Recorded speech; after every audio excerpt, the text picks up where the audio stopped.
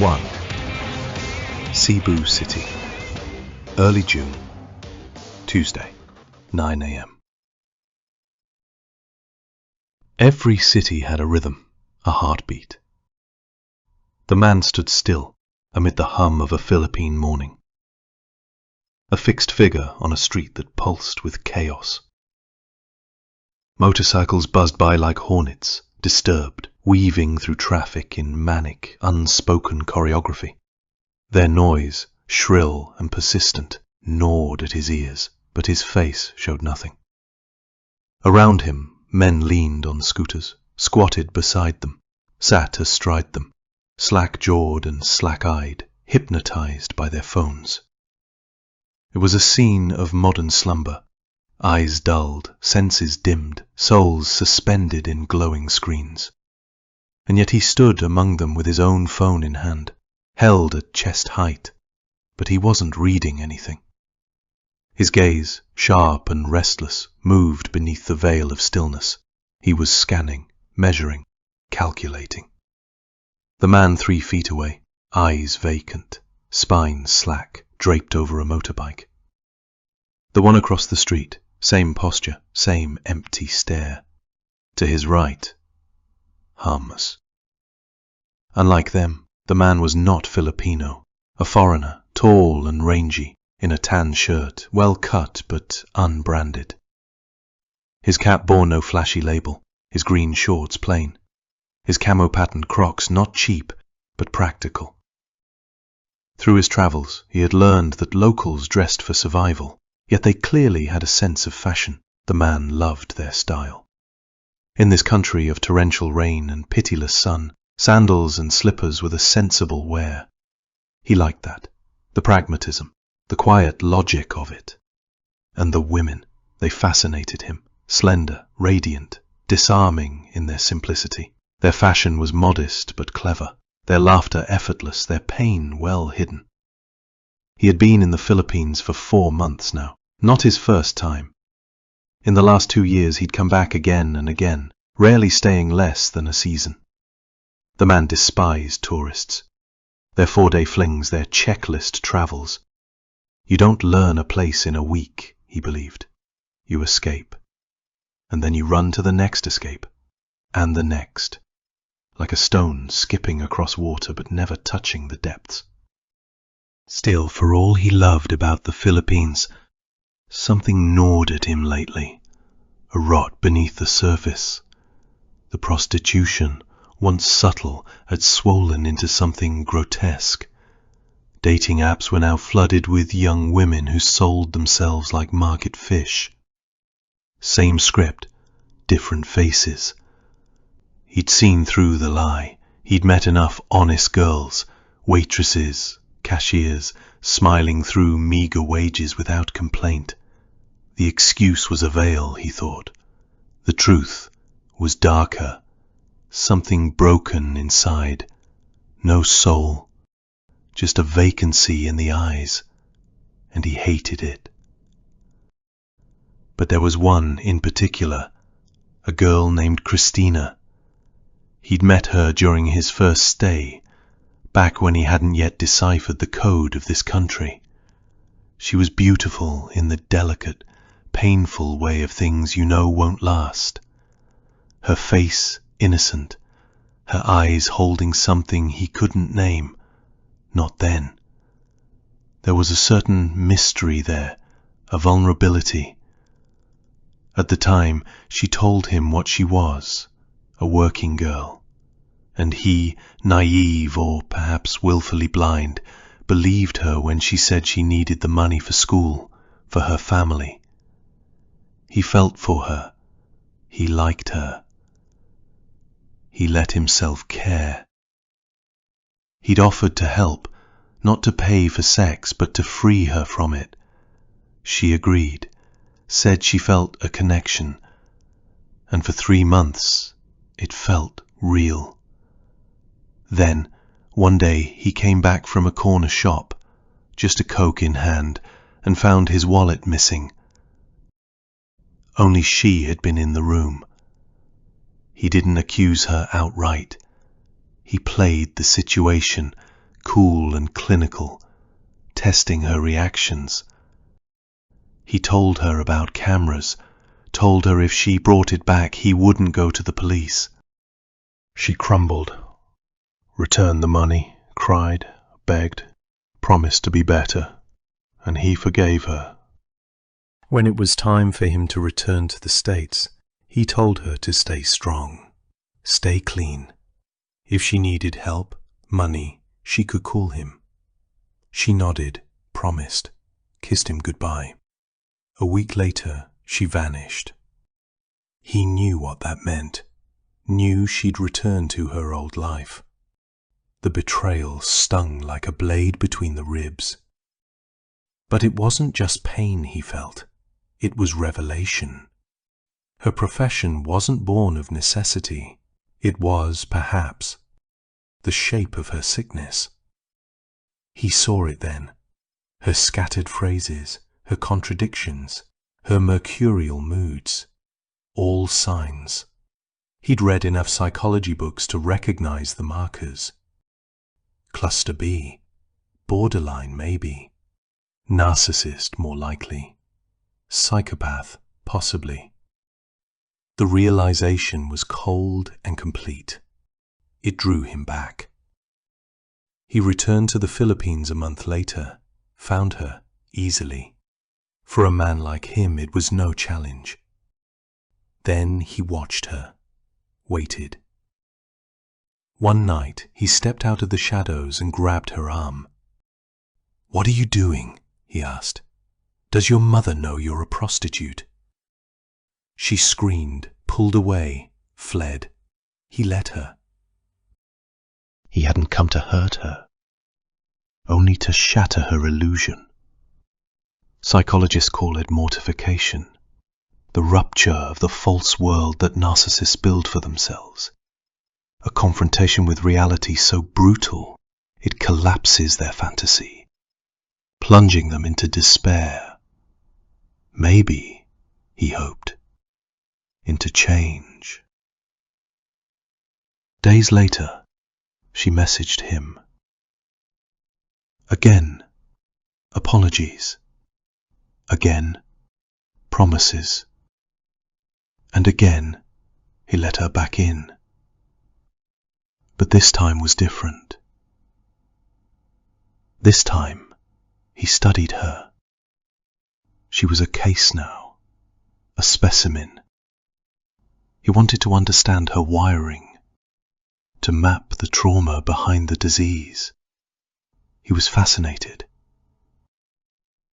He knew the theory. All cluster B types are children in arrested development. Their innocence is a mask, their cruelty instinctive. The man wondered, was that why he was drawn to her? Their intimacy darkened. The sex turned rough. She liked being spanked. He noted it with the detachment of a scientist. But he gave what she was seeking with visceral intensity. Her masochism, perhaps, another symptom. But then, one morning, she vanished again. This time, she left a message, cruel, venomous, laced with threats. She'd call the authorities. She'd ruin him. He didn't panic. He understood. The books came back to his mind. Psychopaths, borderlines, they destroy what they need. They dream of love, but only understand control. And when their illusions falter, they lash out. The fantasy breaks, and they punish the one who held the mirror. In another life, she might have walked away clean. But Christina made one fatal error. She'd mistaken the man for someone ordinary. He was not. He was 35, American, a man of many names. On this trip, he called himself Antonio. And Antonio was no tourist. He was possibly a Cluster B himself. Most likely a psychopath. The man was an assassin.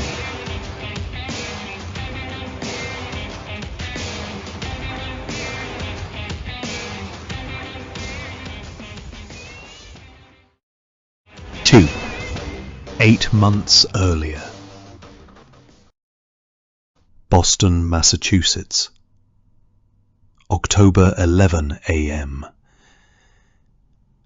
He loved October in Massachusetts, the fire-colored trees, the quiet sense of change. He didn't care what anyone said. New England had the best fall anywhere. Andrew had seen plenty of places, but he always tried to be here this time of year. Just outside Boston, in a quiet rental near Cambridge, he was doing what he usually did in the fall, biking the trails around Fresh Pond. It cleared his head, gave him space to think. The buzz and strange ring came low and sharp against his thigh. Not the usual ringtone, an unmistakable pattern. A few joggers nearby glanced in his direction. One of them, a woman in her 30s with tied back hair and a slim body, slowed down. "You should leave your phone at home on a day like this," she said, breathing lightly but steady. Andrew rolled to a stop, feet on the ground. He didn't want to be rude. "Work," he said with a shrug. She made a mock frown. "IT?" He nodded. She gave a short laugh. "Tell your clients their network will be fixed tomorrow." "I don't think this client would appreciate that," he replied, returning the smile. Then he pushed off the bike again, gave a small wave, and rode on. He waited until he was alone again on the trail. He pulled the device from his pocket. Calling it a phone wasn't accurate. No SIM card, no IMEI, no brand. It didn't make calls. It didn't receive them. It only did one thing: tell him when to log in. He crossed the street near a Dunkin' Donuts, but didn't go inside. Instead, he sat cross-legged on the grass, out of view from any cameras. From his backpack, he pulled a thin laptop and a custom carbon fiber stand. The whole setup took less than a minute. He connected to Dunkin's open Wi-Fi, then activated his VPN, then routed through Tor. Once inside the network, he launched a custom messenger, VIX, built by a trusted contact. It wasn't on any public registry. It didn't bounce through cloud servers or third-party relays. It transmitted encrypted packets directly between two machines. Point to point. Only one contact existed in the app: Q. A message was already blinking. "Greetings. You're around the Boston area at this time of year, yes?" Andrew typed back, "Yes." The reply came fast. Q had apparently been patiently waiting. "Great to hear. Are you interested in a delivery?" "What's the charge?" Andrew asked. $10,000 US. That's low for a delivery. You know that. No, my friend, not what you think. This one's easy.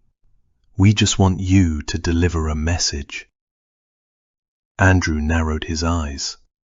What kind of message? There was a pause. The kind that goes flashing in the night, if you know what I mean. A smiley face emoji. He understood. Let me know the details. Excellent. I'll compile a package. You'll hear from us by tomorrow." "Copy that," Andrew wrote, then disconnected and shut everything down. He packed the laptop, stood up, and got back on the trail. The rhythm of biking did something to his mind, loosened knots, gave him space to remember things without drowning in them. Better than therapy, he often thought. The trail curled through woods streaked with gold and rust-red foliage. The late morning light filtered through the leaves, warm but fading. His tires crunched softly over packed earth and scattered leaves, the only real sound aside from the occasional bird call or a squirrel darting through brush. The air smelled of pine, wet bark, and the faint scent of smoke from someone's chimney far off. As he rode, memories came uninvited. He had been in his early teens when he had first travelled here, to Boston. Andrew looked like an ordinary citizen of Massachusetts, and over the years he had adopted the laid-back attitude of the locals, as well as their preference for comfortable clothes and Red Sox Boston caps. But deep inside him, he was so far removed from this place that it amazed him he had been able to adapt so well. By his teens he had already been a damaged and violent soul, born out of a world of darkness and civil bloodshed. He had been forged in anarchy and chaos, had shot AK-47 assault rifles in combat since he was 11 years old, to defend his sister, his family, from thieves and marauders. It was hard to believe, Andrew thought, that he was the same person now as he had been when he first stepped foot on this land. Andrew stopped and gazed around gently at the green grass slowly making its way to the edge of the pond. People were everywhere, playing with their dogs, laughing and chatting happily. One older couple looked in his direction. He looked back at them, but through them with distant eyes, as if he did not see them at all, yet he was looking directly at them. For a second, the couple shifted a bit, their smile beginning to lose its shine. But then, in an instant, Andrew's gaze seemed to be transported back, as if through centuries, leaving behind time and dust, and to the present. He saw them then, for the first time, and his face instantly turned into a gentle and warm smile. The couple smiled right back. Your mind is the weapon, Yakov. Remember that. The weapon is a tool, just like any other tool, a screwdriver, a spoon, a knife, a revolver. But only the mind can kill. Really? You can kill with your mind? A dry laugh. Of course, Yakov. And so can you. The mind is the most powerful weapon in the world, the only thing we truly have that is valuable, our gift from God. This is why you must cherish it, Yakov. You must take care of it and develop it, never abuse it. If you do those things, you will be invincible. Will I be like you, Father? Yes, Yakov, even better than me. Remember, of all the weapons, Yakov, firearms are the worst. They're for dilettantes. But why, Father? I see you have a pistol. I see you fire it. Just because I use it doesn't mean I like it, Yakov. Besides, you have to be better than me. Better than Dad. Don't you want to be better than me? Yes, Father. Good boy. Then you listen to me. You will always listen to me, Yakov, and you will become the most powerful. Will I be strong? The strongest, Yakov. The best. Boston, October, 8 p.m. Andrew woke. The plan was a short nap before heading out for reconnaissance. He checked the clock. 8. Damn. Longer than he meant to sleep. Must have needed it. He got up, moved quickly now, down to the basement. He unlocked the tool case with a padlock and opened it. Inside, clothes, neatly folded. He ran a hand over them, out of ritual. Time to hunt. He started the process. Army green cargo pants, loose enough for movement, neutral enough to avoid notice, green enough to disappear into trees if it came to that. A simple grey hoodie next. Then the faded canvas bag slung across his shoulder. Worn, but reliable. Into the bag went the rest. The compact ghillie suit, black nitrile gloves, trail cameras, and other kit he might need. Every item had a place. Every choice was deliberate. As he moved, his focus sharpened. Awareness narrowed. The room faded. He entered the mode. Every job had 3 stages. 1. Reconnaissance. 2. Executive. 3. Exfiltration. Stage 1 was clean, detached. It let him observe from a distance, calculate variables, read patterns, just shadows and data. It gave him control, it gave him time, but it gave him something else too. Enjoyment.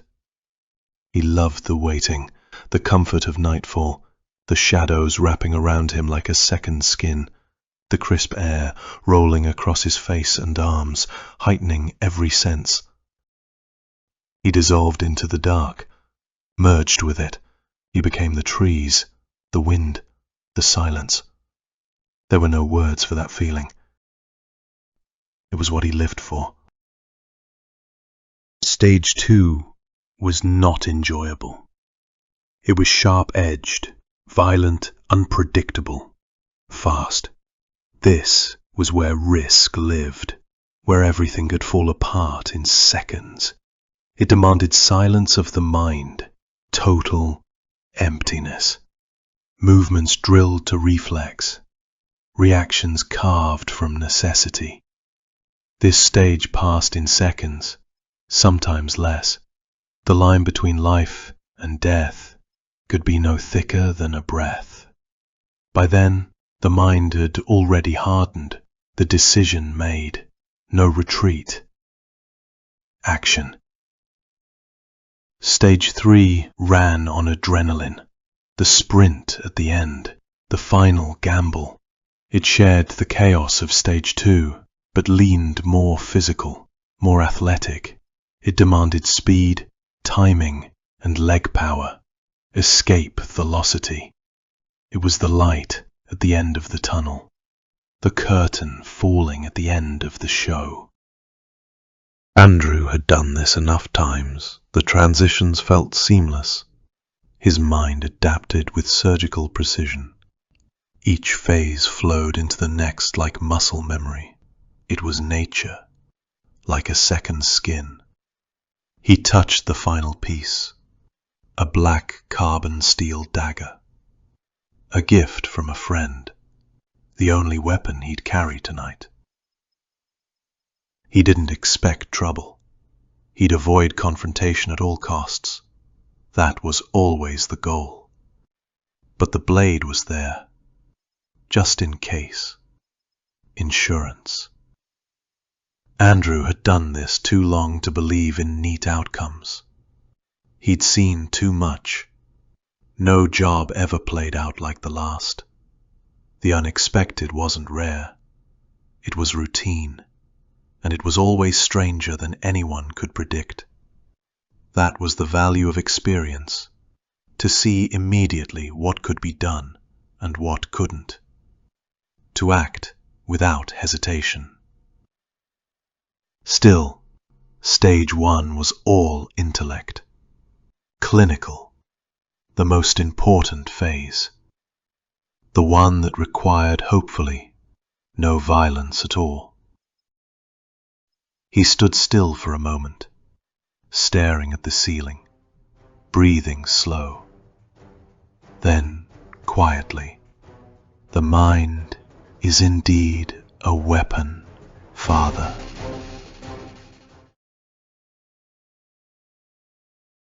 Brookline, October, 10 p.m. Andrew had reached the entry location. It hadn't been particularly easy, but it wasn't difficult either. He reminded himself, as he always did, that every move had to be flawless. Investigations were retroactive. One mistake now, however small, could compromise the entire operation. But Andrew wasn't worried. He'd done this long enough for the movements to become routine. He had made the entire trip by bicycle. It had taken no more than 30 minutes from his home. Cyclists attracted no attention. Not from the public, not from the police. One time he'd run a red light right in front of a patrol car. The officer hadn't even looked up. Andrew had been ecstatic. What other mode of transport offered that kind of invisibility? He loved bicycles. No license plates, unremarkable, unnoticed. Just another tired commuter pedaling home from work. He'd paid special attention to intersections, deliberately avoiding them by using back roads. The entire trip had been rehearsed with offline maps. Intersections now carried multi-directional cameras, and though he wore a baseball cap and a black medical mask, he had no intention of appearing on camera, not even once. The client had been generous with information. Andrew insisted on that. Actionable intel, always. No data, no job, regardless of the money. But this time, the brief had satisfied him. The mark was a financier. A fat cat who had swindled a pack of crypto investors out of their cash, then buried himself behind a wall of overpriced attorneys. Andrew hated scammers. Always had. He'd made it clear to the client that he only took jobs that aligned with his own moral code. His father had taught him that, a long time ago.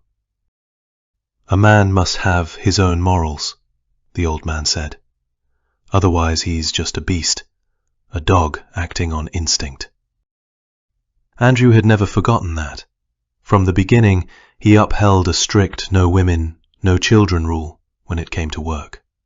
But lately, given the wave of social insanity, he'd had to reconsider. Some women insisted on matching men in every category, including corruption and greed. So Andrew revised the rule. If their sins matched those of men, they'd be treated the same.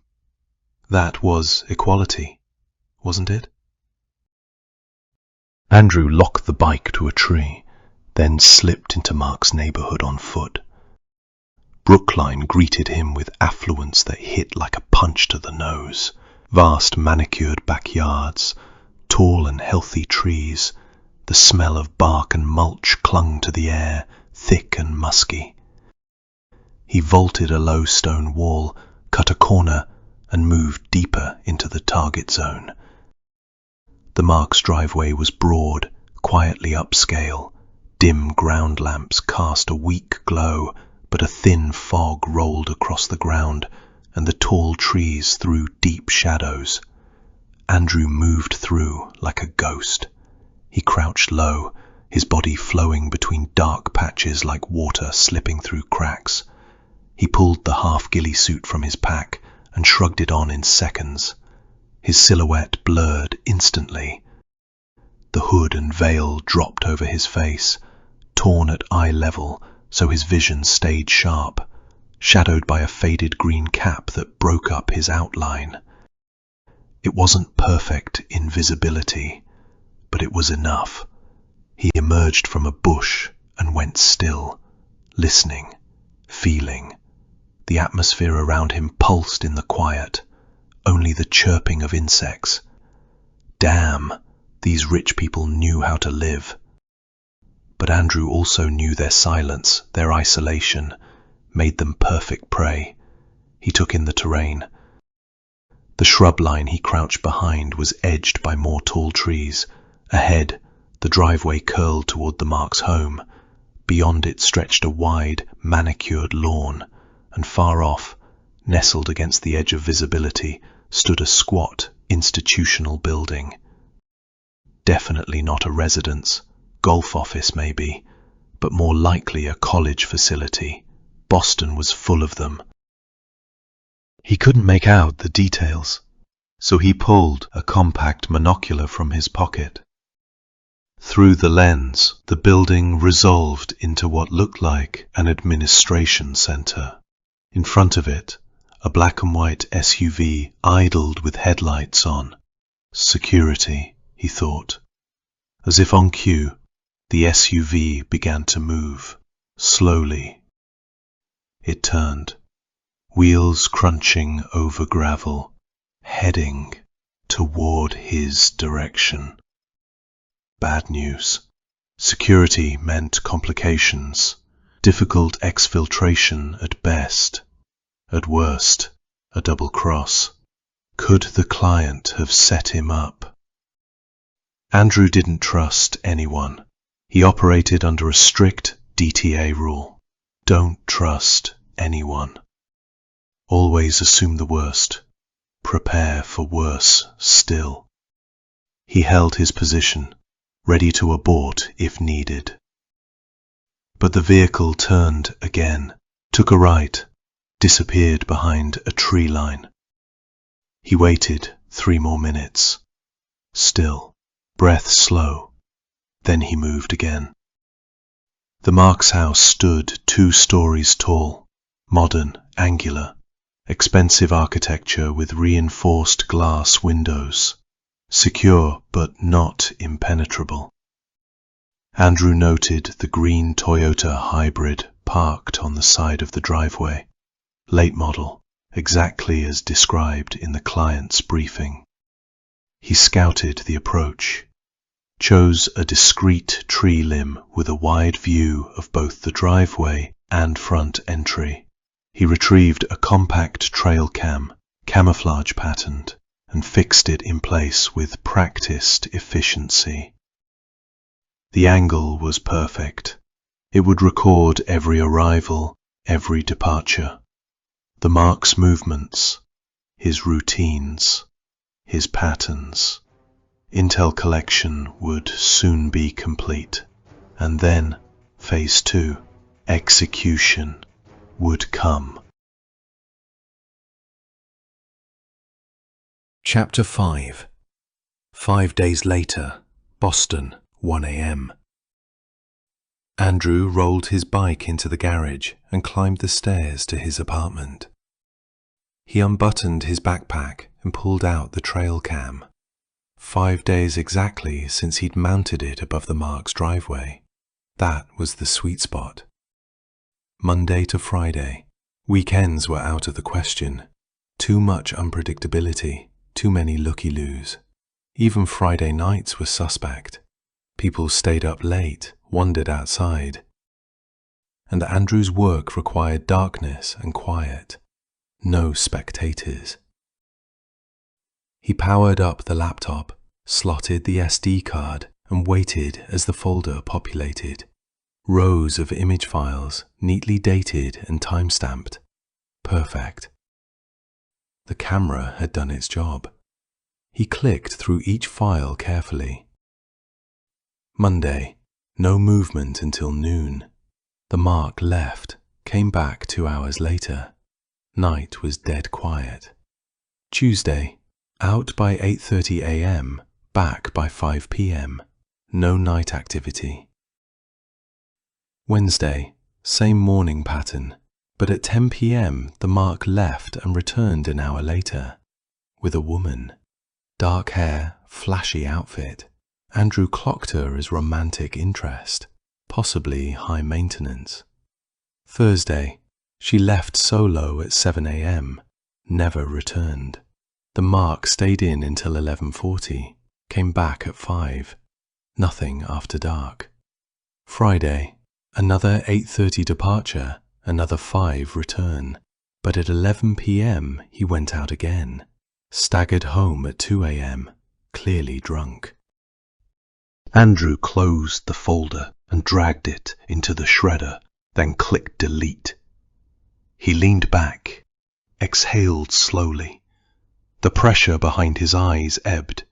He took a sip of green tea, the bitterness grounding him. Thoughts turned inward, calculating. His eyes cast a strange glow, reflected by the very muted desk lamp. Tuesday, then. That would be the day. Andrew stood from his desk and changed into night clothes. Fatigue pressed in. He'd earned sleep. The following Tuesday, at 4:30 a.m., Boston was still. Andrew moved through the quiet streets, guiding his bike like a shadow toward the target. He pedaled slowly, posture relaxed. Thoughts came unbidden, soft and gliding, like waterfowl skimming across a lake. He had run the checklist before leaving. The components had been acquired methodically: smokeless black powder, wicks and timers, purchased from separate retailers across state lines. A neighboring state, 2 hours away. Massachusetts had too many laws. Out there, purchases drew less scrutiny. The pipe and threaded caps were easy, bought at 2 different hardware outlets, untraceable, too common. Cash only, no paper trail. He built the device in his garage. Gloves on, every surface wiped down with bleach. No fingerprints, no DNA. He filled the pipe with black powder, leaving just enough air at the top, essential for ignition, for maximum pressure. Explosives were muscle memory. His father had taught him years ago.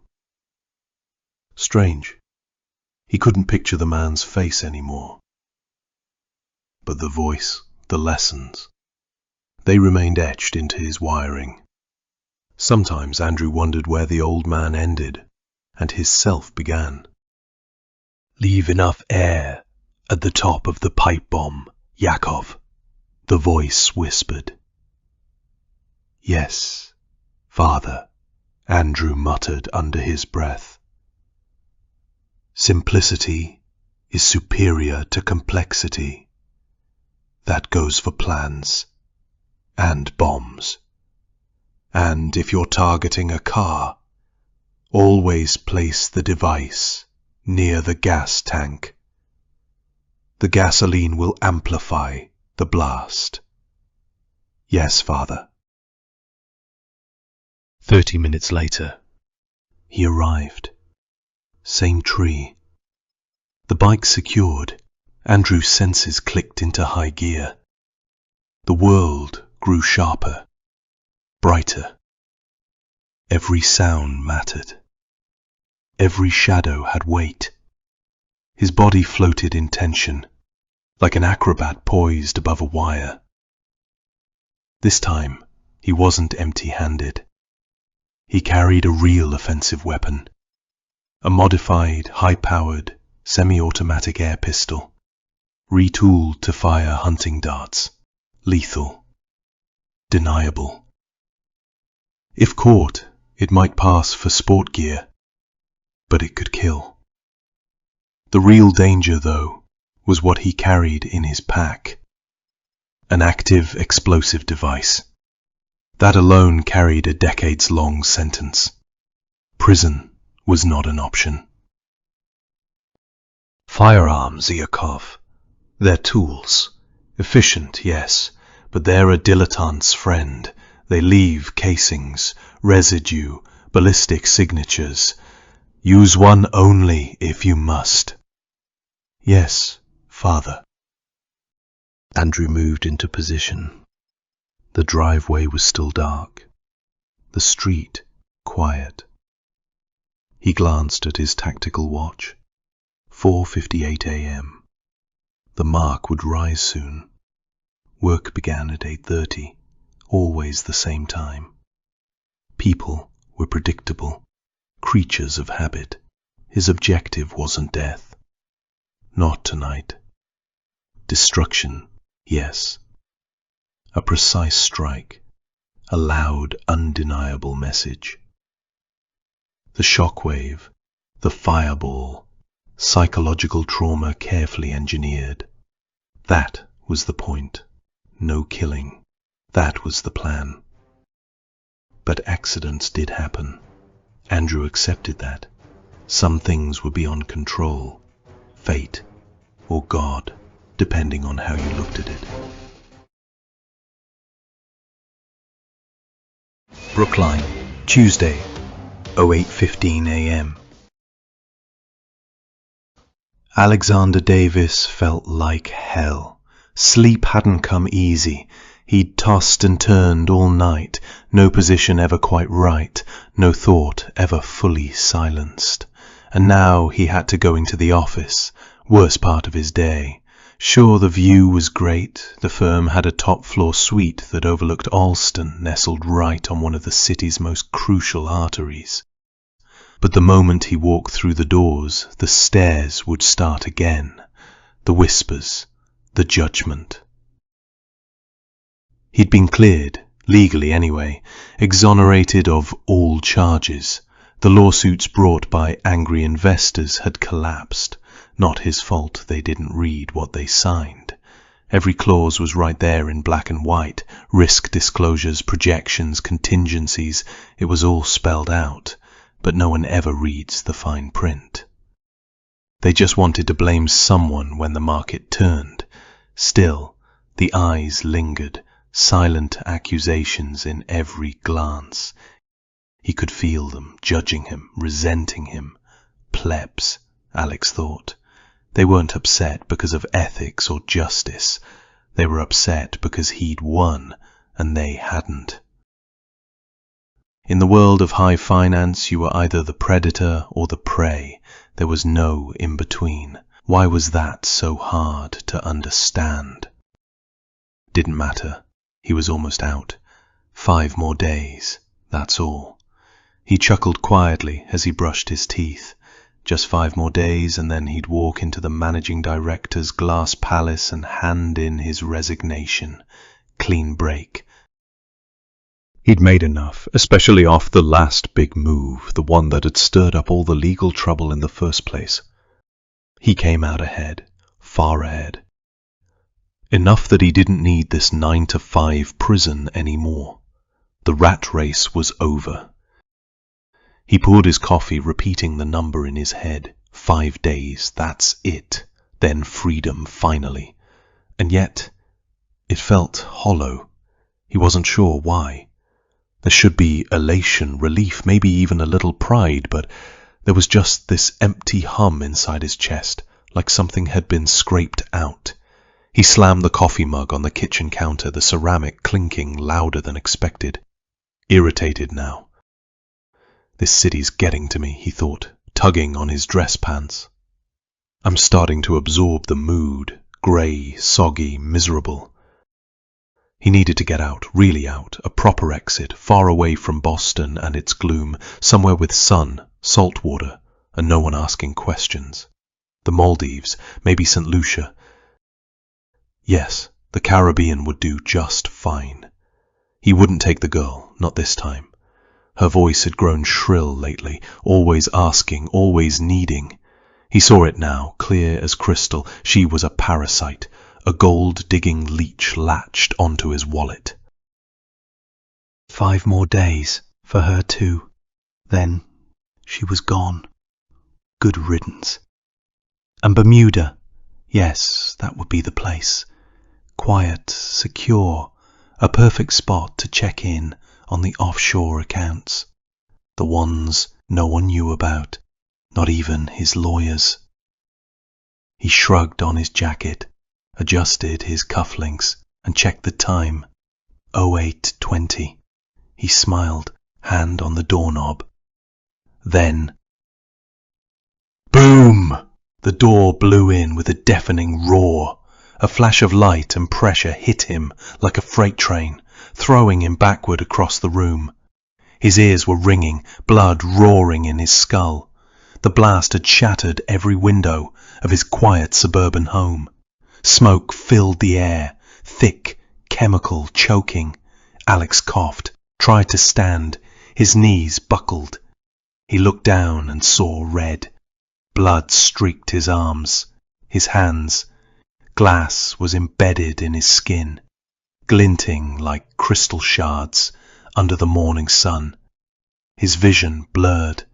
A panic attack. He stumbled to what remained of the window. Outside, where his car had been parked, nothing but twisted steel and fire. The sedan was gone. In its place, a blackened shell, flames licking the wreckage. Sirens wailed somewhere distant. Alex opened his mouth to speak, to scream, to say anything. Nothing. Not even his own voice. Just silence and smoke and the first taste of fear. Alex scrambled back. He needed to get away from here. This was an attack. Jesus, someone was trying to kill him. Someone... Wait. What was that? A strange vibration. The table was buzzing. His phone. God, he couldn't hear the ringtone, just that damn ringing in his ears. But he could feel the vibration. He snatched the phone up. A message flashed on the screen. He unlocked it with trembling hands. The sender. Unknown. It read, "It's never too late to do the right thing." Boston, Wednesday, 4 p.m. He was starting to get worried. The job had gone well enough, but Q was still offline. That wasn't like him. In all the time Andrew had worked with the network, Q had never been late. Andrew had found it 2 years ago, drifting through dark web forums, a site called the Black Light Network. It claimed to be a professional organization for assassins. At first he laughed, another hoax, internet legend. But something about it felt different. The deeper he went, the more it felt real. Client testimonials, job summaries, screenshots of payouts, all paired with real news headlines, stories that matched the claims. His amusement drained fast. It couldn't be. But he clicked deeper. The Opportunities tab blinked. "We are currently hiring capable operatives to join our network. If you believe you have the skills to become part of our organization, please contact the administrator below to schedule an interview." He blinked, shook the memory away. His screen lit up. Q was back. Finally. Andrew opened the chat window and started typing. "Hey, where have you been? The appointment was 2 hours ago." "Sorry, my friend," Q replied. "I've been dealing with a lot of bullshit lately, but never mind. We heard about your delivery. Nice work. Though, did you have to go that extreme? The guy's in the hospital, half dead. Though I suspect most of it's psychological." "You said scare him to death," Andrew typed. "I don't play games. Besides, you needed him to pay the money back, didn't you?" "Haha, you're vicious, my friend. I like it. And, yes, I contacted the fool right after you blew his world apart." "You did?" "Yeah. I sent him a message." "And what did you say?" "It's never too late to do the right thing." "And will he do the right thing?" "He already did, thanks to you. He sent back almost half the crypto he stole." Lucky for him, otherwise I'd have to send you back to finish the job. I'd prefer not to. Hitting the same target twice, especially in that kind of territory, would be extremely difficult. I hear you. Hey, hold on. Got some other bullshit I need to handle on the other line. Andrew waited. His chest felt tight. He walked to the kitchen, poured some green tea, came back to the screen. Nothing. 7 minutes passed, then Q returned. What was he so busy with? Sorry again.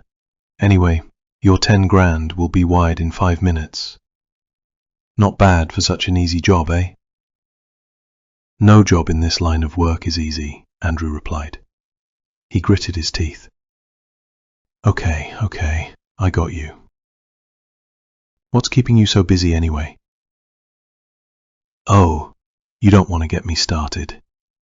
This guy, he's demanding transfer to another country.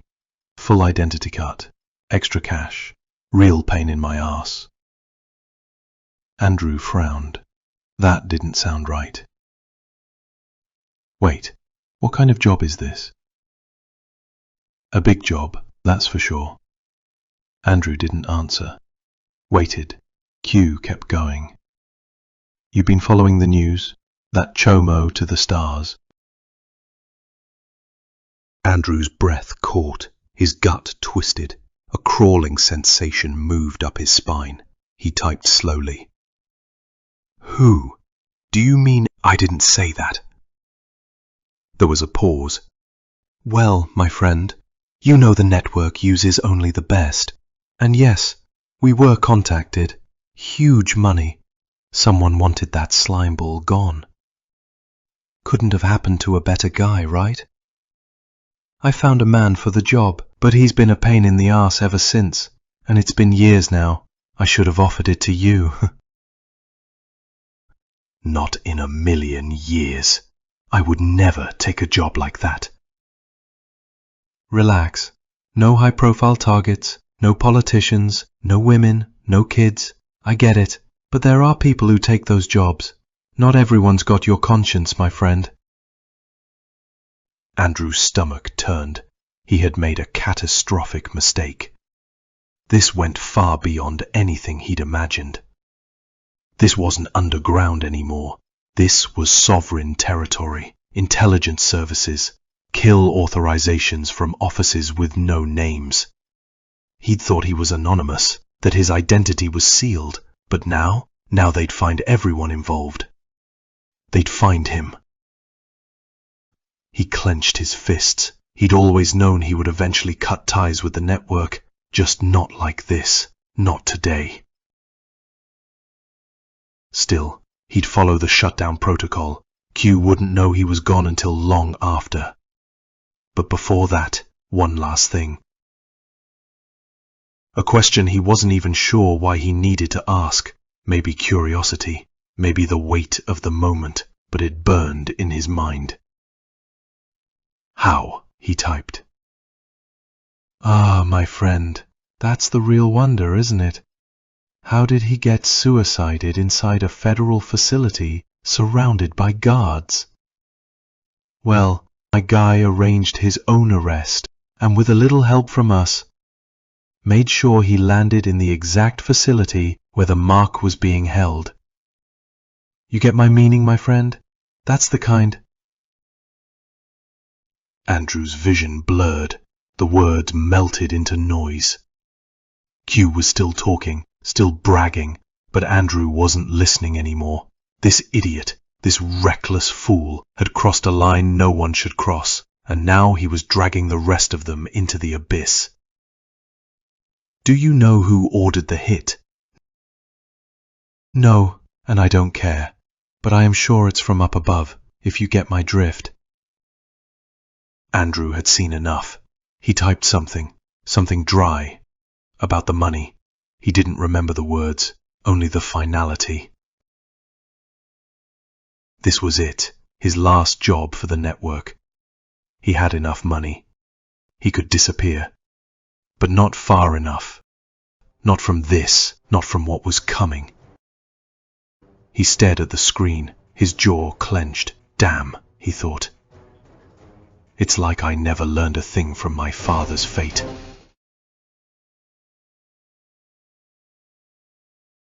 Comrade Falcon. After careful observation of the object, Iakov K, and the utilization of the work done by our agents on the ground, we have concluded that the object has not yet conducted any enemy activity by himself or in cooperation with the other members of his family. Therefore, we request that his observation status is moved from 2A to 2B. As always, we await your instructions and suggestions. Respectfully, the Oak. Comrade Oak, why do you not delve deeper into these matters of profound importance? Those things you express to us as conclusions are not conclusions, but superficial observations, stemming from people who do not view the problem up close, but see it from a distance. The son of the enemy, Shariton K, is also an enemy. He has conducted enemy activity together with his father. You are trying to justify your incompetence by lowering his status to 2B. This is a very bad way to conduct work. Learn the appropriate lessons and delegate your people to the appropriate tasks. Take a hold of the agents.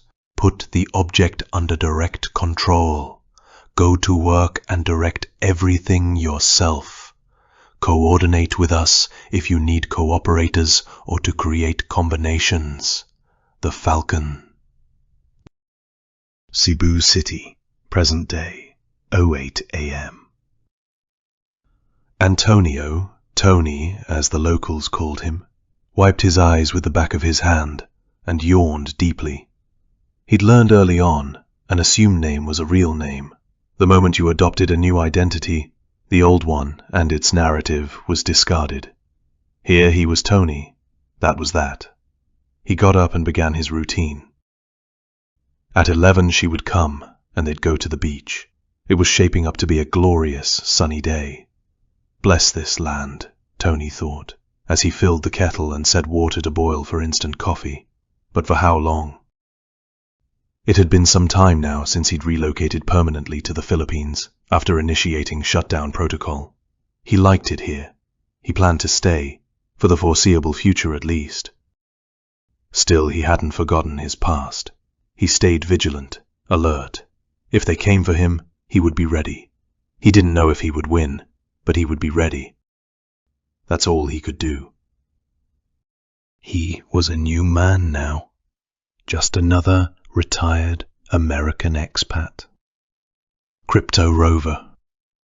Trading digital coins kept his mind busy. The girls kept his soul alive. But no matter what he did to keep the past buried, his oldest identity, the first, the only real one, died hard. His subconscious brought it back again and again. His father. The dreams. Lately, he'd been dreaming of them often. He'd seen the state security files, gotten hold of them after everything collapsed. His father was long gone now, forgotten by most.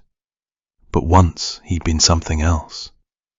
A top-secret asset. A living weapon constructed by the state security services before the fall. His father had never had a choice. His only crime was his talent.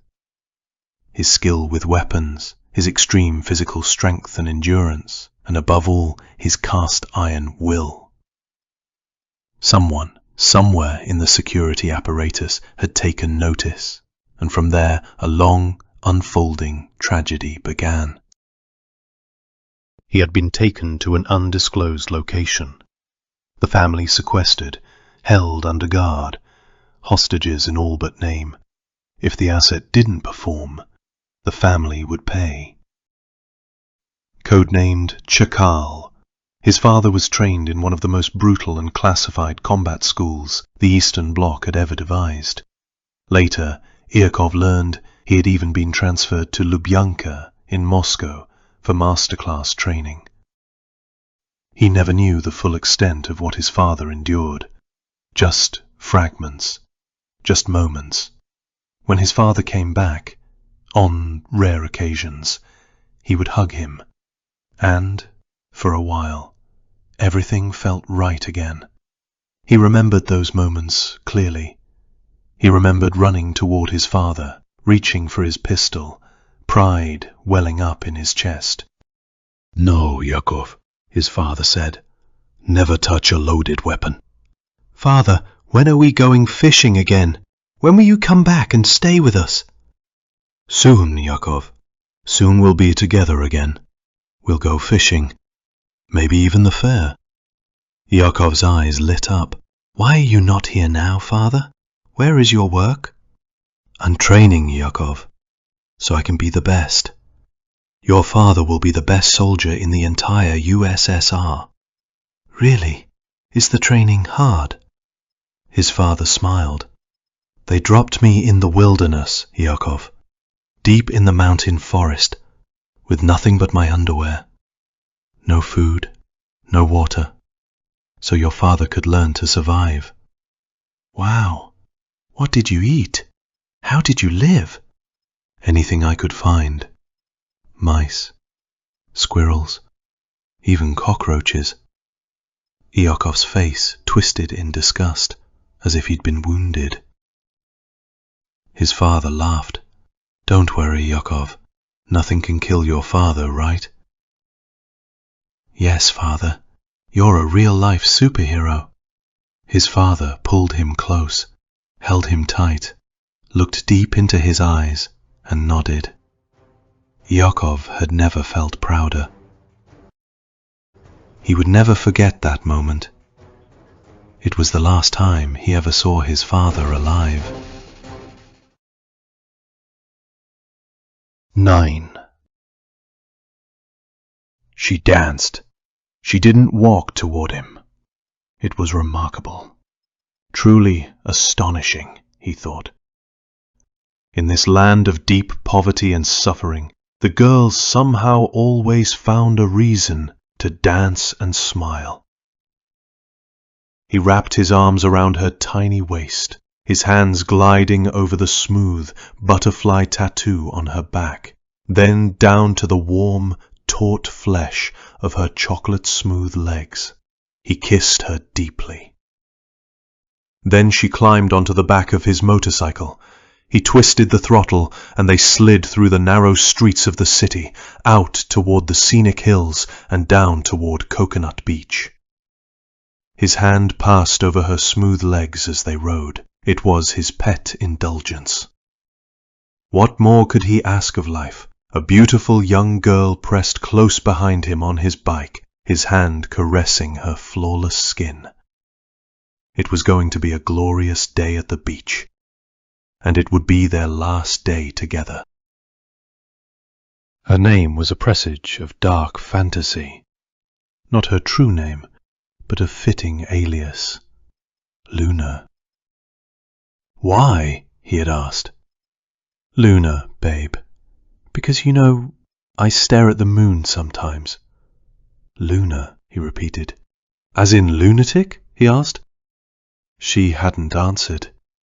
It was strangely resonant, he'd thought, like the harmony of a string quartet, an absence masquerading as presence. She loved him, he was sure of that, in her own way. But she was sick, he had realized, perhaps sicker than any girl he had met here, sicker than Christina, too. At first, he'd been love-bombed, willfully blind. He'd seen the scars on her knuckles. "It's from punching the wall, babe," she had said, casually. Then there were the wrist scars. God. He cringed every time his fingers passed over them. They weren't the shallow marks of a teenager craving attention. They were deep. The marks of true psychosis. of real suicidal ideation. And when she began disappearing, especially at night, her phone dead, her location unknown, he had grown uneasy. He'd begun to suspect borderline personality, another absence masquerading as presence. When he finally confronted her, voice taut with controlled fury, she told him. The voice came to her, she said sometimes. It told her she was worthless, told her she was evil, told her she should die. This was more than borderline. This was true psychosis. He wasn't a doctor, but he'd read obsessively. Psychology fascinated him. It pulled at him like a compulsion. Tony had grown genuinely worried. He had caught her cheating before. But she wasn't fully in control of her actions. He knew that. And that softened his rage. She lived in a fantasy. One foot in the world, one in the dream of psychosis. Though an adult, she carried the innocence of a child. Easily led, easily persuaded. A malicious person, if they tried hard enough, could take advantage of her. But she also hid something deeper. The voice that visited her on occasion, it was within her, always haunted her, never left her truly alone. When he yelled at her, told her it was over, told her to go, she didn't. Instead, she lingered, hovered. At the cafe where he had his morning coffee, she was there.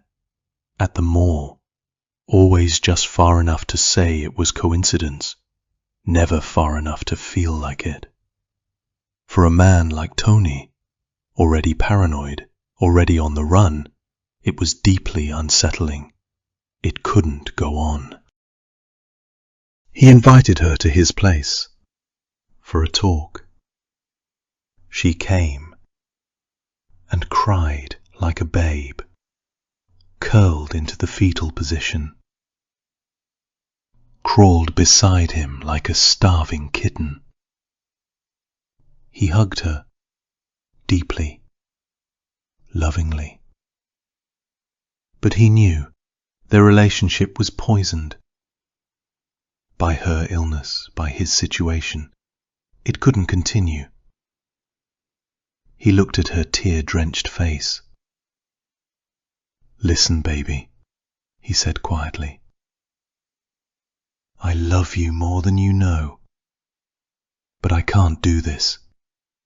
You need help. You need a doctor.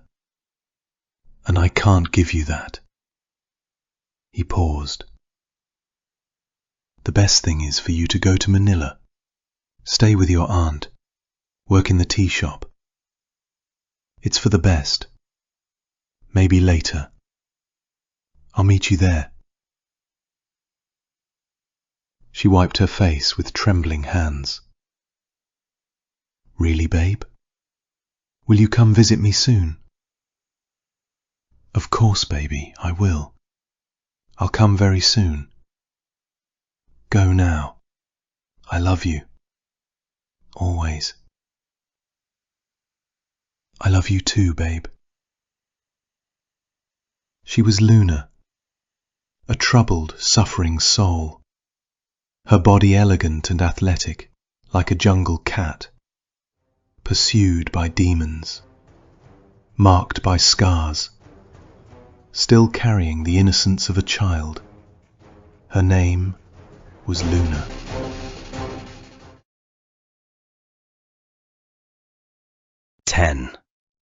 Fort Meade, Maryland, NSA HQ. 4:17 hours. The buzz of fluorescent lights hummed against the muted keystrokes of the few analysts still awake in the ops floor. Coffee steamed in the hand of analyst Henry Koenig as he stared at the torrent of data unfurling across his triple monitor array. In the vast machine of American signals intelligence, Koenig was a replaceable gear. But tonight, he caught a spike. And that made him the most dangerous man in the room. "What the hell is this?" he muttered, narrowing his eyes. The source tag blinked red. Orchid Echo. Level 5 asset, deeply embedded in Siberian darknet comms. Rarely active. Koenig ran a decryption loop and watched as the intercept filled in. Operation Final Witness confirmed. Subject nullified. Order issued by Node. Black light. Full bureau seal. Bounty closed. He leaned back. Deliberately misspelled in the metadata, a tactic often used to bypass keyword scanners. But the intent was clear. Henry Koenig wasn't a field op.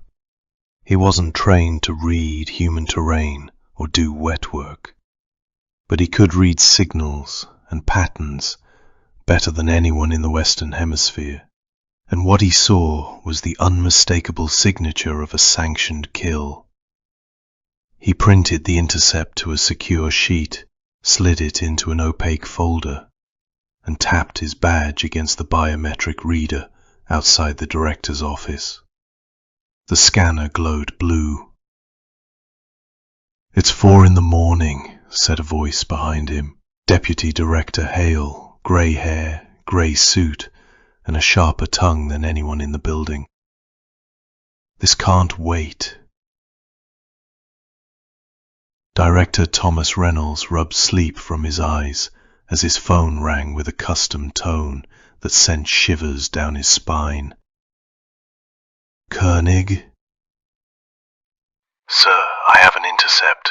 Orchid Echo. Tag priority red." Reynolds sat up straighter. He motioned and looked at his watch. "Send me the document via secure transfer." "Yes, sir." His phone buzzed seconds later with an attached PDF as Reynolds read, then reread, then closed the message without a word. He stood, hung up on Koenig, and picked up a secure sat phone and dialed a number he hadn't used in 3 years. The phone on the other end was answered by the third ring. "You shouldn't be calling this line, Reynolds." "Well, Mr. Mystery, it looks like your mess just landed on my desk." "What the hell are you talking about, Reynolds?" "We have a full intercept. Asset, Orchid Echo. Confirmed kill order." Silence. "Initiate an OP, Reynolds, and clean it up. You know what to do. There is no need for this phone call." The line went dead. Reynolds turned back and called Koenig. "I need a room. Level 7. Get me Jenkins, Rahim, Villanova, and Freeman. Meet in 25 minutes. "Yes, sir." Koenig nodded and disappeared. 4:59 hours, Level 7. Secure briefing room. 4 analysts sat under the dim light. Reynolds entered, carrying only a folder. His tone was cold, clipped. "What I am about to share never leaves this room. You speak of it outside this space, I will have you arrested for treason. You think I'm bluffing? Try me." Everyone looked around at each other.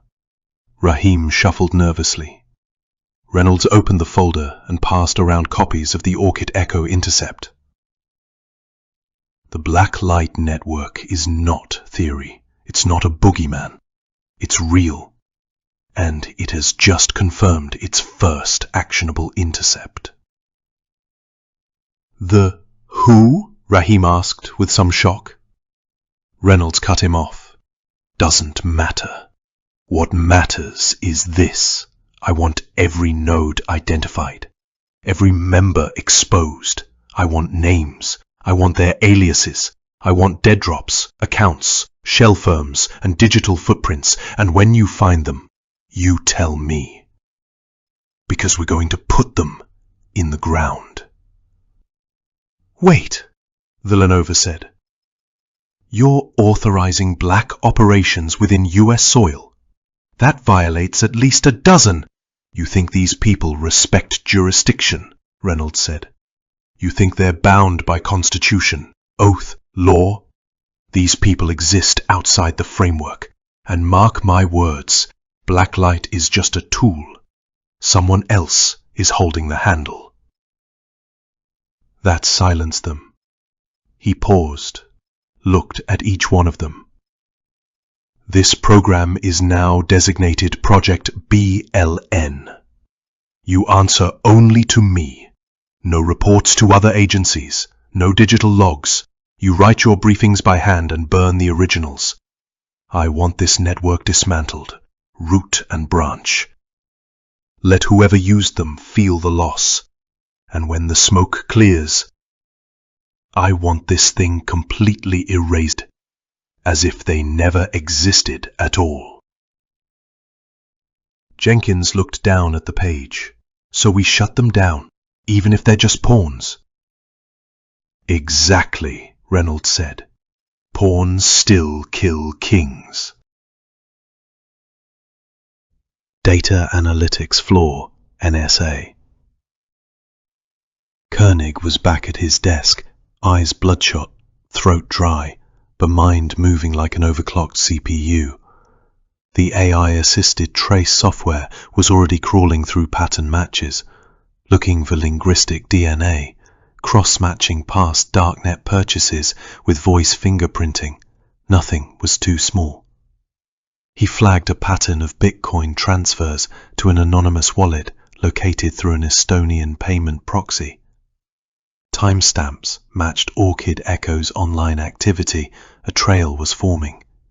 He opened a line to Freeman. I've got something, a possible node in Latvia, same encryption signature as the message. Good, Freeman replied. Loop Rahim in, we'll get it traced. 08:30 hours. Reynolds' office. He stared out over the Maryland skyline. A knock came. Yes. Koenig stepped in, hesitant. Sir, I've been thinking. This isn't just about silencing him. It's about keeping the real power structure hidden. Reynolds nodded slowly. You're right. Black light didn't start this. They're just the hammer. Someone else is swinging it. Koenig hesitated. Then what happens after we break them? Reynolds turned, eyes hard. I am not interested in the hand that held the hammer, Koenig. Do I make myself clear? You just concern yourself with breaking the hammer. Every last piece. 11. Boston, Massachusetts, 7:42 a.m. She still could not forget the event. It had been months now, but the crime scene still reeked of scorched rubber and nitrate in her mind. Blackened asphalt, melted trim, shards of what used to be the Prius, all cordoned off with fluorescent tape flapping in the wind. Special Agent Reagan Hart stood just outside her office building, arms crossed over her blazer. Wind whipped her ponytail sideways as she stared at the sunrise, a bagel in her hand. She replayed the timeline and clues in her mind again. The Toyota had exploded that morning, timed as precisely as a Swiss clock. No one was killed, but the blast had been calculated. The target, Alexander Davis, a cryptocurrency entrepreneur with an online cult following and an elegant private residence on the edge of Beacon Hill, had escaped with nothing but a mild concussion and ringing ears.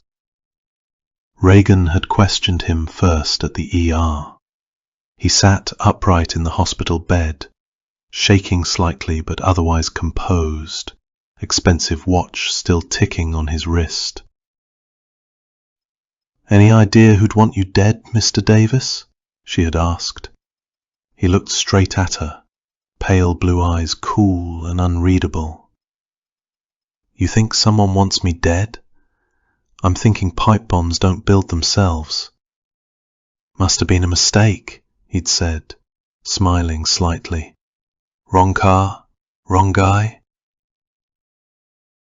She hadn't believed that then. She sure as hell didn't believe it now. The bomb had been simple but not sloppy. The forensic boys at Quantico were still reviewing fragment samples, but Reagan already knew what she was dealing with. A professional. Someone who wanted Davis scared, not dead. There was no DNA, no hair, fibers or prints.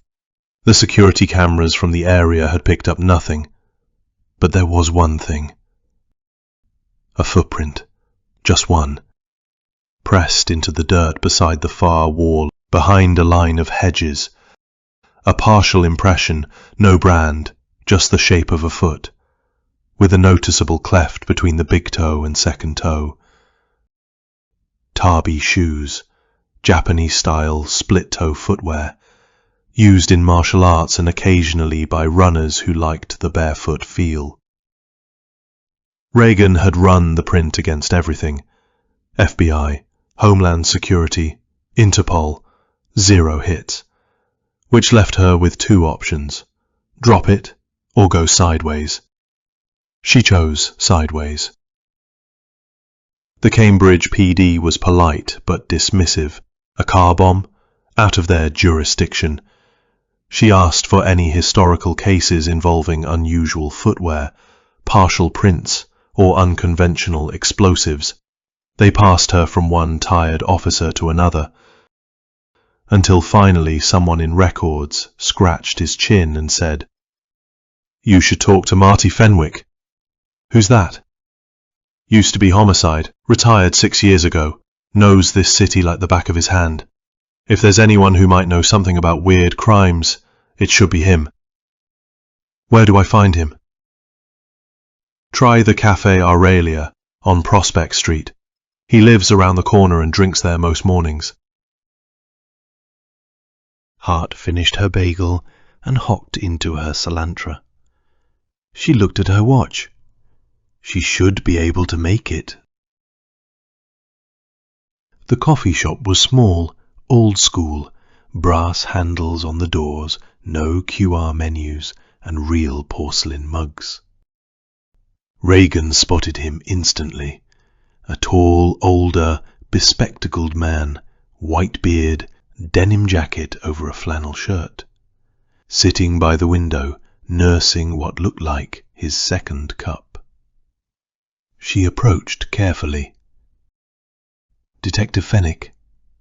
He looked up slowly under his glasses, eyes sharp and brilliant. "Haven't been a detective in years." "I'm Agent Hart, FBI." He studied her face for a beat, then gestured at the chair across from him. "Sit down. But don't expect me to solve your case for you. I'm retired." "I just want your opinion." "On what?" She handed over the photo, an enhanced image of the footprint. He held it with both hands and frowned. "You get this from the scene?" "Yes. Car bombing in Brookline. Target survived." "Crypto guy, few months back?" "You know about it?" Fenwick shrugged. "I read the papers. Bombings tend to make headlines, even if nobody dies. What'd the Bureau find?" No DNA, no prints. Cameras picked up nothing. But that shoe print, it's the only real clue.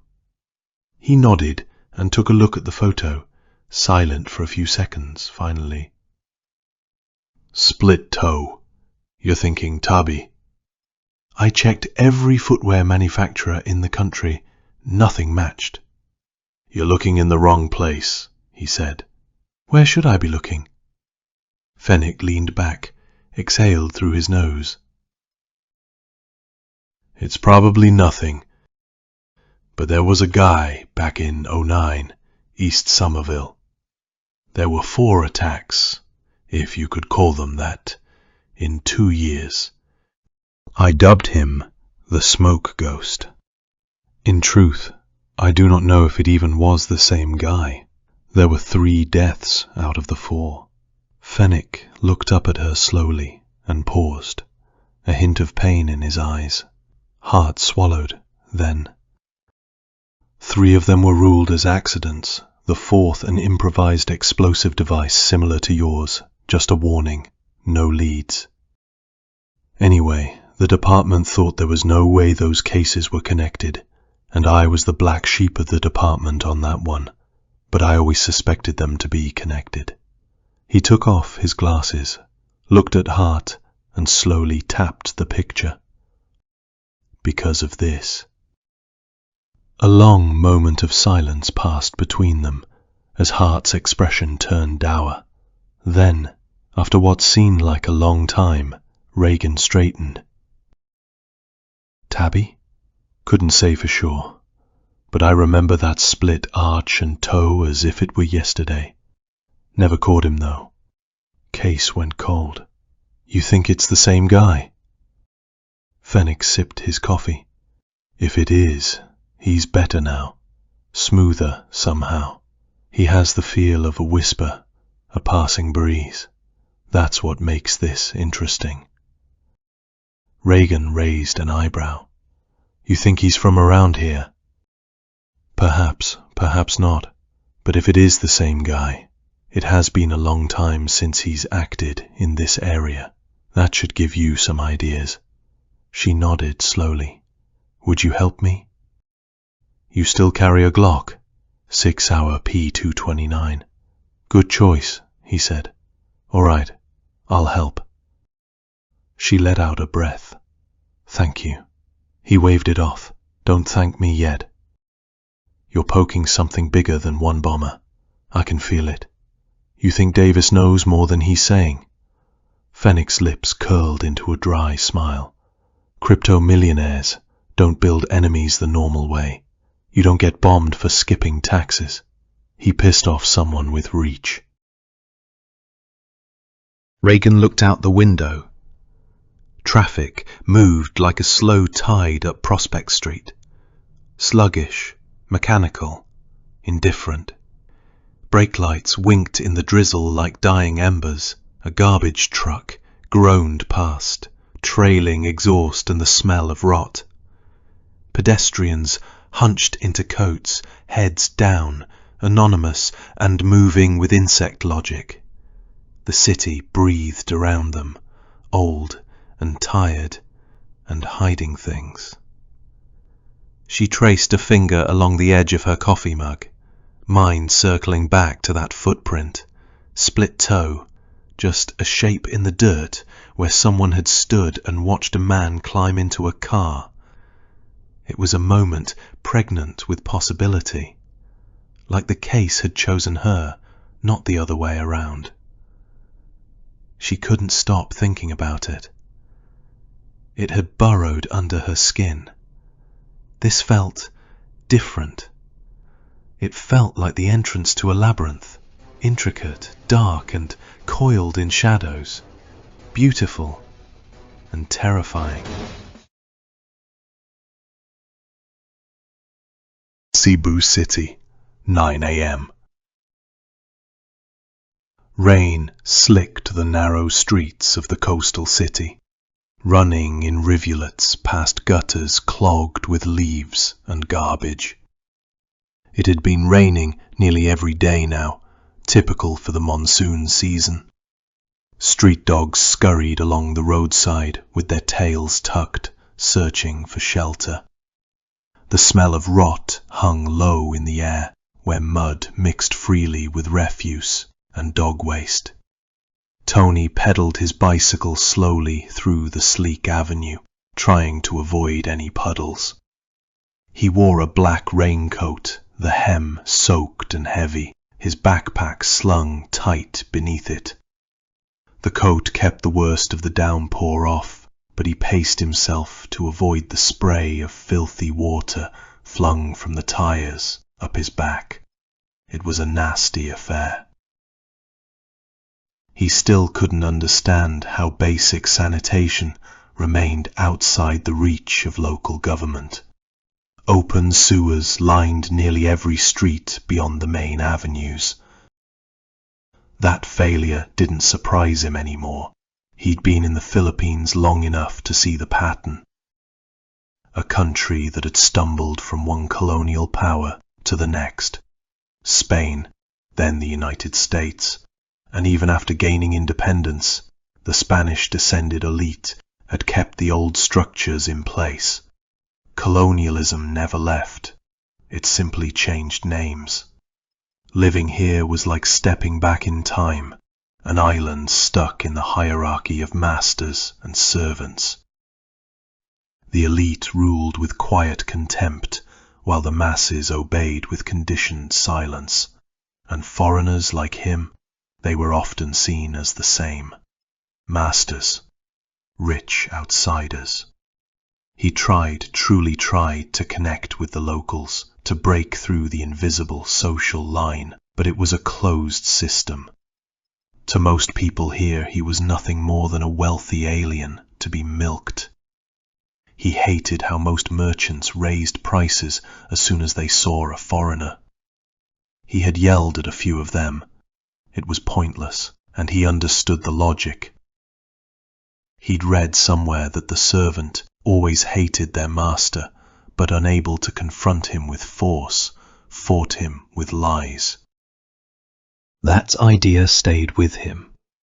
He wondered, often uncomfortably, whether the women he spent time with viewed him through that same lens. Someone to be used, lied to, and milked for money. He liked to think not all of them were like that. He needed to think that, especially with Carol. Carol was different. She was one of the most striking girls he'd ever seen. A college student. Full lips, wide eyes, smooth chocolate skin, a lean and elegant frame, and straight raven black hair that shimmered when it caught the light.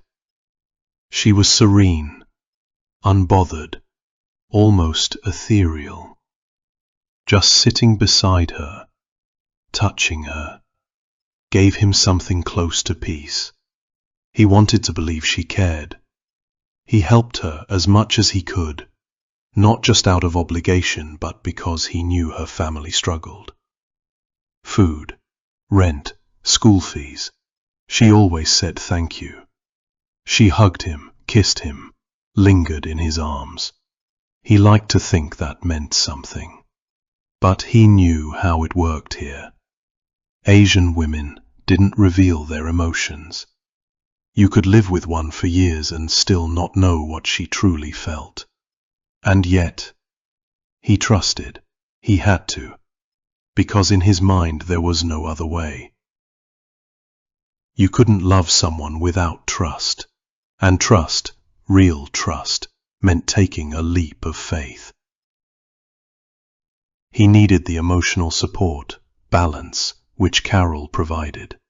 Ever since he had broken with Luna, who had unbalanced him, he had sought that balance restored. Carol did her part. But Christina, she had angered him. Her betrayal was shocking, unforgivable.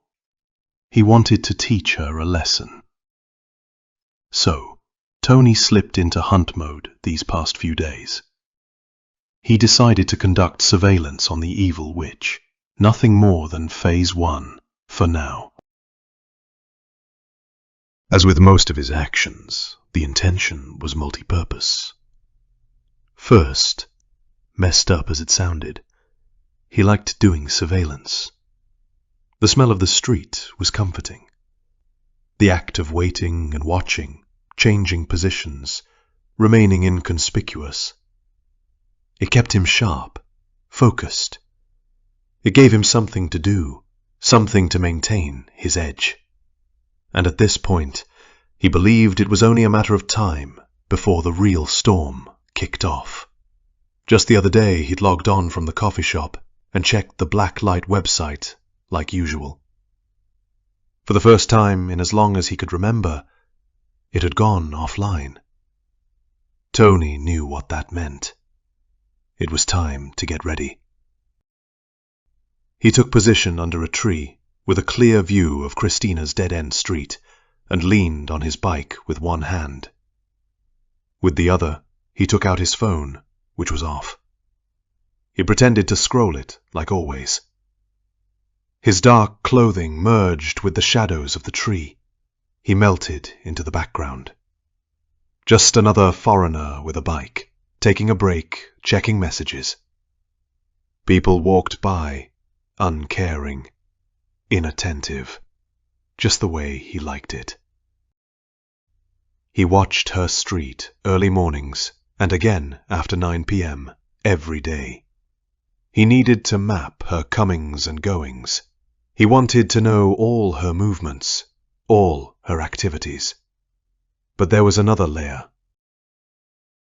He planned to be seen by her, sometimes. A man doing something else entirely.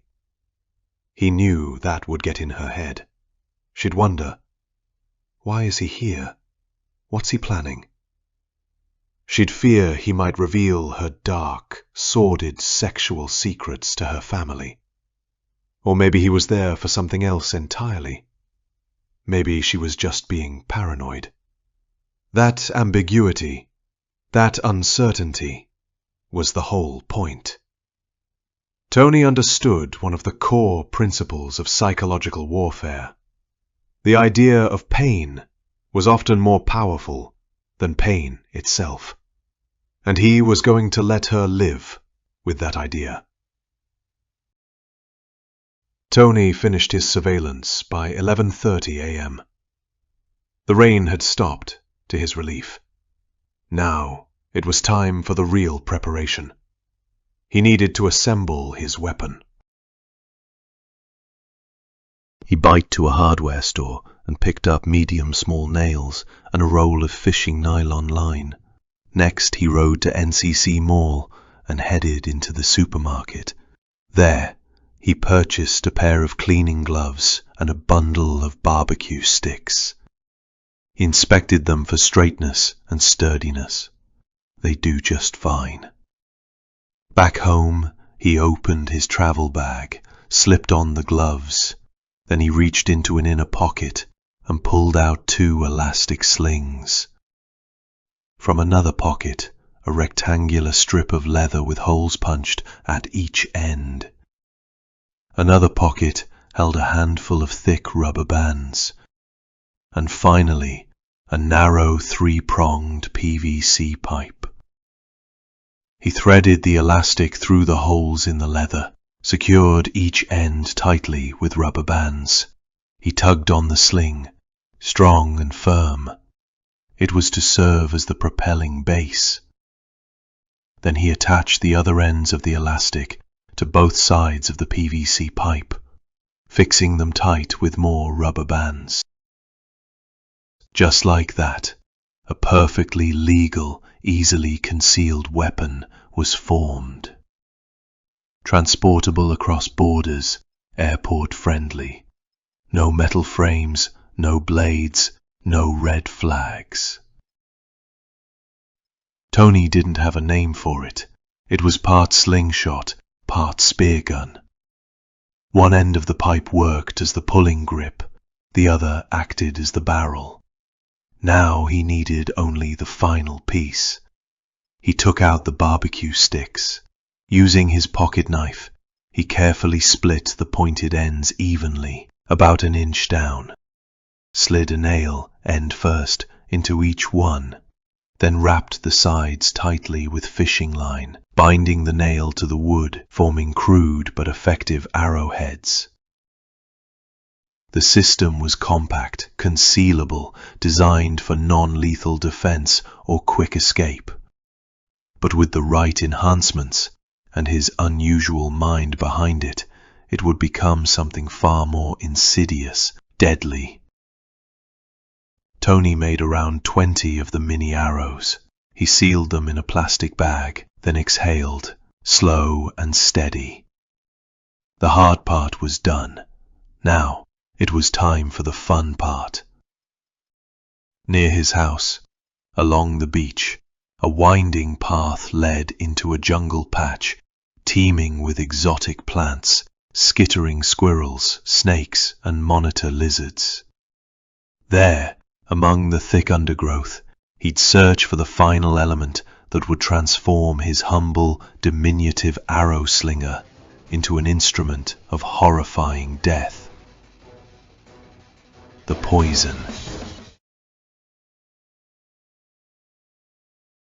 Maryland, NSA Headquarters, 0900 hours. Thomas Reynolds reclined in the comfortable couch of his office. He cut the end off his cigar and lit it, eyes closed, savoring the first draw.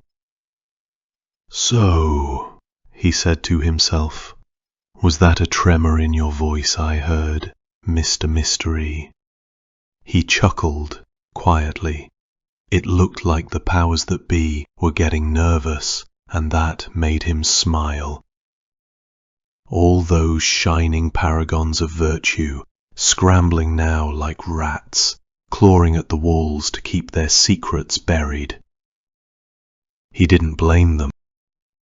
Normally, Reynolds wouldn't have even batted an eye at the thought of those degenerate politicians getting dragged through the mud. It was no less than they deserved.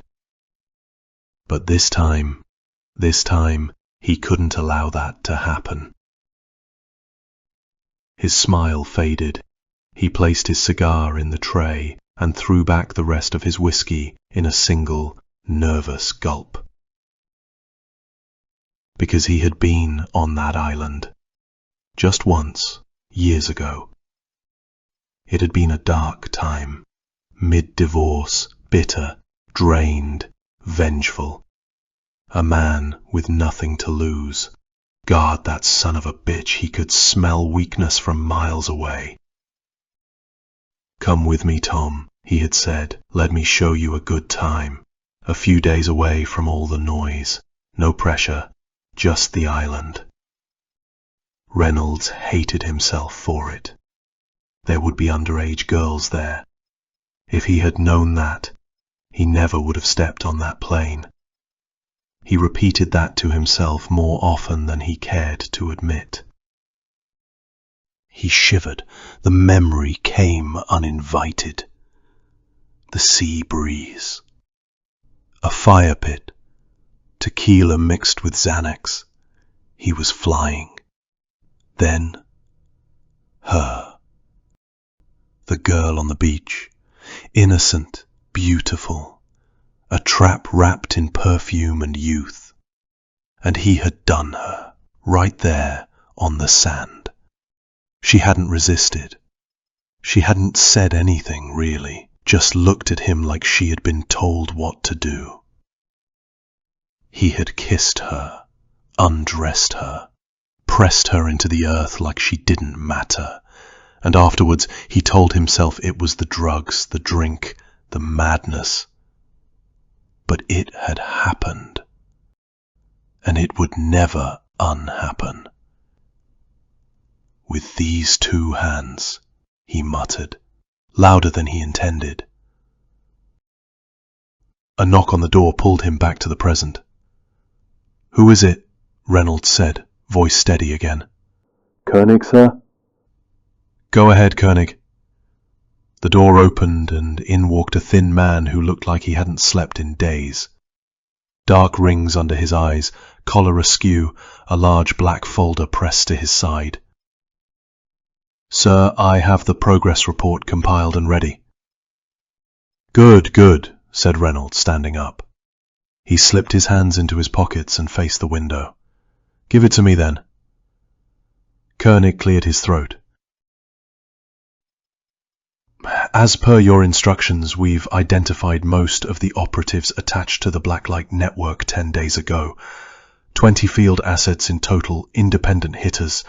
The coordinator is a man known to most as Q, but we've confirmed his real identity is Quinton Schultz, 50 years old, former Dutch paratrooper. Yes, yes, Reynolds said, almost bored. Get to the point, Koenig. What's the update? Well, sir, as you instructed, and with adherence to protocol, I delivered the list of names to the asset you requested exactly 10 days ago. Codename B768. I also transmitted the authorization phrase Bravo 34 requests landing zone 5. Beyond that, I have no further knowledge or contact. As you know, I have no way of identifying the asset, per your standing orders. Reynolds nodded slowly. You've done excellent work, Koenig. I'll take it from here. He turned back to his desk, gestured loosely with one hand. Inform your team they've performed with distinction, bonuses all around, and tell them I'm expecting promotions this Christmas. Thank you, sir. That means a lot. One last thing, Reynolds added. Project BLN is to be terminated immediately. All physical and digital copies of reports are to be destroyed. Consider this a concluded training exercise for audit purposes. Yes, sir. That will be all. Koenig bowed slightly and left the room. The door shut with a soft click. Reynolds moved to his desk and pulled open a locked drawer. It had been 10 days. He was curious if the asset had made any moves. Inside the drawer was a matte black satellite phone. He powered it on. There was no interface, just 3 tactile buttons and a secure memory chip inside. He pressed the activation sequence. 3 seconds of silence, then a click. Bravo 34, he said. A pause, then the voice came through. I'm here. Even after all these years, Reynolds never got used to that voice.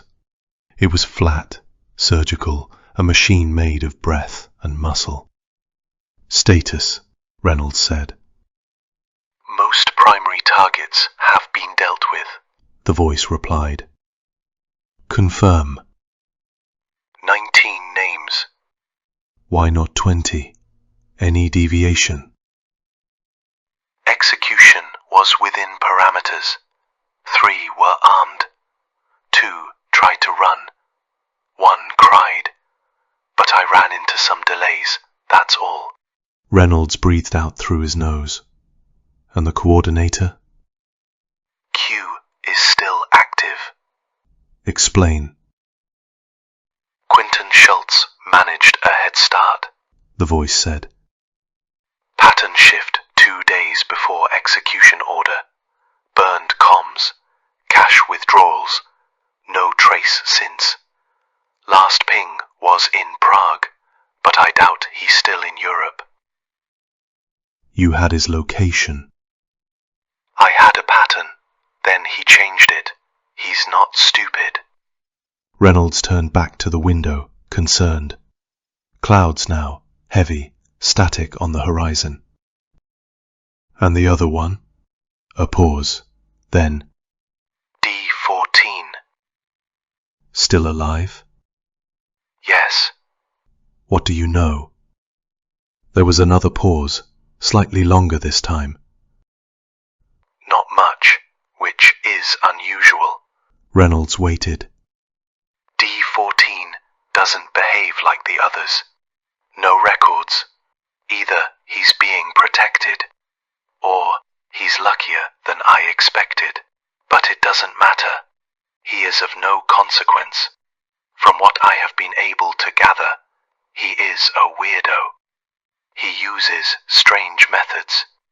It shouldn't be a problem. Reynolds raised an eyebrow. You sound impressed. I'm observant. I am not easily impressed. Where is he now? Cebu. Maybe. The trail stops and restarts. He covers ground. He blends in. I will get a hold of the local assets.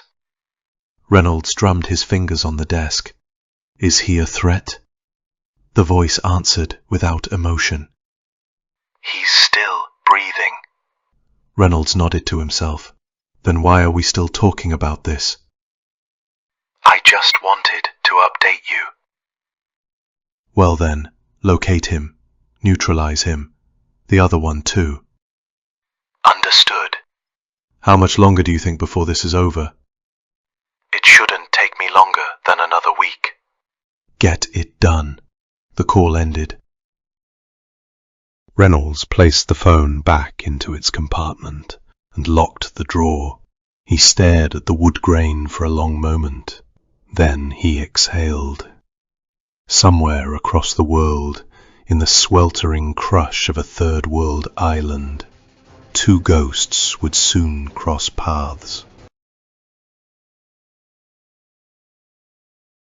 14. Carthage, Illinois, 12 p.m. Travis Kane was pissed. Not just because he'd spent the last few nights in a drunk tank over a DUI, but because his gambling habit had burned through a significant chunk of the fortune he'd made from what he liked to call the big job. He was supposed to reach out to Control, shake him down for another payout, but to his growing frustration, the messenger contact had vanished. At first he thought it was just another delay, but then he checked the BLN website. Offline. That's when the panic started to set in. Maybe Q had cut him off, fed up with the constant money requests. But Travis had earned that money. He deserved it.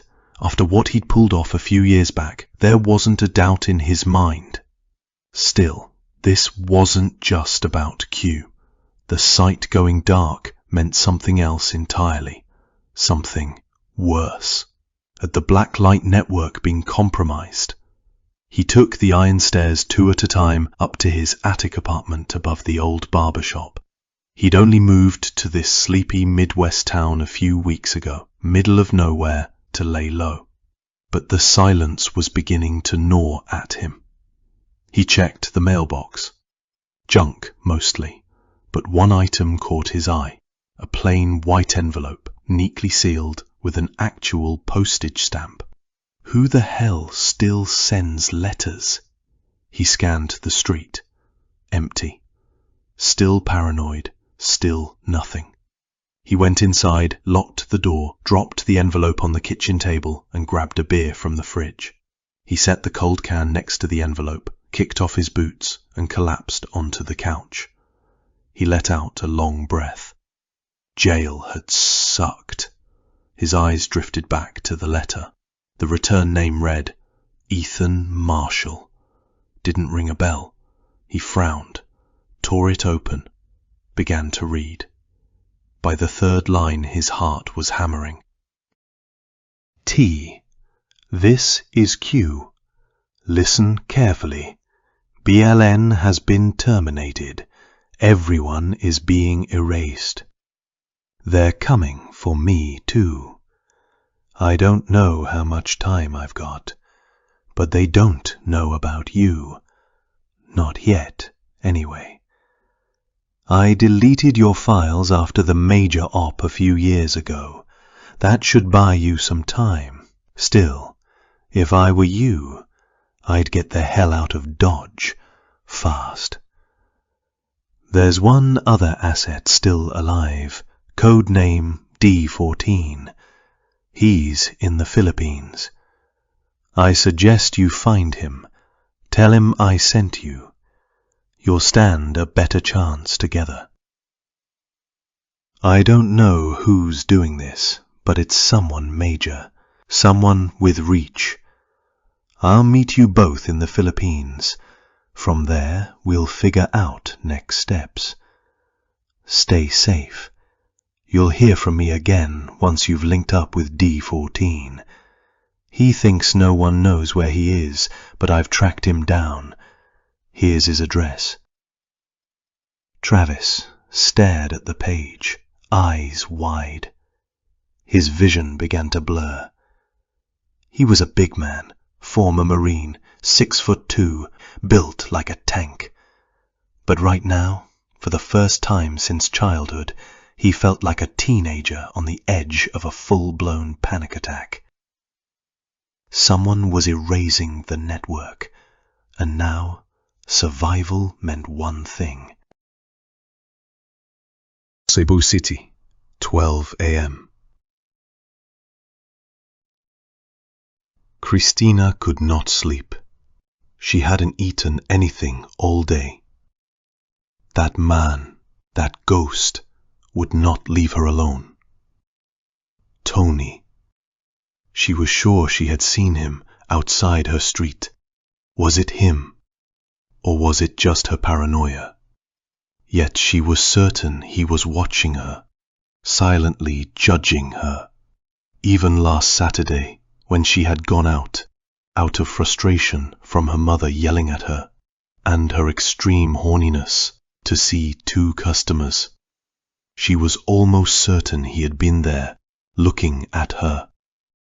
When she had arrived at the first customer, a tall foreigner, her heart was beating fast. She was scared that Tony would be there again and grab her by the arm. God, sometimes she wished he would.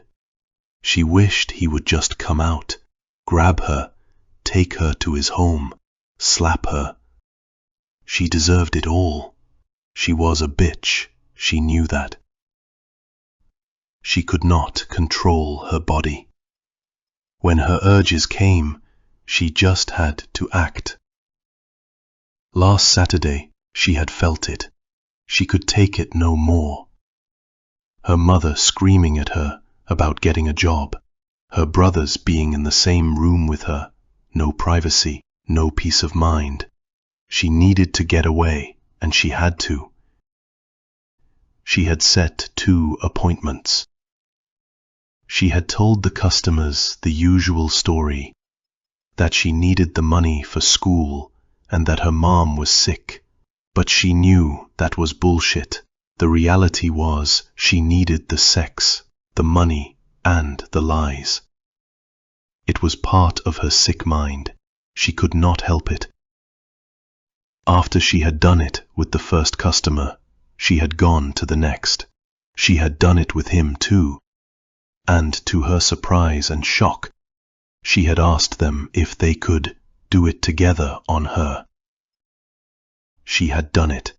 They had agreed. They had teamed up on her. God, she was a monster. She knew it. Tony had seen her. He was right there, at the end of the street, when she had returned. She was sure.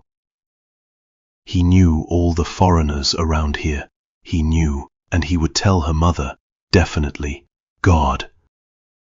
Her whole family would know. They would kill her. There was no doubt about that. It was better. Yes, it was better. She got up from bed and went to the kitchen. She picked up the large knife, then went to the bathroom and locked herself inside. She turned on the bath water.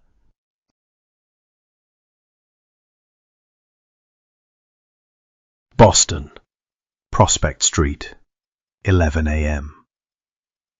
Reagan sat at Fenwick's favorite table in the corner of the shop. He arrived just in time, like always. This place had become their unofficial meeting spot. She liked it. Coffee shops gave her comfort, stimulated her thinking. "How are you doing there, Agent Hart?" Fenwick said with a warm smile. She smiled back and stood to greet him. She hugged him. He reminded her of her grandfather, his grey beard brushed against her neck, He smelled of tobacco and coffee. "So," Fenwick said, settling into his seat, "got any juicy gossip for an old man?" "Well," Reagan said, sitting down, "I'm afraid I've run into a dead end, Detective." "Call me Marty, please," Fenwick said. She nodded. "At least, on the print issue." Fenwick's face turned serious. He massaged his beard gently. "I think we need to get back to that Davis fellow. Tell me, exactly what do we know about him?" "Well, I dug around a bit. He's your standard overachiever, possibly narcissistic. Pretends to be the paragon of virtue, but I suspect his fortune isn't entirely honest." "I believe that," Marty interjected. "Right. I interviewed some of his friends. It seems he was embroiled in some lawsuits a few months back, accused of misappropriating funds." "Bingo," said Fenwick. "And were the plaintiffs also crypto investors?"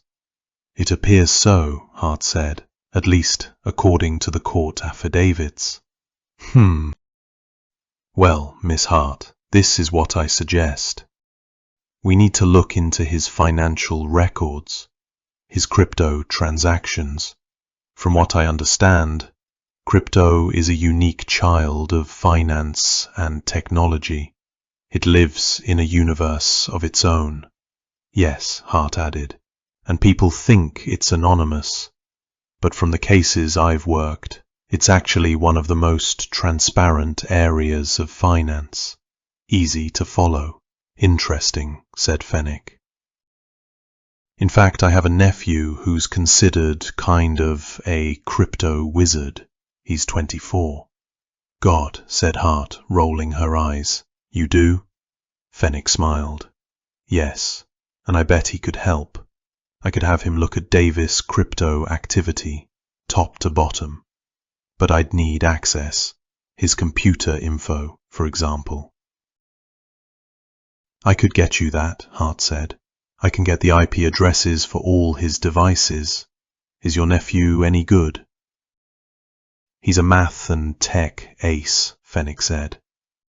"Great. I'll call you tomorrow." 3 days later. Same cafe. Fenwick sat at his usual corner table, the one near the window with a clear view of the street.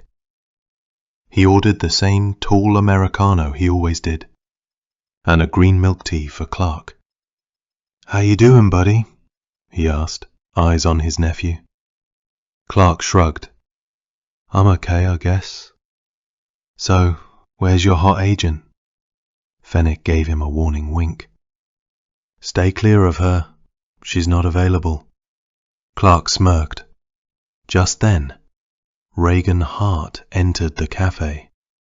She spotted the two of them and smiled, glancing down as she made her way over. The sun caught her profile through the glass, casting a sharp outline. "Whoa," Clark muttered under his breath, eyes wide. Fenwick put a finger to his lips, expression a mock scowl. Reagan stopped by the table and offered a polite nod. "So," she said, looking at Clark, "is this the young man I've heard so much about?" Clark stood, awkward and unsure. Clark, ma'am. Miss, Hart," she said, extending a hand. "Agent Hart. Nice to meet you, Clark." "You too." She turned her attention to Fenwick. "So there's news, I heard." Fenwick nodded. He gestured to Clark, who took a breath and sat up straighter. His tone still carried the hesitance of youth, but the intelligence underneath was unmistakable. "Well, I went over that guy's transactions," Clark began. "Nothing weird before that Tuesday. But on the day of the bombing, something hit. Big." Hart leaned in slightly. "A large transaction." Clark continued, from his IP to a decentralized exchange. Hart's eyes flicked to Fennec. He met her gaze, serious now. Go on. 500 grand. Then another 500 the next day. 1 million total. Clark widened his eyes for emphasis. Bitcoin? Hart asked. No. Ether. Another coin. I know Ether, she said. Tech-focused, right? Correct, Clark replied. And then? And then, nothing. Clark tapped the table. He swapped the Ether to XMR. After that, the trail ends. Why? Fennec asked. Clark sighed, a little exasperated. Because XMR is Monero, a privacy coin. No one can trace that. It scrubs both the sending and receiving addresses, and it tumbles the coins into a mixing pool. Hart folded her arms, considering. You think Davis transferred the money to someone else? Could have, or maybe not. He might have just moved it to another wallet. There's no way to know. Silence fell for a beat. Is there anyone, Hart said slowly, who can trace Monero? Clark let out a small laugh and raised both hands in surrender. Not unless you work at NASA or the NSA. 15. Cebu City, 9:30 a.m. Tony was leaning on his bike, conducting surveillance. He hadn't seen Christina for a while now. He wondered what had happened. Perhaps they had gone on vacation. Possibly. If that was the case, it made no sense for him to be here. This assignment was starting to become redundant. Then, out of the corner of his eye, he saw him. The man was clearly out of place. He was awkwardly trying to appear nonchalant while occasionally glancing toward Tony's location. What was this? Had they sent this dilettante after him? Tony quickly sized up the situation. He discreetly moved his hand to his back and felt the outline of the arrow slinger outside his bag. That gave him comfort. He then shifted his gaze inconspicuously toward the operative. He was tall and well-muscled. There was some sort of tattoo on his right arm. Tony couldn't see its exact shape, but it looked symmetrical, non-intrusive. It wasn't flashy, so Tony flagged him as former or active military. The man was wearing a flannel shirt, dark glasses, and sneakers, perhaps the most conspicuous operative Tony had ever seen. He felt insulted. Still, he never underestimated his enemies. So, he slowly moved his phone into his bag and began to follow protocol. The man saw the target put away his phone and lock his bike. Here we go, he thought. Looked like the guy was about to go somewhere. On foot this time. Thank God for that. It had been hard enough tailing him on a bike, all the way from his apartment. This should make things easier. The target started walking slowly, parallel to the main avenue. The man followed from across the street, keeping pace, following protocol to avoid drawing attention. 10 minutes passed. Then, without warning, the target crossed the street and moved toward a narrow alleyway on the right. The man quickened his pace. Time to move. If he wasn't fast enough, he could lose the target in the alley. As soon as the target passed out of view, the man ran like hell. He approached the alley, slowed at the mouth, and carefully peeked around the corner. No one. Damn it! He stepped in and scanned the length of the alley. Narrow, lined with shacks that passed for homes. God, did people actually live like this? What if the target had ducked into one of the shacks? He'd be impossible to find. Shit, he'd lost the target. No good. No good at all. Then, a sharp pain exploded in his thigh. The man had been in the army. He'd been shot before. But this was pain unlike anything he'd ever felt. His leg was completely paralyzed. His vision blurred. His eyes watered uncontrollably. He covered his mouth, tried to stifle the scream, but it came out anyway. He dropped to one knee. One arm shielded his face, the other reached toward his leg. "Don't move," the voice came from behind him. The man had no intention of turning around. He couldn't. He raised his hands slowly. From the corner of his vision, he saw the silhouette of some kind of projectile inch into view, hovering near his face. What the hell was that? It looked like some kind of arrow. "Don't shoot," the man said. "Q sent me, man. I'm Travis, one of the BLN assets. Just like you. I'm here to Q." The voice interrupted. Travis saw his face then. Angular, symmetrical, serene. He reminded him of a Roman statue he'd seen once in Italy. Not short, not tall, not large, but not skinny. The word that came to mind was proportional. But the eyes, they sent shivers down his spine, blazing orbs of hatred, piercing, like an X-ray machine burning through flesh. "Q sent me to find you," Travis said quickly. "You're D-14, right?" I know, the man replied, a touch of sarcasm in his voice. "You thought I'd be bigger." "What the hell did you shoot me with, man? Do you have any weapons on you?" the man asked, stepping forward. He patted Travis down with one hand, the other keeping the weapon aimed. "No, man, I got nothing. I've only been in the country a week. Where are you staying?" "The Hotel International." "Ah!" Travis cried out again. The pain still burned like fire. "Relax, Mr. Travis," D-14 said. He finished the pat-down, then slid the weapon back into his bag. Finally, he helped Travis to his feet. "The arrow," he said slowly, staring into Travis's eyes, "is simply lined with a capsaicin solution." Travis blinked. "What?"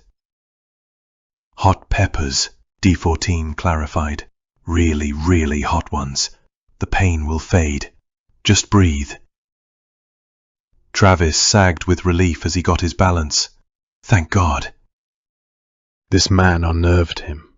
Travis had seen combat. He'd been under fire, but this man, there was something else, something wrong. He looked like he should not inspire fear, and yet... "Wait," Travis said, still catching his breath. "What is your name, anyway? D-14 is awkward." "My name is D-14, but my friends call me D-14, Tony said without humor. Travis smirked. "You can call me Tony," the man said. "Tony?" Travis was trying to reconcile the face with the name. "How old are you, dude?" he finally asked. "And how old do you think I am?" "I don't know. Q told me you were around 35, but..." "Smart answer," Tony said, more relaxed now. "That's exactly what I told Q, and it means you really did talk to him. If you were the asset that I was waiting for, you'd be much more competent. So you can relax. I believe you." He paused. "I won't kill you. For now." "Well, that's comforting," Travis said, rolling his eyes. They both sat on a nearby curb, while Travis waited for the burning pain to dull. 42, Tony said. "Are you serious?" Travis stared at him, stunned. The man looked like he was in his 20s. "That's insane." Travis looked at his leg. "What the hell was that weapon you shot me with?" "It doesn't have a name," Tony replied. "I created it. I guess I was inspired by the Bushmen of the Kalahari. They use tiny arrows, dipped in poison to kill their prey." Travis swallowed hard. "Poison?" Tony tapped the side of his bag slowly. "Don't worry. You're in no danger." "You spent time with the Kalahari Bushmen?" Travis asked, eyes wide. "Nah, but I watched them on TV once. National Geographic," Tony said dryly, and he leaned back. "Now, what the hell is going on?"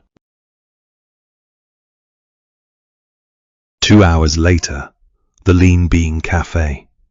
Travis gulped down the chicken burger. "Damn, this is good," he said. "You're saying you took down—" "Hell yeah, I did," Travis said, puffing out his chest. "What, you don't believe me? I'm a former 3rd Battalion 5th Marines, bro." Travis pointed to his tattoo.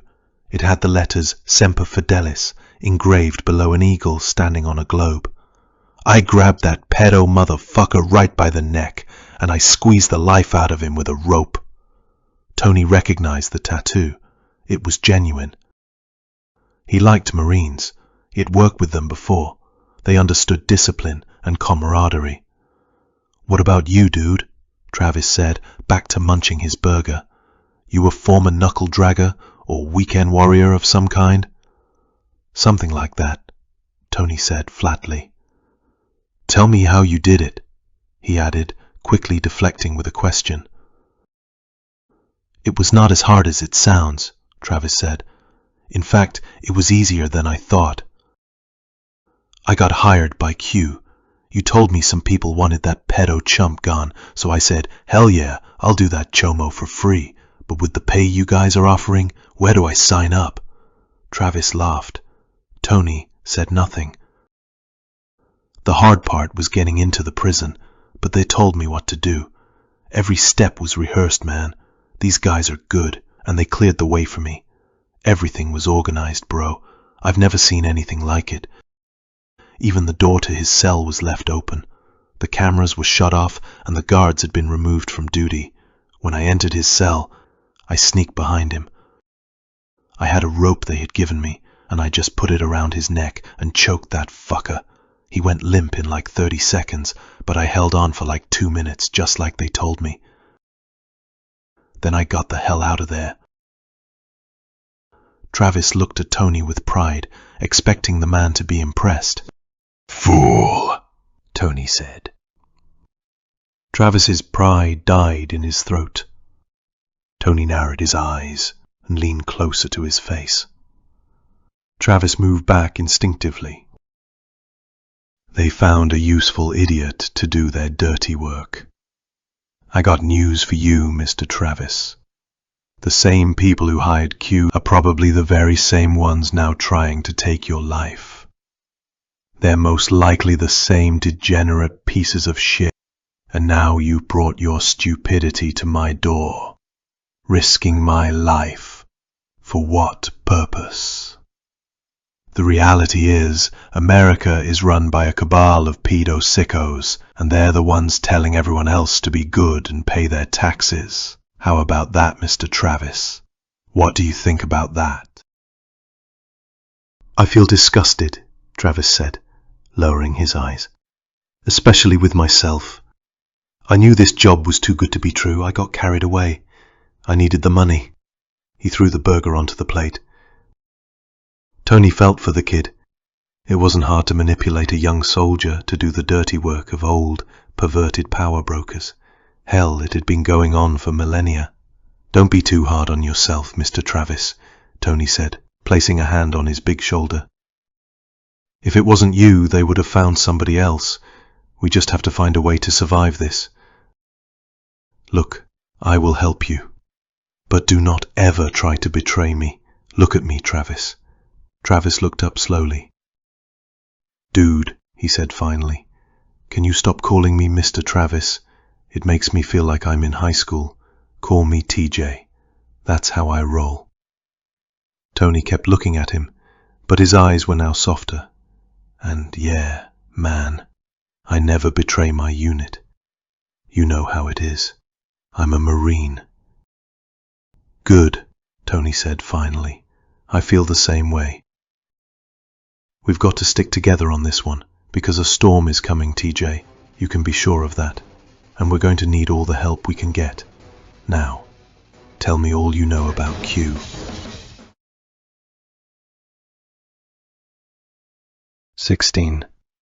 3 days earlier.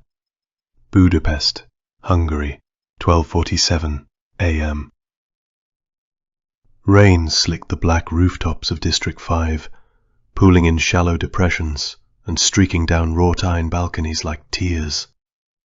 The city glowed softly beneath the storm, its golden bridges casting trembling reflections across the Danube. The Gothic spires of Parliament loomed above the water like a crown of thorns, unmoved by the storm. Budapest had always been a city of masks, Austro-Hungarian elegance over Soviet concrete, old-world dignity hiding new-world surveillance. Quinton Schultz moved quickly, but didn't run.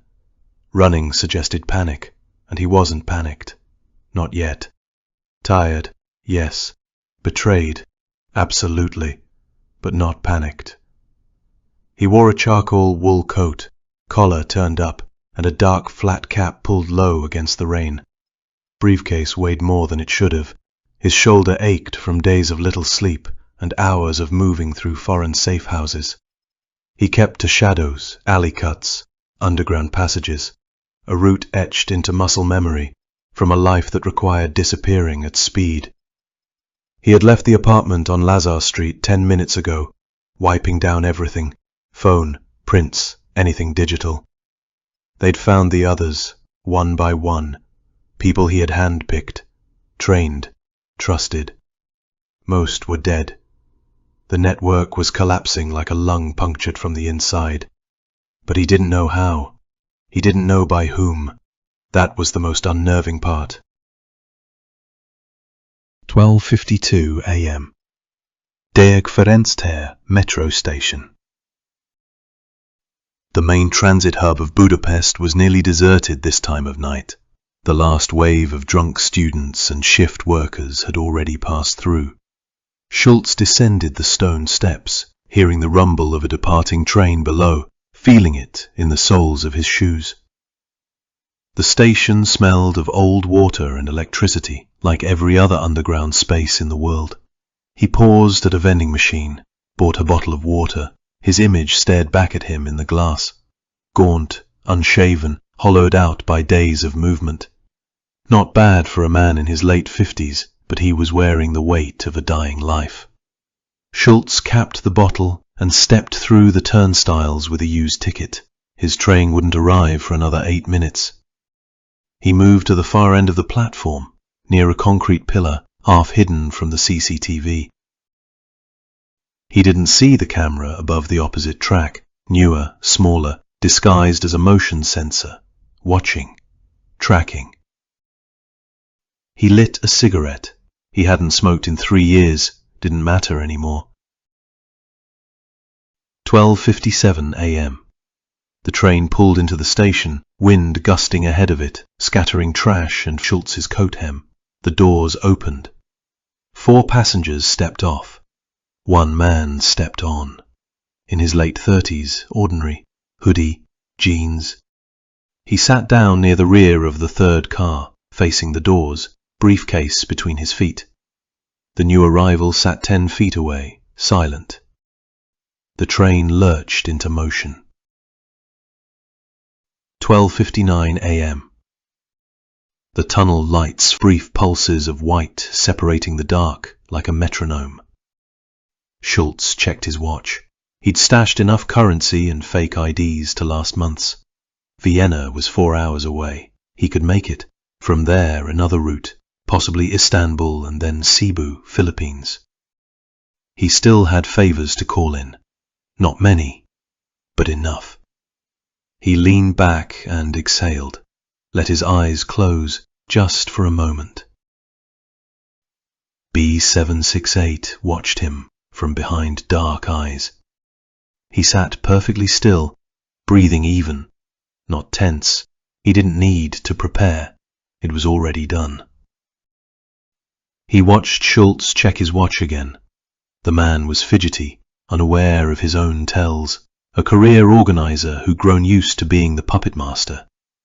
Now just another node in a collapsing web. When the train slowed for the next station, B-768 stood, moved. 01 a.m. Schultz didn't hear him until the footfall was already within striking distance. He turned. B-768 shot him twice. One round to the chest, subsonic 9mm, the other clean through the head. Blood sprayed the window behind him. The briefcase fell forward. Schultz didn't even get his hand halfway to the pistol under his coat. His body twitched, then slumped sideways onto the bench.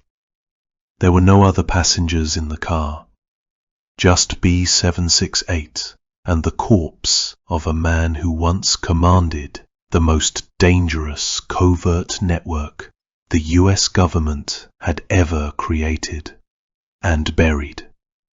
B-768 wiped the grip of the pistol, unscrewed the silencer, then retrieved a small electronic fob from Schultz's pocket and pried open the briefcase. Inside, encrypted drives, fake passports, a few thousand euros in currency. He took the drives and the fob, closed the case, left everything else. He didn't look at the body again. 01:03 a.m. Train station platform. B-768 stepped off the train as it hissed to a stop at the platform. The station was mostly empty. He moved without urgency, blending into the darkness, disappearing through a side door marked Employees Only. A car was waiting just beyond the service corridor. Dark blue Audi, windows tinted. He got in without a word. The driver pulled away. NSA Headquarters, Fort Meade, Maryland, Secure Comms Room. Thomas Reynolds stood in the dim glow of the screen, both hands resting on the mahogany edge of the desk. The call came through the usual ringtone. Reynolds picked it up. The voice, cold as usual, spoke from the other side. Quinton Schultz, terminated. Drive secured. Reynolds tapped his cigar against the ashtray and muttered, "You built the machine, Quinton. Should have known it would turn on you." D-14, confirm status, Reynolds said. D-14. Current status, unconfirmed. Location, Philippines. Reynolds exhaled slowly, then smiled. "Proceed," he said, and hung up the phone. FBI, Boston, Assistant Director Brigham's office, 1:04 p.m. "Absolutely not," Brigham said. "This is dead, Reagan. Dead and useless." Reagan stood her ground. "You said if I ever needed a favor. I didn't mean this. You owe me," she said flatly. "DC Intercept, 2019. You remember?" Brigham exhaled, then closed his laptop. He was older now, grayer around the temples, but he hadn't lost his memory. Reagan pressed. "I don't need resources. I need access. Just to sit down with the right people at the NSA. Brigham didn't answer immediately. "I'll make the call," he said at last, "but they're going to eat you alive." Maryland, NSA Headquarters, 2 days later, 10:35 a.m. Fort Meade loomed like a brutalist monument to paranoia. Windowless, geometrical, clinical. Reagan Hart stepped through the double security gates with a temporary clearance badge clipped to her blazer. The man waiting for her in the lobby introduced himself as Villanova. He wore a suit a shade too neat, smiled a second too long. "Agent Hart," he said warmly. "Pleasure, right this way." They walked down a corridor flooded with fluorescent lighting. No small talk. He led her into a conference room that was colder than the air outside. "You wanted to talk about a cryptocurrency lead," Villanova said, glancing at the printed case file she'd handed him. "Monero," she said. "Transactions linked to an individual named Alexander Davis. He survived a Brookline bombing. I believe he was transferring money to a third party? Villanova's eyes were unreadable. Interesting. You have the capability to trace privacy coins, she said bluntly. Don't insult me by pretending otherwise. He chuckled. I'm not here to insult you, Agent Hart. But you know as well as I do, Monero's architecture isn't designed to be transparent. If anything comes up, you'll be notified through official channels. You won't notify me, she said. Villanova's smile widened. We'll do what we can. He stood. The meeting was over. NSA Secure Cryptanalysis Wing, 3 hours later. Villanova stared at the decrypted Monero transaction on the screen. A long chain of obfuscated hashes now laid bare through NSA's dark protocols. He exhaled slowly. Alexander Davis had made several high-value Monero payments. The last one, 500,000, went to an anonymous wallet tagged in a dormant black signal index. The tag ID glowed on screen. Recipient alias, Schultz, Q. Villanova's skin prickled. He closed the window, picked up the encrypted landline, and dialed a number no one outside the 6th floor ever saw. Maryland, NSA Director's Office. Reynolds lit a cigar and took a single puff before gesturing Villanova inside. Let me guess, Reynolds said. You're here to ruin my day. Villanova nodded. A field agent, FBI. Her name is Hart, Reagan Hart. Reynolds didn't blink. She asked me about Monero transactions linked to a case in Brookline involving a crypto guru who swindled investor funds. His car was bombed a few months back. We decrypted them. Davis's money went to Quinton Schultz. That got a response. She doesn't know what she's walking into, Villanova said. She's poking into the black light network. If, and that's a big if, she finds a way to trace the financial trail, she could expose the whole tree. But I would not worry about it. She is just a civilian. It is beyond her capabilities. Reynolds slowly stubbed the cigar out in a brass tray, then looked up. Thank you, Villanova. That'll be all. Villanova hesitated, then nodded. Sir. NSA. Restricted. Sub-level. Add her name to the code. Reynolds didn't raise his voice. He didn't need to. Koenig, his operations chief, stared at the file in front of him. Hart's bureau photo. Her clearance summary. Her recent casework. She's bureau, sir, Koenig said. That'll raise eyebrows. Mr. Koenig, may I remind you that the asset is there for legal duties only. That is all. Do not confuse this with some kind of black bag operation. Now, send the code. Koenig closed the file. Understood, sir. Koenig nodded and left. Reynolds turned back to the wall of screens behind him. Surveillance feeds, threat assessments, encrypted pings across 5 continents. But this had the potential to be a real thorn in his side. His day had indeed been ruined. Now, an FBI agent has joined the dance, he murmured to himself. Boston. Outside the FBI field office, 10:39 p.m. The wind coming off the harbor cut sharper this time of year. Boston was never gentle. It had a way of working into your skin, past the coat, past the gloves, straight into bone. Regan Hart stood at the base of the granite steps outside the FBI field office, her breath visible in thin, trembling plumes. She didn't move. The city beyond was quiet. Streetlights painted long shadows across the sidewalks, and the wind carried dead leaves across the pavement like whispers.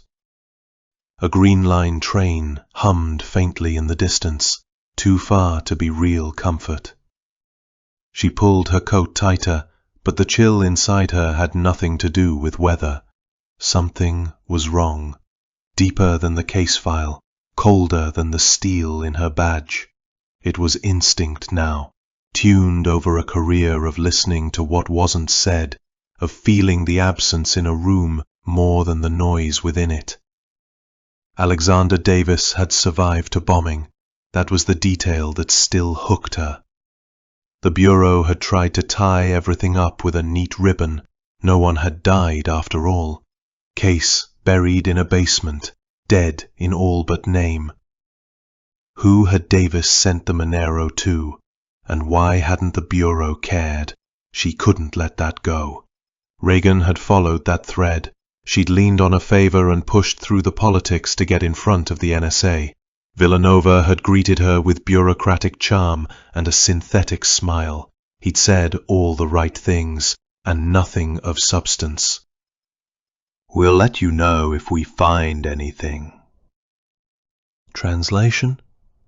You weren't supposed to find this, Agent Hart. Now be on your way. She walked slowly down the block, her heels clicking softly on the damp sidewalk. Her thoughts drifted back to Davis's expression the last time she'd seen him. Jittery, distant. He was scared. But of what? Her phone vibrated. She stopped walking and looked down. No caller ID. Her breath fogged as she stared at the screen. Then she placed it in her ear. Agent Hart. The voice was immediate, controlled. "Yes," she said. "You're being watched," the voice said, with some slight tremor. "You need to disappear." Her pulse dropped. A silence spread out between her and the city. "What are you talking about?" "Your name's in the system," he said. "The wrong one." Then the line went dead. Hart stood alone under the dull amber of the street lamp. Koenig hung up the phone and entered his car. "I have seen the enemy. It is I," he murmured to himself and pressed the ignition button. 18. Budapest, Hungary, 9:46 a.m. Keller didn't rush. He moved through the open-air cafe off Batiani Terre like a man with nothing to fear. His gloves were off now, tucked neatly in his coat pocket. One hand rested lightly on a porcelain cup of lukewarm espresso, the other on a burner phone, cycling through encrypted channels. The Schultz job had gone like clockwork. He hadn't even needed to break stride leaving the station, because he didn't care about being seen. He had cover, an identity scrubbed and blessed by the U.S. Embassy's Regional Security Office, authorized diplomatic pass, special liaison clearance, fake Hungarian name, registered with Interpol as a counter-network consultant. Even if local police reviewed surveillance footage of the assassination, the only thing they'd find was a clean record and a legitimate paper trail. He checked his watch. 4 hours of darkness remained on the clock. Just enough time. The phone buzzed. An encrypted incoming. Incoming. Prism Black Bravo 32. He tapped the earpiece. Bravo 32. Reynolds didn't waste time. Progress. Like I said, Schultz is dead. No exposure. Metro station. Asset file burned. Good. Reynolds said, voice clipped. Then after a pause, Keller said, "We've got a complication." Reynolds' expression didn't change. Go on. You ever hear of a man named Travis Kane? No. Former Marine, 3rd Battalion Ramadi. Fell off the grid in 2017. He's a hammer without a handle. Reynolds' brow furrowed slightly. Sources confirm Kane was the trigger. Intercepted chatter from old contact channels. Someone mentioned Kane by name. It came up in a sweep this morning, Keller added. Reynolds took a puff of his cigar, unbothered. How did you find all this information so quickly? Just doing my job, Keller said without emotion. Reynolds said nothing. His mind was churning. This asset was valuable indeed, perhaps too valuable for his own good. Keller leaned forward slightly. There's more. Go on. Kane isn't a trained operator. He's a tool. Probably didn't even know who he was killing. You don't use a man like that unless you want the job to look like something it's not. No. But someone does. Anyway, he's been spotted. Low-res footage. Cebu City, Philippines. What? Reynolds almost spit out his cigar. Alone? No, with someone I believe to be D-14. Reynolds raised an eyebrow.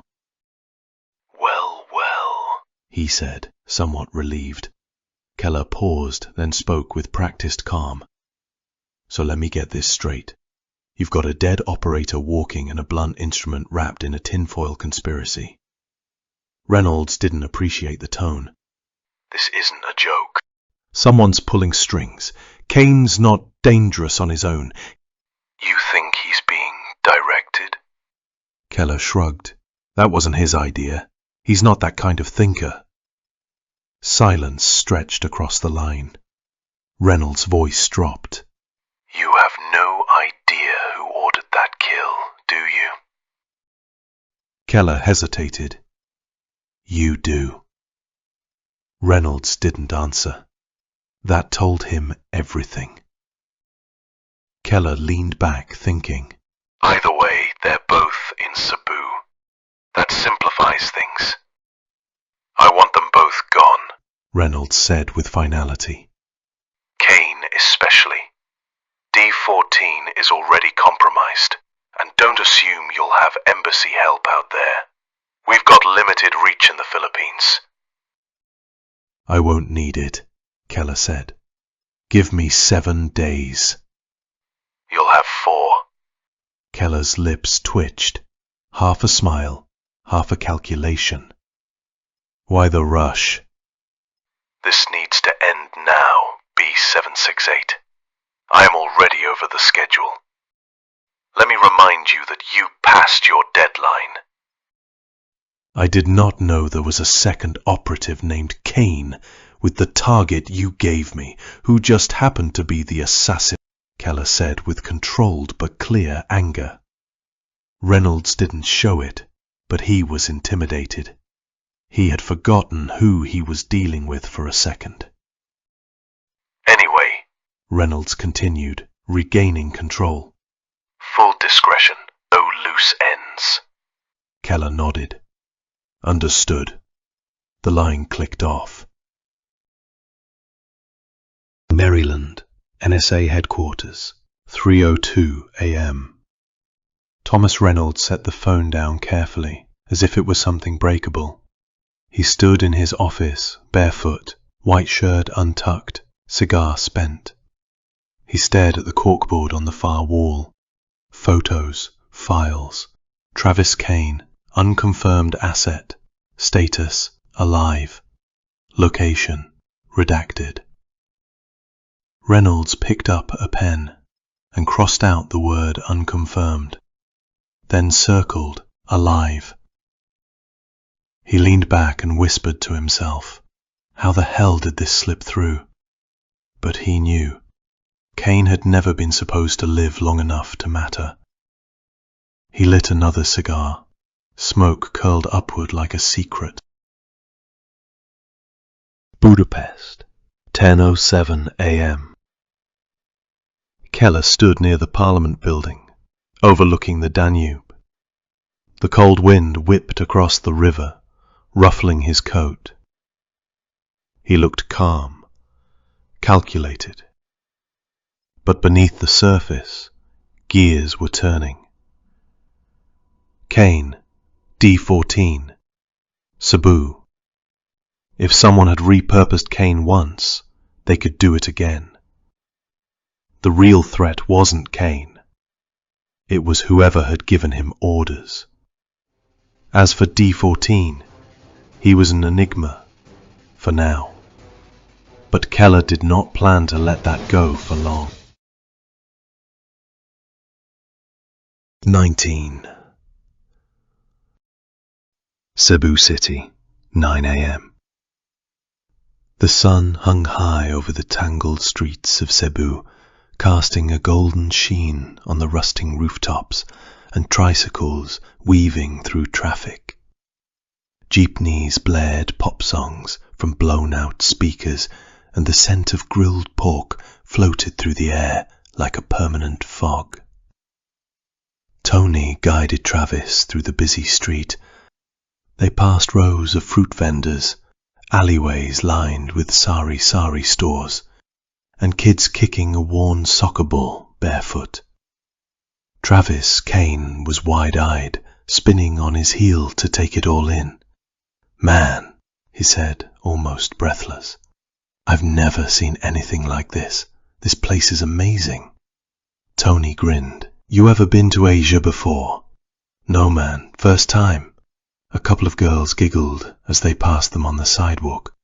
One of them looked back at Travis and flashed a flirtatious smile. He smiled back, clearly enjoying the attention. Tony gave a low chuckle. "Pace yourself, TJ. This ain't spring break. Pay attention to your surroundings at all times." Travis nodded, snapping out of the daze. "Right. Yeah. I hear you, bro. How much cash you got on you?" "About $3,000, Travis said. "All I could pull." Tony gave a short nod. "That should be enough for now. If you ration yourself, you could last months out here. Just don't start acting like a rich gringo."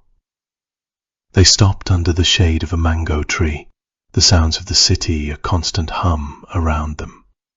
Tony popped some sunflower seeds and leaned against a rusted lamppost. "If we get out of this in one piece," Tony said, "I'll hook you up with my friend George in Australia. He's got a farm. Tough work, but it's honest. You'd be off the grid." Travis nodded, genuine appreciation in his eyes. "Thanks, man. Seriously." "Don't thank me yet. Now listen, you need to be careful with the girls here. A lot of them will smile at you, tell you you're the love of their life, and next thing you know, your wallet's gone, and your phone's with her cousin in Mindanao." Tony checked his watch, then looked up at the thickening clouds overhead. "Now for the serious part." Travis turned toward him, eyes sharpening. "You're gonna need a weapon," Tony said.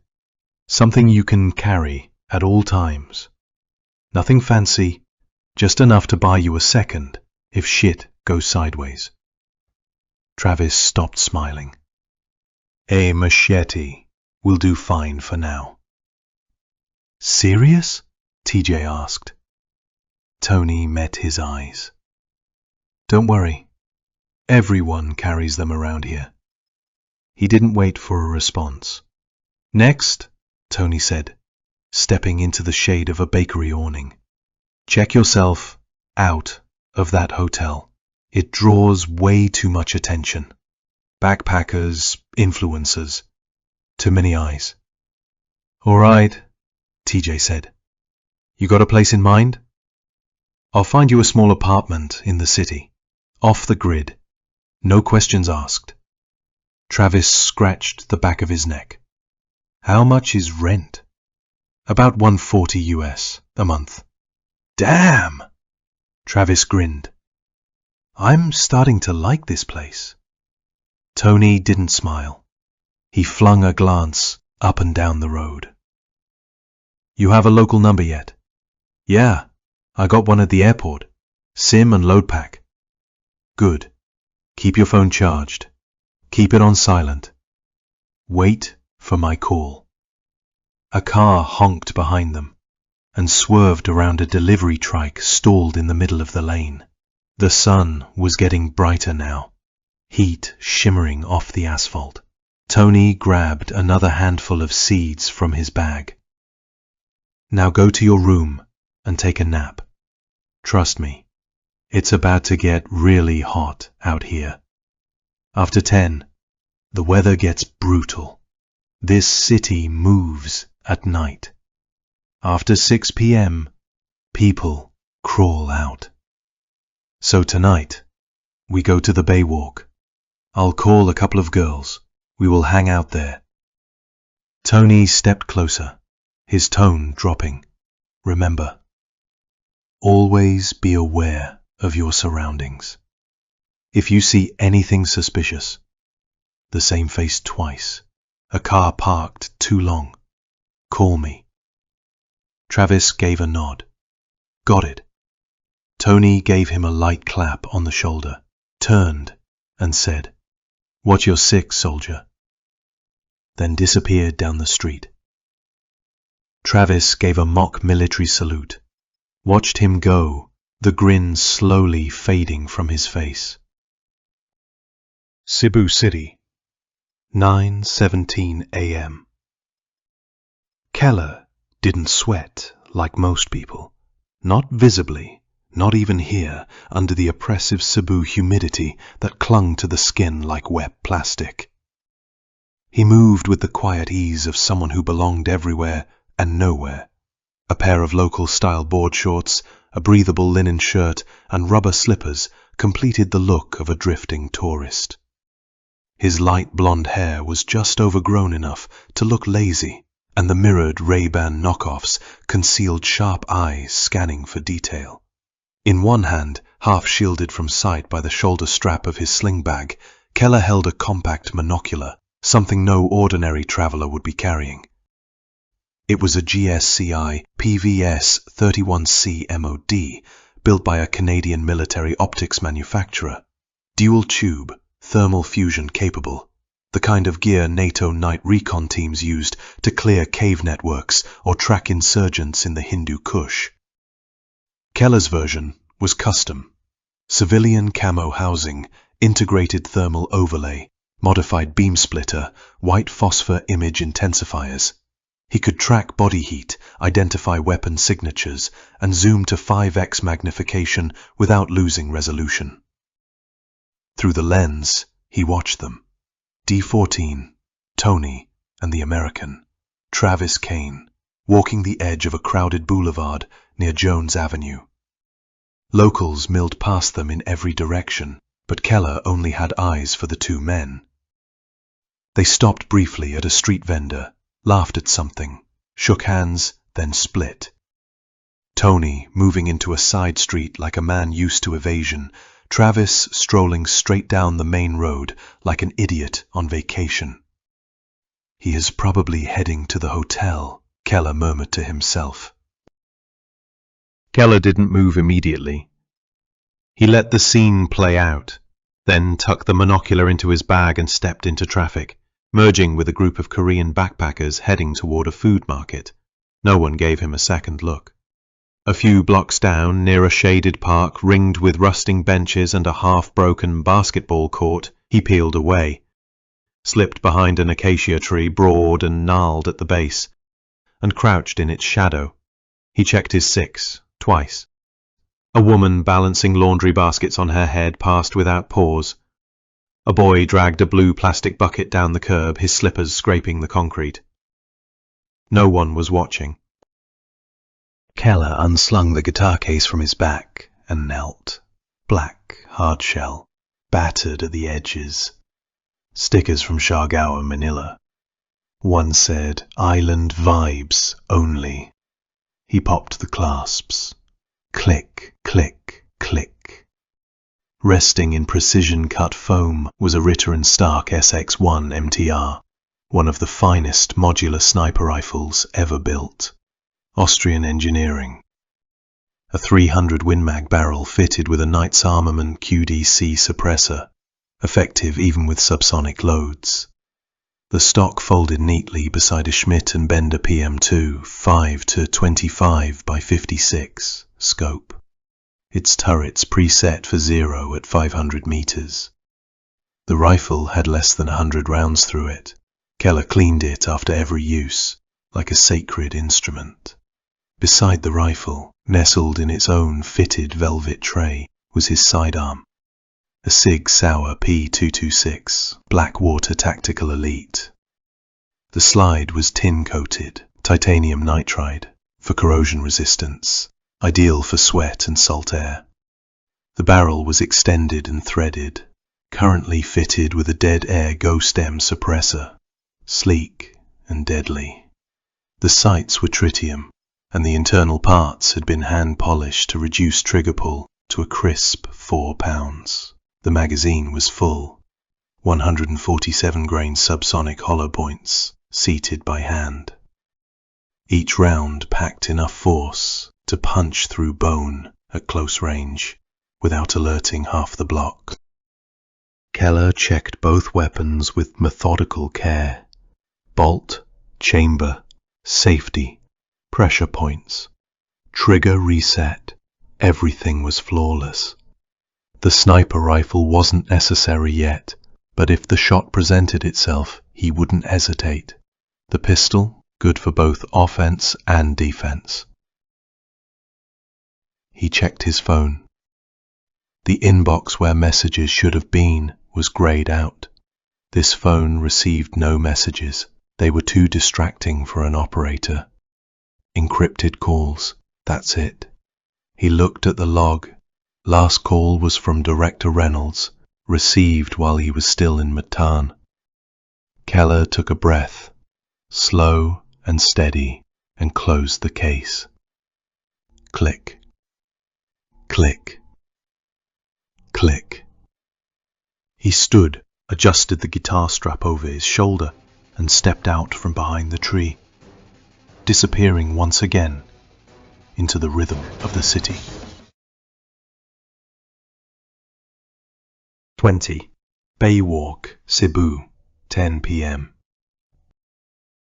The sea breeze rolled in warm, carrying with it the salty scent of brine and grilled meat from food stalls lining the esplanade. The sound of waves lapping against concrete broke rhythmically under the scattered murmur of tourists and late-night locals. Baywalk was alive but crowded. Tony walked slowly. He wore a neutral polo shirt, shorts and Crocs, standard fare for his style, just anonymous enough to disappear in a crowd. His eyes scanned constantly. A dull murmur inside warned him that something wasn't right. Or maybe it was just the habit. To his side, Travis chuckled loudly.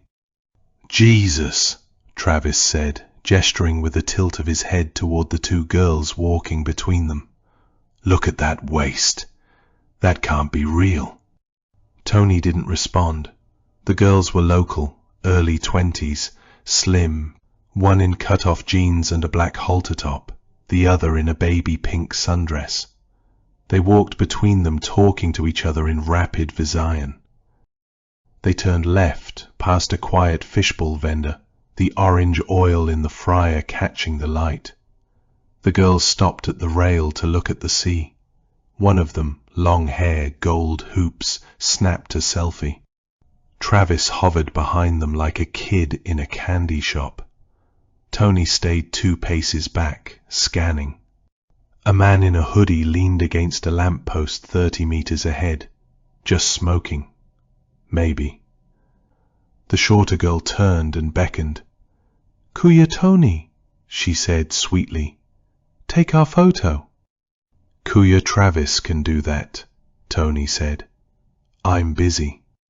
Travis chuckled again and held up 2 fingers in a peace sign as Tony pretended to check his phone.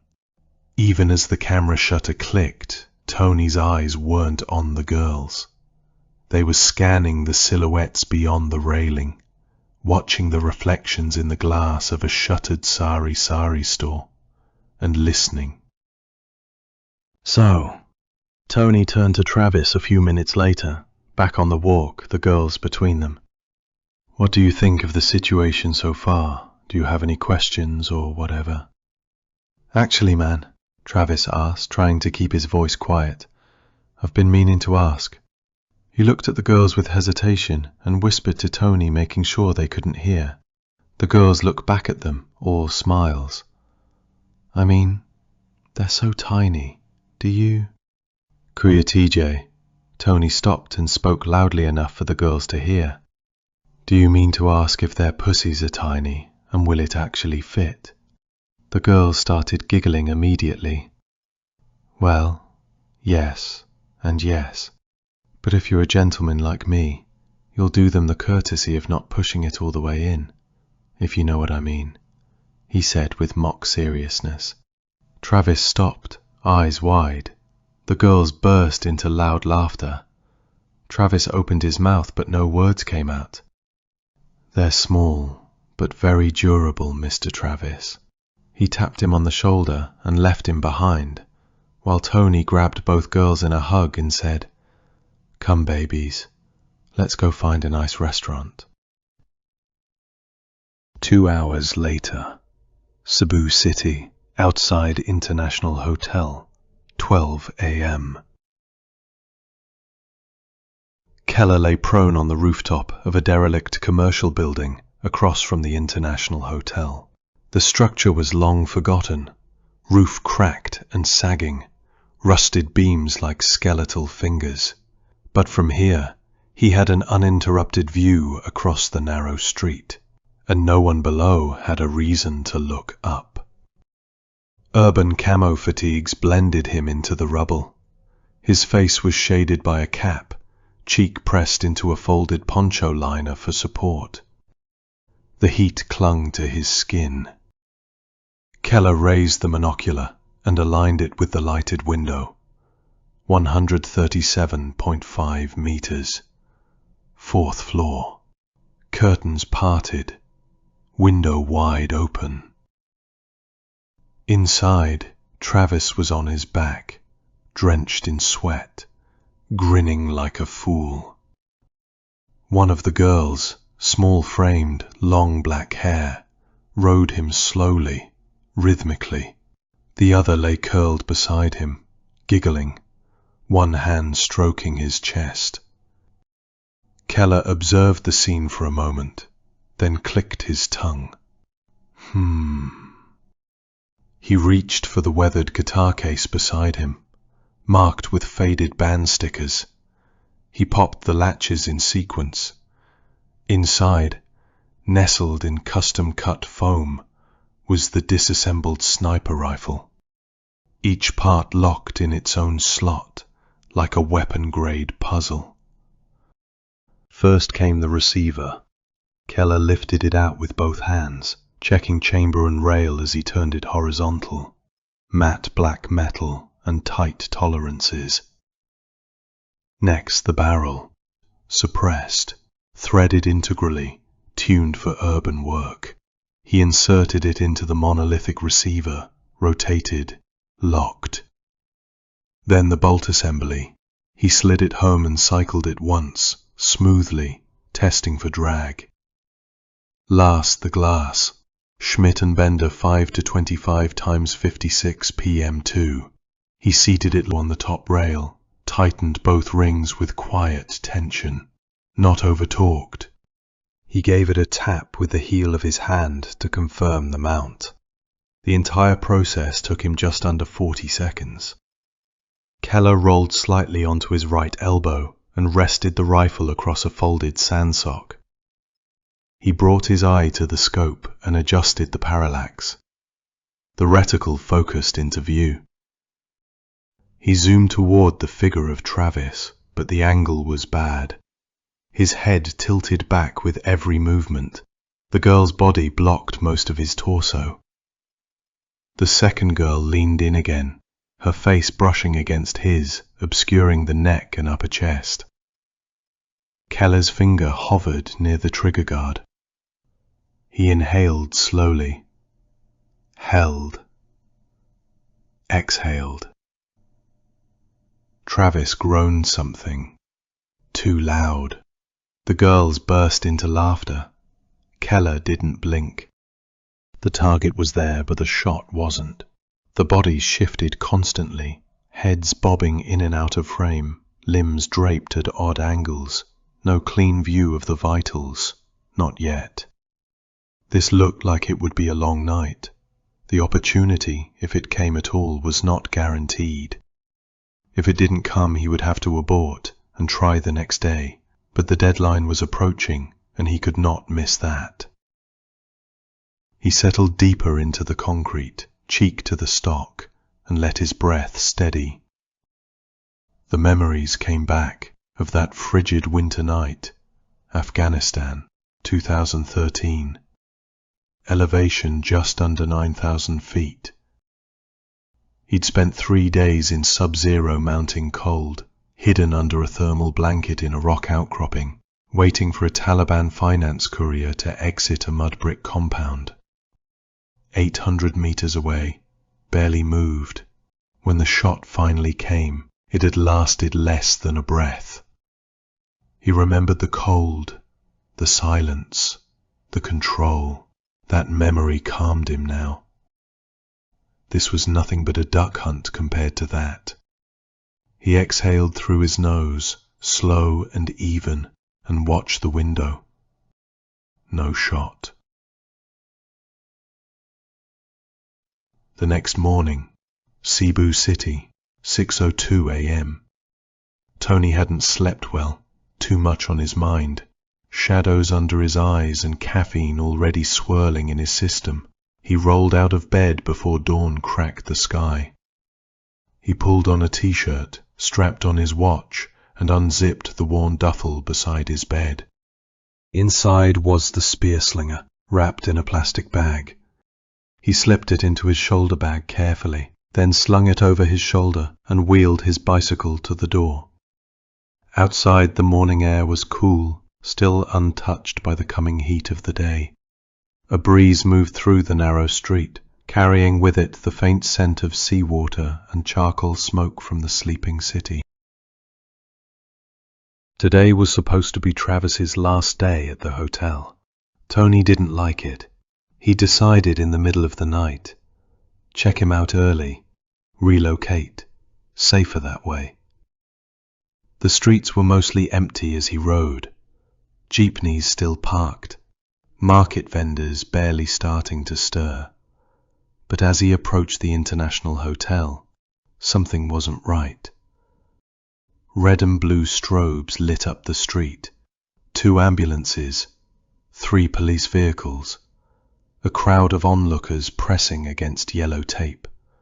Tony's stomach dropped. He dismounted quickly, rolled the bike to the curb, and scanned the scene. He walked toward the commotion, every step heavier than the last. A tricycle driver stood off to the side, arms folded as he watched. Tony approached him, trying to keep his voice steady. What happened? The driver didn't look away from the building. American tourist got shot, man. Real early. Tony's breath caught in his throat. What was his name? He asked. 3 hours earlier. Keller had been still for hours. His back pressed flat against the concrete, was starting to hurt everywhere. The SX-1 MTR rested on top of 2 bricks, perfectly aligned through a vent carved out of an unfinished wall. The suppressor was snug. He barely blinked. The city was quiet, save for the occasional barking dog and the drunken howl of a motorcycle somewhere far off. His scope was locked on the window of room 405, Travis's room. Curtains were half drawn, not enough to give a full view, but Keller knew patience, knew how to wait. He had waited 3 days in the frozen valleys of Kunar for a single silhouette to appear. Then, movement. At first, just a shifting of sheets, a woman's leg, then Travis stirred. Sat up slowly, rubbing his face, naked, walking toward the mini-fridge in the corner of the room. For just 1 second his head turned. Face exposed, profile clean. Keller took the shot. The suppressed round barely cracked in the night, but inside the room blood sprayed across the far wall like red mist. Travis collapsed instantly, lifeless before he hit the carpet. The 2 girls in the room screamed. One ducked behind the bed, the other bolted toward the bathroom. Headshot. Keller didn't watch. He was already breaking down the rifle, silent and methodical, like it had all been muscle memory. By the time the first scream reached the night clerk at the front desk, Keller was gone. North End, Boston, at the corner of Fleet and Moon. Marty Fenwick stepped into the dim bar and let his eyes adjust. It smelled of varnished wood and old cigars. His eyes scanned the booths. She was already there.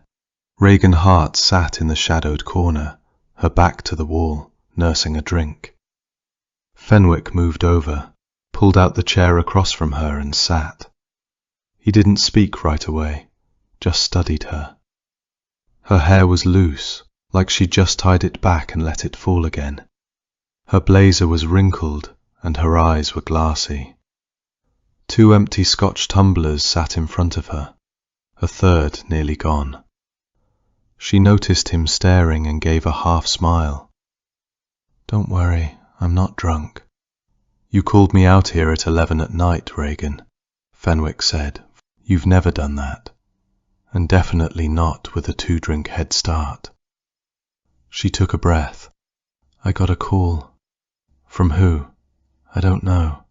Burner number, male voice. Said I was on someone's radar, that I should be careful." She said it like it didn't matter, like she was brushing it off, but she wasn't fooling him. He leaned in. What exactly did he say? She told him the details. Fenwick sat back slowly.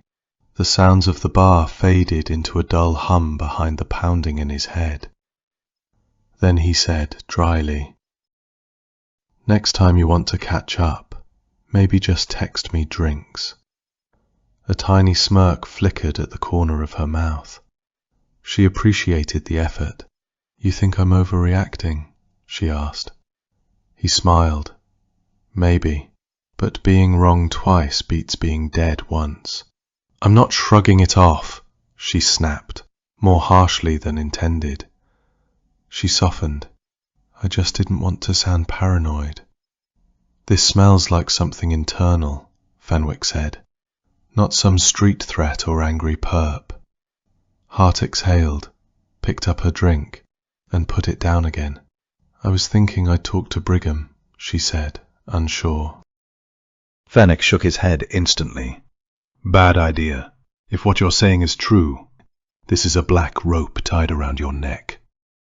You talk to the wrong people, and it could be a bad night." She looked away, jaw clenched. "So what do I do? Just disappear?" "For a while," Fenwick said. "Call in sick tomorrow. Say you've got the flu or food poisoning, something no one wants to verify. Then go quiet. Use a burner." She didn't respond. Her hands were on the table, knuckles white. "I've still got access to my mother's old place," he added, "out in Sudbury. No one knows about it. She passed 5 years ago, but I keep the bills paid. It's empty, quiet. Hart looked up. You want me to hide? I want you alive. They sat in silence. Finally she nodded. All right, just for a few days, until we figure out what this is. Fenwick nodded gently. He slid a key across the table. Old brass. Go tonight, he said. Do not delay this. It sounds serious, kid. She downed the last of her scotch. Her voice was steadier now, but her eyes still betrayed her. Thanks, Marty. He stood. Don't thank me. Just stay alive long enough to get even. She managed a tired smile. That's the plan. They left separately. Sudbury, Massachusetts. 2 days later. The house sat near the edge of a wooded lane, its grey clapboard siding softened by time and New England rain. It wasn't large, a single-level cape with dormer windows and a wraparound porch just wide enough for a rocking chair and a potted fern. The air smelled like pine and wet earth. A wind chime on the porch sang in lazy tones whenever the breeze passed through the trees. Inside, everything was still exactly as Fenwick's mother had left it. Quilted throws draped over the arms of the couch. A delicate lace doily rested beneath an old brass lamp. The kitchen was neat, stocked with canned soup and unopened boxes of Earl Grey. There was a quiet dignity in the way the house stood, like it had weathered things before and could do so again. Hart moved through it gently, like an outsider in a sacred place. She hadn't slept properly the first night. Her bureau-issued piece sat on the end table beside the guest bed, safety off. Every floorboard creak or gust of wind had tightened something in her chest. But by the second day, the weight of exhaustion dulled the edges. The house welcomed her like a mother would. That afternoon she stepped out into the fresh air. It was cooler than Boston, cleaner somehow. The trees stood tall and green. Birds flitted across telephone wires. She walked down the quiet road toward the center of town. Sudbury was a throwback, a postcard village, colonial brick storefronts with painted signs, an old clock tower, a bakery that smelled like warm cinnamon. Locals strolled at an unhurried pace. Couples walked dogs. Teens loitered outside a hardware store. A boy rode past on a bicycle with a Red Sox cap flipped backward. People smiled at her. It caught her off guard. She found herself smiling back. At the town common she sat on a bench beneath a maple tree. A small farmer's market was packing up. Crates of leftover apples. A woman folding up a canvas tent. She watched a group of kids play tag near the war memorial. A golden retriever chased its own tail. She let out a slow breath and realized it was the first time in 2 days she hadn't been thinking about Monero wallets, encrypted call logs, or who might want her dead. It was dangerous, the way Sudbury made her forget.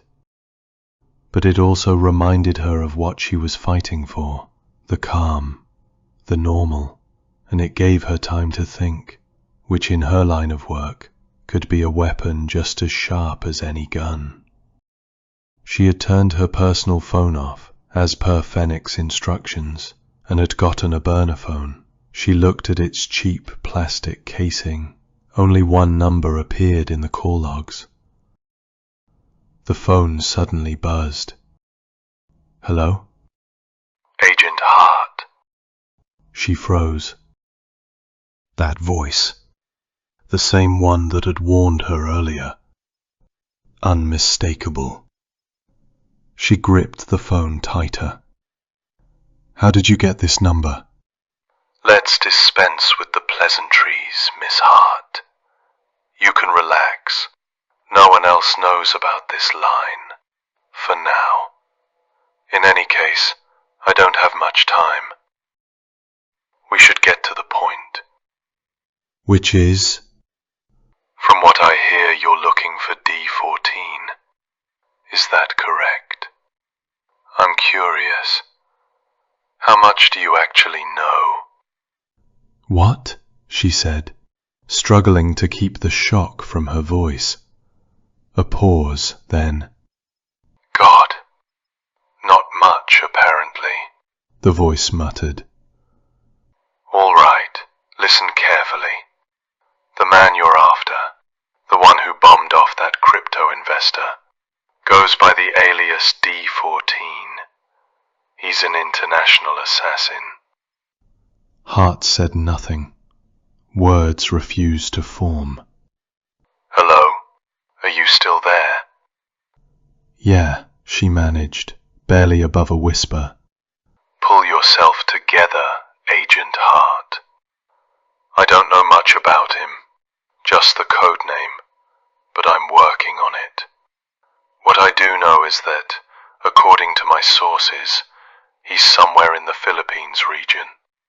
And considering the same people hunting him are now hunting you, I suggest you find him first. She steadied her breath. Why? She asked. Why are you helping me? A pause. Don't misunderstand me. This isn't an act of charity. I'm not entirely altruistic, Miss Hart.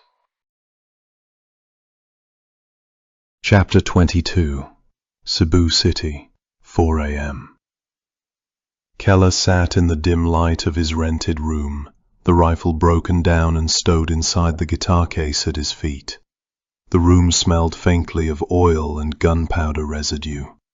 He checked his watch, then reached for the hardened NSA-issued handset. The line was already encrypted, end to end. He keyed in the sequence. 2 rings. Bravo 3-4, Keller said, voice flat, clipped. Target Alpha 2, neutralized.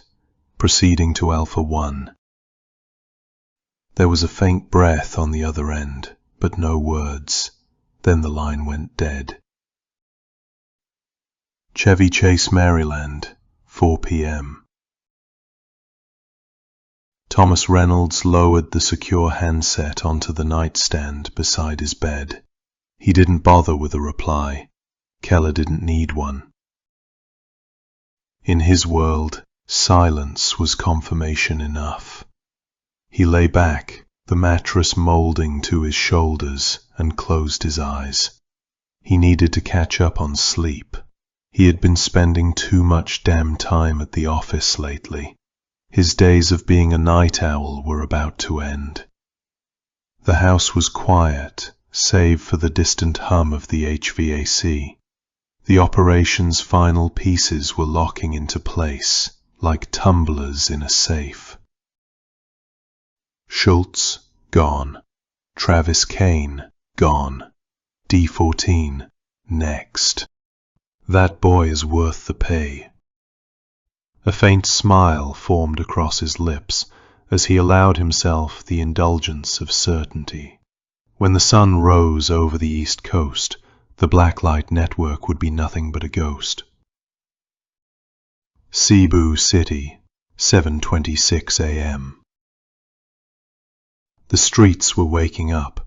Motorbikes weaved between jeepneys painted in gaudy blues and yellows. Roosters crowed from somewhere down an alley. Keller leaned against the corner of a convenience store opposite the hotel, looking every bit the off-the-rack tourist. Khaki shorts, a faded polo, sunglasses mirrored against the rising sun. A small canvas shoulder bag hung at his side. Across the street, Tony had appeared. Same bike, same restless energy. He loitered outside the hotel entrance, talking to locals, shifting his weight like a man expecting someone who wasn't coming. Keller stayed in the shade, pretending to read his phone. Minutes stretched. Tony's expression tightened. He mounted his bike, moving off at a slow roll, head down, shoulders hunched.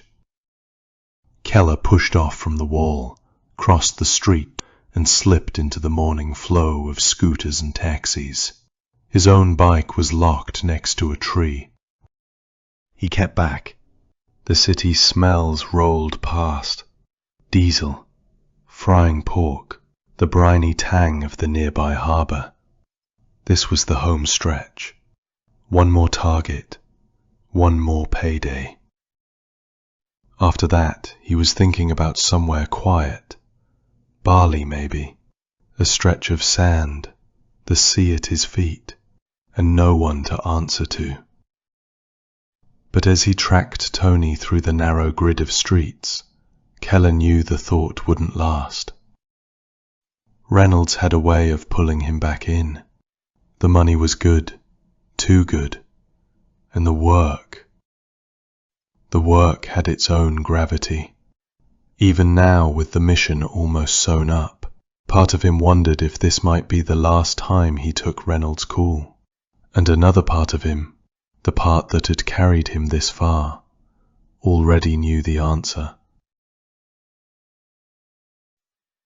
Keller pedalled at a steady, unhurried pace, keeping 2 turns between himself and Tony. The early traffic had thinned as they moved away from the main streets. Up ahead, Tony swung right without warning, disappearing into a narrow lane between shuttered sari-sari stores. Keller eased into the turn seconds later, catching a glimpse of a battered roadside sign. Tarragon Beach. The beach? Now? Keller frowned. Travis had been shot barely hours ago, and his friend was taking a detour to the sand. It didn't add up. The road quickly gave way to hard-packed dirt, sloping downhill. On either side, leafy green jungle pressed in, a wall of dwarf saw palms and broadleaf plants, thick enough to swallow the light. Tony coasted to the bottom, slowed, and stopped. He chained his bike to a tree at the road's end, then slipped into a narrow side path, disappearing into the jungle. Keller gazed from behind some bushes, back enough to be completely invisible, pushing his own bike into the undergrowth until it vanished in shadow. Time to finish this on foot. The air under the canopy was heavy with humidity, tinged with the briny bite of the sea somewhere ahead. Keller's senses sharpened, the outside world falling away until there was only the moment. He crouched, unzipped his small canvas shoulder bag, and drew out the monocular. Switching to thermal mode, he pressed it to his left eye, the digital overlay painting the jungle in shades of ghostly heat.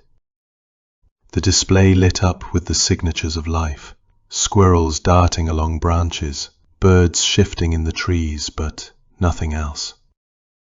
With his right hand, he pulled the suppressed SIG from the bag, keeping it level and steady. Both eyes open, one in the real world, one in infrared. "So, Mr. D-14, Keller whispered to himself, a faint smile touching his lips. "You think you can lose me out here? You have no idea you are being hunted by Predator." He moved down the trail, boots soft against the litter of palm fronds and dry leaves, each step measured to the rhythm of the jungle's noise. Insects droned, sharp and high. The path was narrow, hemmed in by dense walls of green. One way forward, no way out. Keller had been moving for about 5 minutes, the path a narrow ribbon of packed earth through thick jungle. The heat pressed in, the air heavy and wet. The trail opened slightly where a small stream cut across it, the water clear and shallow, its edges lined with saw palms. The fronds jutted like green blades, casting jagged shadows over the bank.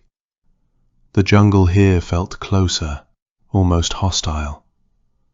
Through the glow of the monocular, movement flared bright against the cooler backdrop. Something big, low to the ground, slipping between the trunks. Keller dropped into a crouch, the SIG steady in his right hand, sight picture forming. A second later, the shape resolved. Not a man. A massive monitor lizard eased into the open, its tongue flicking the air, the heat of its body, already warmed by the sun, radiating on the display. Keller almost laughed under his breath. How about that? He crossed the stream in 2 steps, water splashing quietly at his boots, and then it hit him, a feeling. He turned, just in time to see something fast and thin cutting toward his face. Keller's left hand came up on reflex. The impact was sharp, jarring. He looked and froze. A small thin projectile was buried in the meat of his hand. Was that some kind of arrow? Resolve gripped his face. The gun fell from his grip, clattering onto the damp earth. In less than a heartbeat, Keller dropped the bag, zip half open, as his other hand closed around the hilt of the large hunting knife. In one motion, he set the blade against his own flesh and started cutting. Fast. Tony stood still, covered head to toe in foul-smelling mud between 2 thick mangrove roots. He was completely invisible, except for 2 intense eyes scanning the jungle. He waited 5 minutes with discipline, unmoving, letting the poison do its work. He knew the advantages and limitations of poison weapons. They could be deadly, but they were a delayed kill. Move too soon, and you might join the target in the afterlife. Finally, he stepped out from behind the mangrove trees. At the last minute, he had decided to cover himself in mud, just in case his hunter carried a heat-seeking device. He walked slowly, arrow slinger leading in front of his face, as he approached the target zone. Then his eyes widened. Shock hit him like lightning on a clear summer afternoon. In the mud before him lay what appeared to be a silenced pistol, some kind of a monocular, and next to it, in a pool of blood, was a severed human hand.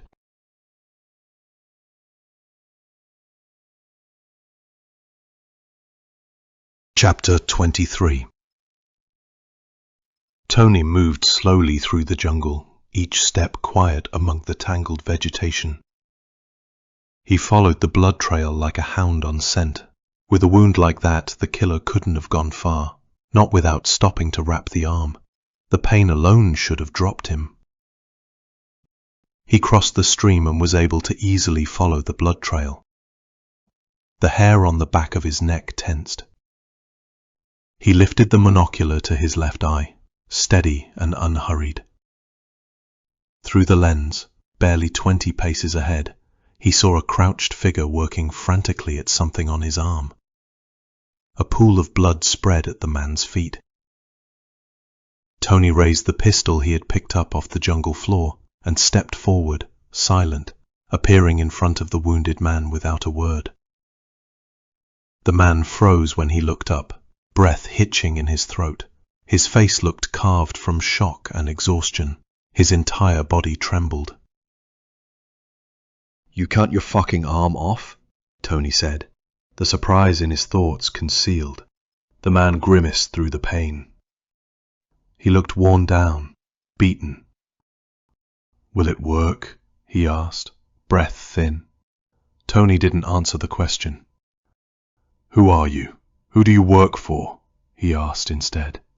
The man let out a rough breath. Come on, man. You know I can't tell you that. Of course, Tony said, nodding respectfully. He raised the pistol. The man exhaled slowly, eyes fixed on the weapon, something creeping through his face. It was not fear. Peace, perhaps. The resignation of a man about to die without shame.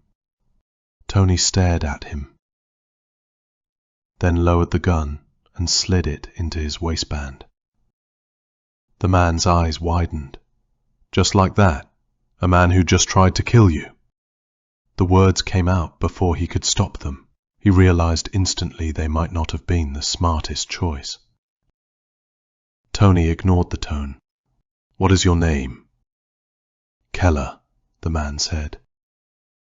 Well, Keller, to answer your question, I don't know if you'll make it.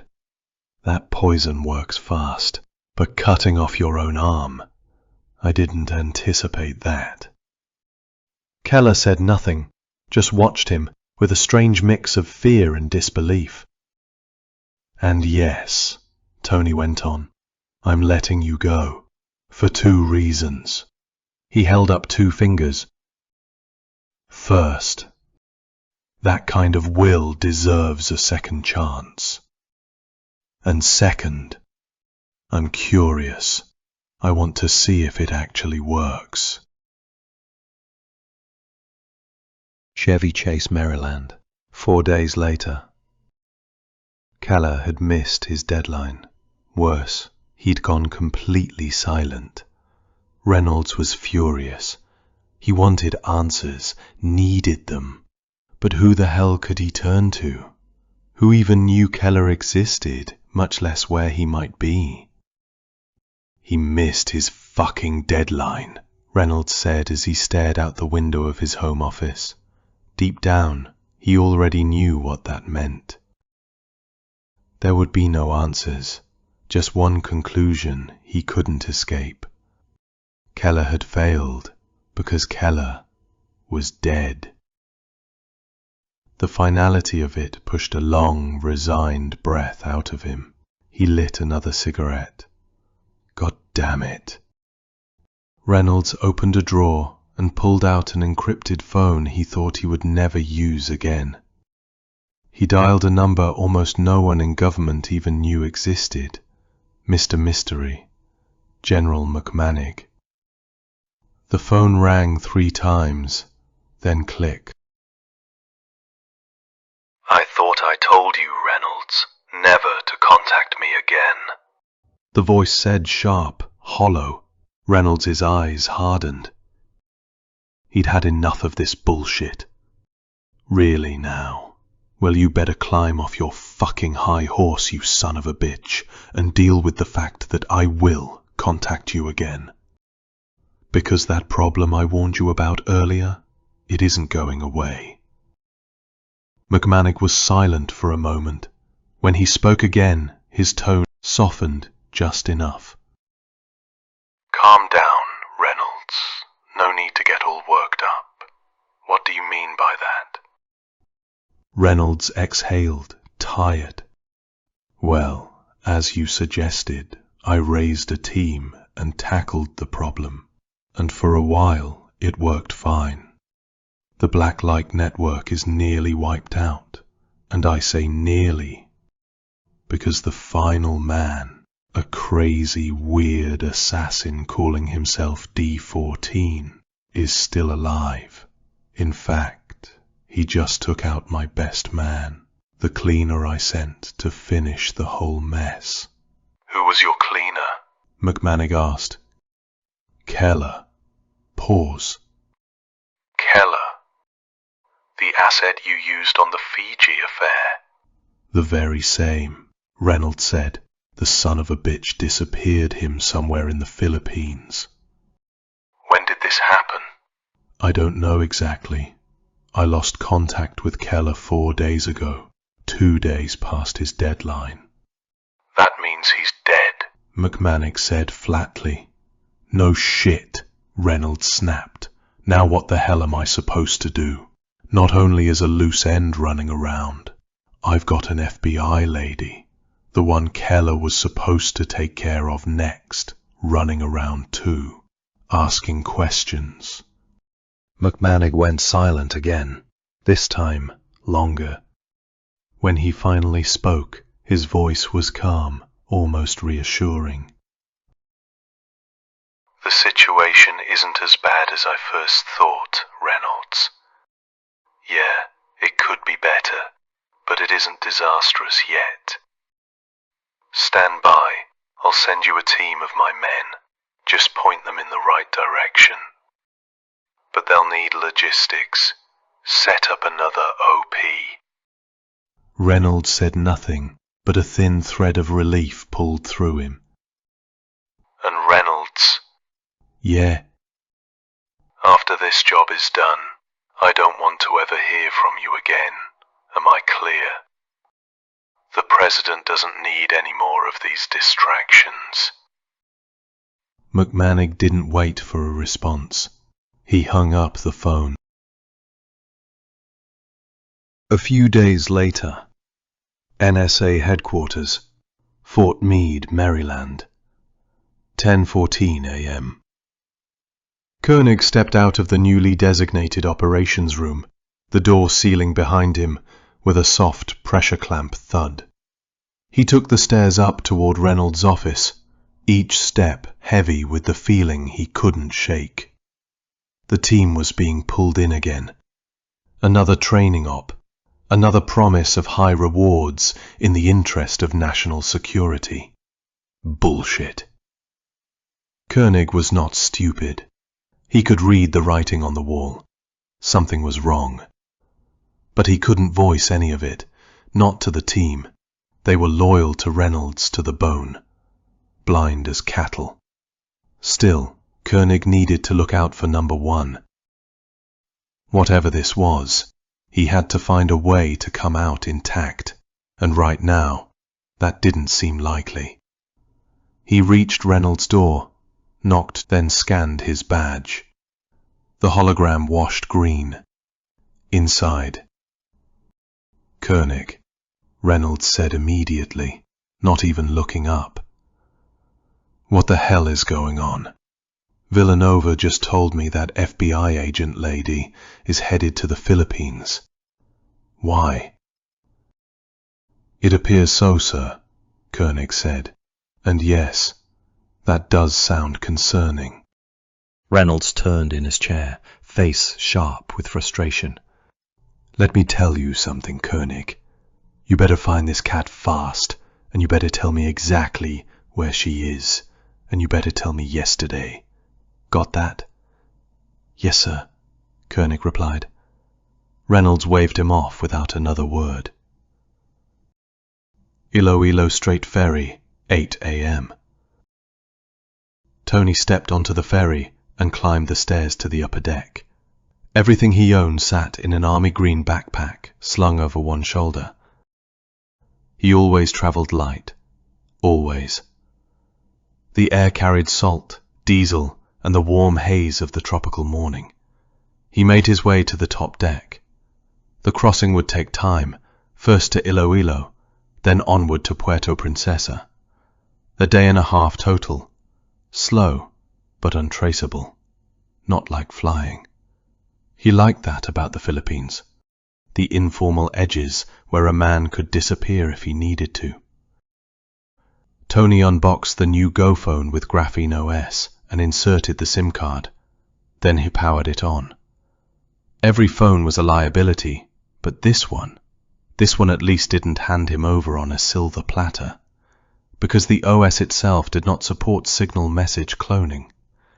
He downloaded Signal, opened a fresh chat, and typed a message to a contact, saved only as M. "Manny, how are you, brother? This is Vincent. I'm on my way to Palawan. How's my fishing boat there? Did you use it for firewood yet?"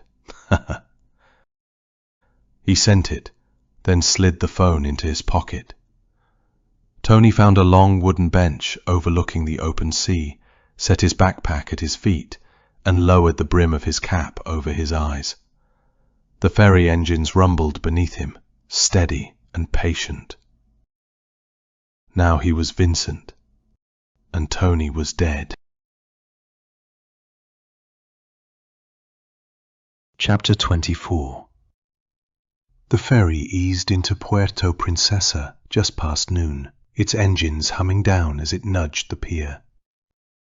Vincent stepped off with the rest of the passengers, swallowed by the press of bodies funneling toward the terminal. The heat came at him in a solid wave. Sun-warmed concrete, diesel, sweat, and the faint tang of dried seaweed. He felt it sink into his bones. He was tired. The crowd didn't help. Voices, luggage wheels, vendors pushing carts of cold drinks, all of it scraped at already thin nerves. He needed quiet, a place where nothing demanded his attention. Outside the terminal, he spotted Manny waiting near a row of tricycles, arms crossed over a stomach shaped by good meals and good beer. The man's grin broke wide when he saw him. "Vincent! You finally show your face!" They shook hands. "You got my message?" Vincent asked. "Of course," Manny said. "Your boat is good. I keep it like my own. She's anchored down by the beach." He reached into his pocket and handed over a ring of keys. "Engines tuned, fuel tank full. Just don't sink it." "I'll try not to," Vincent said. He rented a small motorcycle from a man who didn't bother with paperwork, just cash and a nod. The engine buzzed under him as he headed south, following the coastal road.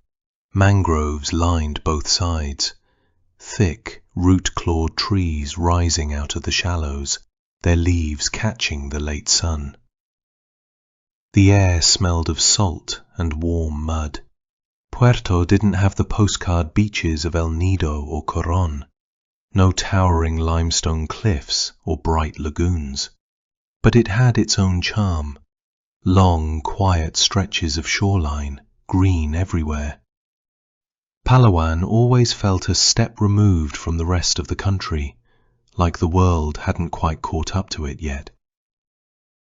He reached pristine beach and parked the bike under a lone coconut tree. Out on the water, the small white fishing boat bobbed gently. A simple vessel, narrow and steady, with two outriggers extending like arms for balance, two small bunks inside. A tarp stretched over the top for shade, reliable, built to stretch fuel and last forever. Vincent waded through waist-deep water and stepped aboard, the boat rocking under his weight with a soft, patient sway. He set the water cooler down near the bow and pulled out the small pizza box he'd picked up at the harbour. Lukewarm, but enough to push back the hunger gnawing at him since dawn. He ate in silence, listening to the quiet breath of the shoreline. A few waves slapped lazily against the hull. Nothing else stirred. When he finished, he cracked open a cold beer from the cooler, leaned back on the bunk, and let the sea carry him. The bed was narrow and firm, but to him it felt like the first real refuge he'd had in days. The boat shifted gently with the turquoise water, moving just enough to calm the mind. The world narrowed to the sound of water against wood, the steady rhythm beneath him. Vincent closed his eyes and let sleep take him. Vincent came awake around 10 that night. Sleep had taken him like a corpse. The boat rocked in the dark, steady as a cradle. Outside, the world had changed. Cicadas filled the night with their relentless chorus, a wall of sound rising from the tree line beyond the beach. He sat up, rubbed his face, then reached for the small latch on the cabin door, then stepped off the boat and onto the soft sand. The night air carried a faint chill that drifted in from the open water. His motorbike waited where he left it, half-shadowed under the palm. The ride into town was quick. The roads were quiet, except for the occasional tricycle buzzing past. Puerto at night never truly slept, but it thinned, fewer eyes. Near the town centre, he pulled up in front of a small sporting goods shop, wedged between a bakery and a pawn shop. A fluorescent tube hummed above the doorway. Inside, the owner, round-faced, cheerful, greeted him with the easy friendliness common to shopkeepers who'd seen everything. "You looking for anything special tonight, sir?" "Air guns," Vincent said. The man's eyes lit up. He led him to a locked glass cabinet and opened it with a small flourish, revealing an assortment of rifles and pistols in neat rows. "This one," the owner said, lifting a hand-pump rifle with polished wood accents. "Single-shot 22, 900 feet per second, very accurate." He handed over another.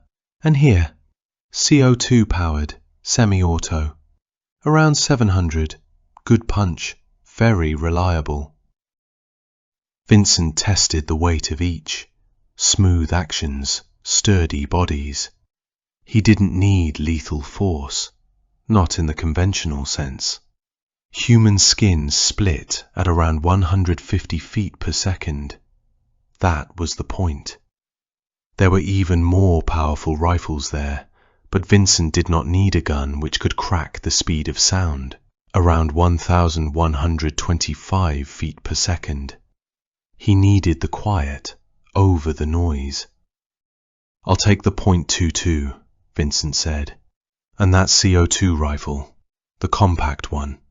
"Good choices," the man replied, pleased. Vincent added hollow point pellets for both calibers, the .22 and the smaller .177, and paid in cash. The owner bagged everything neatly and thanked him with a smile wide enough to show every tooth. Next stop was a hardware store, still open under a half-lit sign. Vincent walked straight to the cleaning aisle and picked up a canister of sodium hydroxide drain cleaner. He bought it without comment. Then, finally, at a general goods store, he bought some candles and a matchbox, as well as some ethyl alcohol, 70% solution, and some latex gloves. Outside, the streets felt even quieter than before. He strapped the purchases to the motorcycle, kicked the engine alive, and headed back toward the coast. He stopped once more at a roadside grill, grabbed some food wrapped in brown paper, then picked up 2 more cold beers from a sari-sari store, lit by a single bulb. By the time he returned to the beach, the moon hung low over the water, and the tide whispered against the hull of his waiting boat. Vincent stepped aboard, goods in hand, and the darkness closed around him like an old coat he knew well. Vincent went to work. First rule in any new environment: arm yourself before the environment arms itself against you.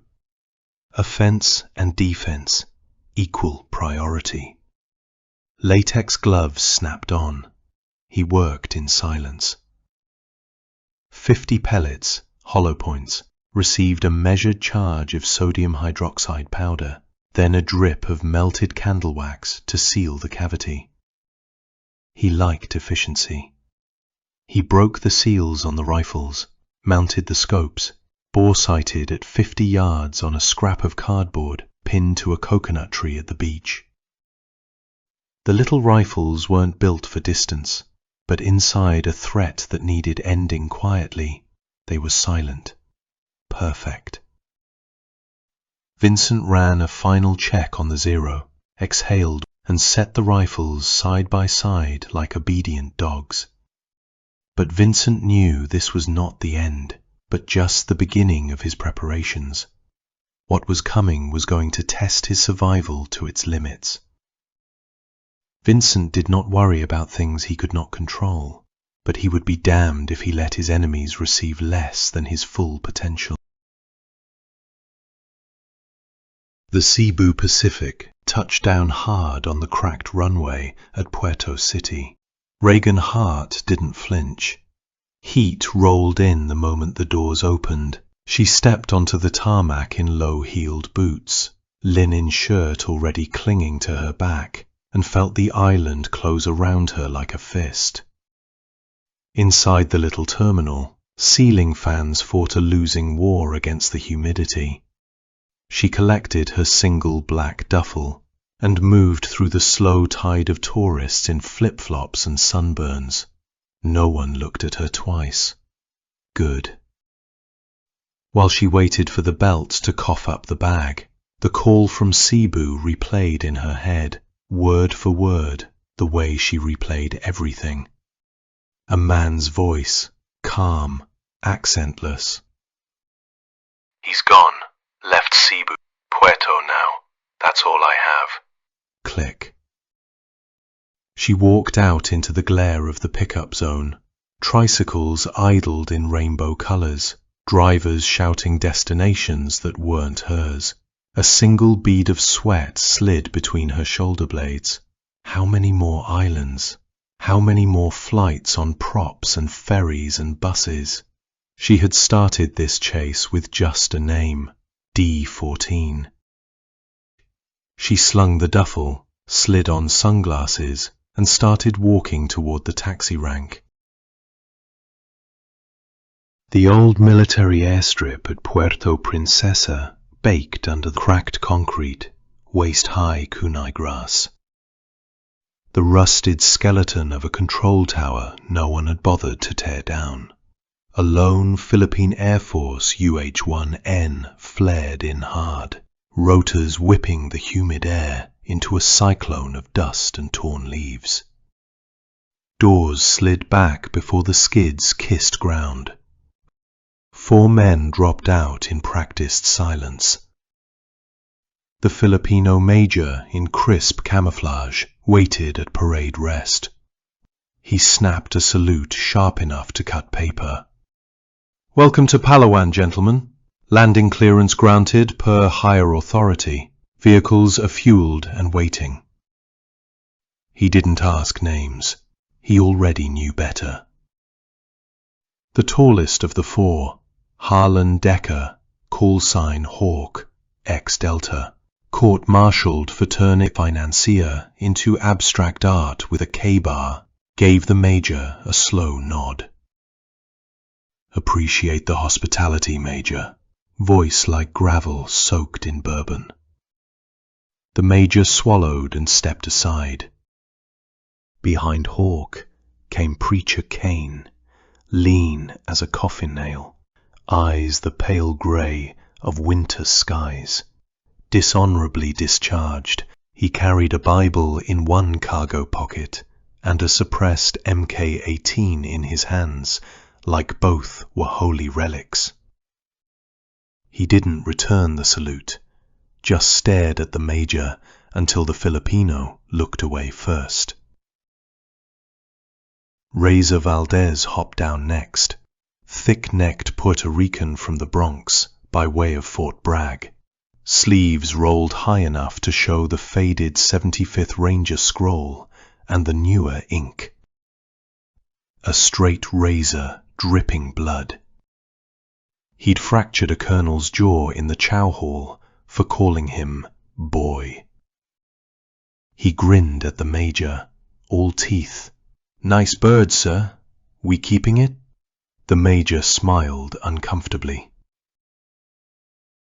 Last off was Ghost, Elias Thorne, the youngest, pale as printer paper, eyes the color of glacier melt. Recon Marine, discharged after he vanished for 9 days in Helmand with a captured officer and came back alone, lips sewn shut with bootlace. Ghost moved like smoke, looking for a place to choke someone. He didn't speak. The Major gestured toward a blacked-out Toyota Hilux idling nearby. Philippine plates, but no markings. Your equipment is already loaded. Orders are to give you full cooperation. Hawk took the folder without looking inside. He'd read it on the flight. D-14, some ghost from the European circuit. Clean kills, conscience apparently still attached. The file read like a Boy Scout with a rifle. Preacher snorted. Guy ghosts contractors in Prague, Vienna, Marseille. What's that all about? Razor laughed, probably crying into his pina colada right now, wondering if Mummy still loves him. Ghost said nothing, just checked the chamber of his suppressed Glock 19 with a sound like a snake hissing. Hawk closed the folder. Job's a job, milk run, in and out before happy hour. The Major watched them climb into the truck. 4 predators in civilian clothes that didn't quite hide what they were.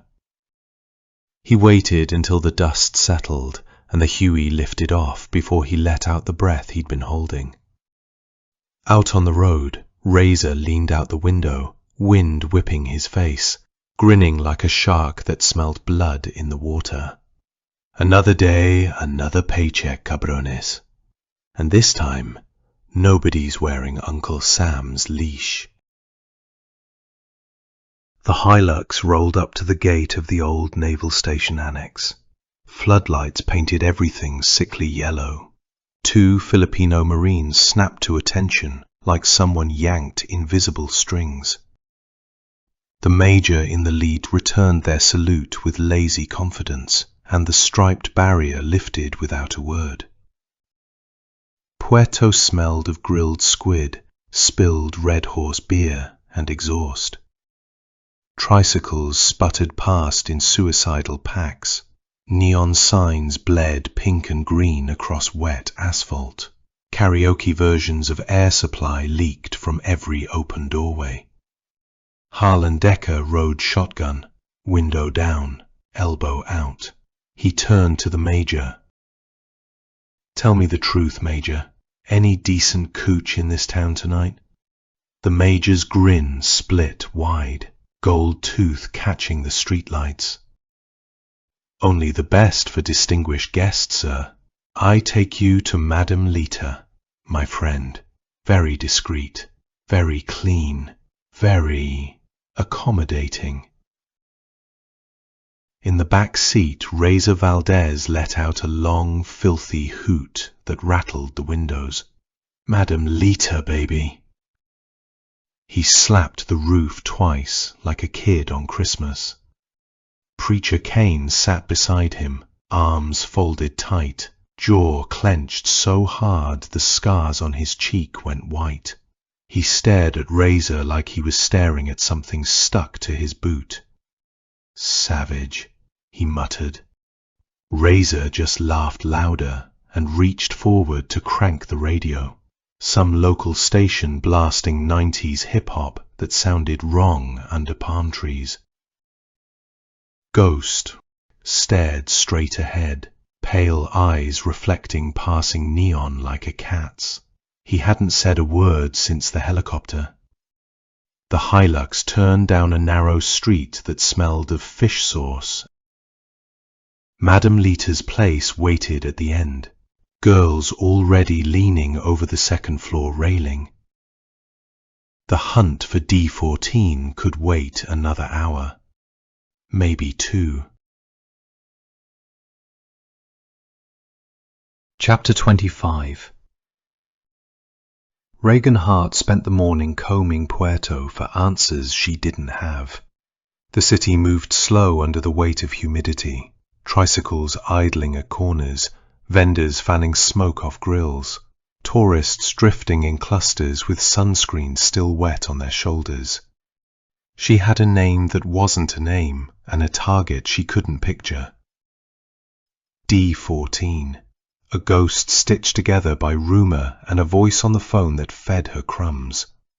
How do you hunt a face you've never seen? She rode a tricycle to SM Puerto. The mall rose out of the sprawl like a sealed capsule. Cold air, bright lights, polished floors. Outside, barefoot kids chased each other between parked motorcycles. Inside, a wall of perfume and refrigerated air hit her in the chest. Cafes, boutiques, a cinema glowing blue. Families in clean clothes posed for pictures near a giant Christmas display. Two worlds pressed together by a single sliding door. She walked past electronic shops and Korean skincare counters until the smell of ground beans pulled her toward a cafe. She ordered a latte and sat near the railing overlooking the atrium.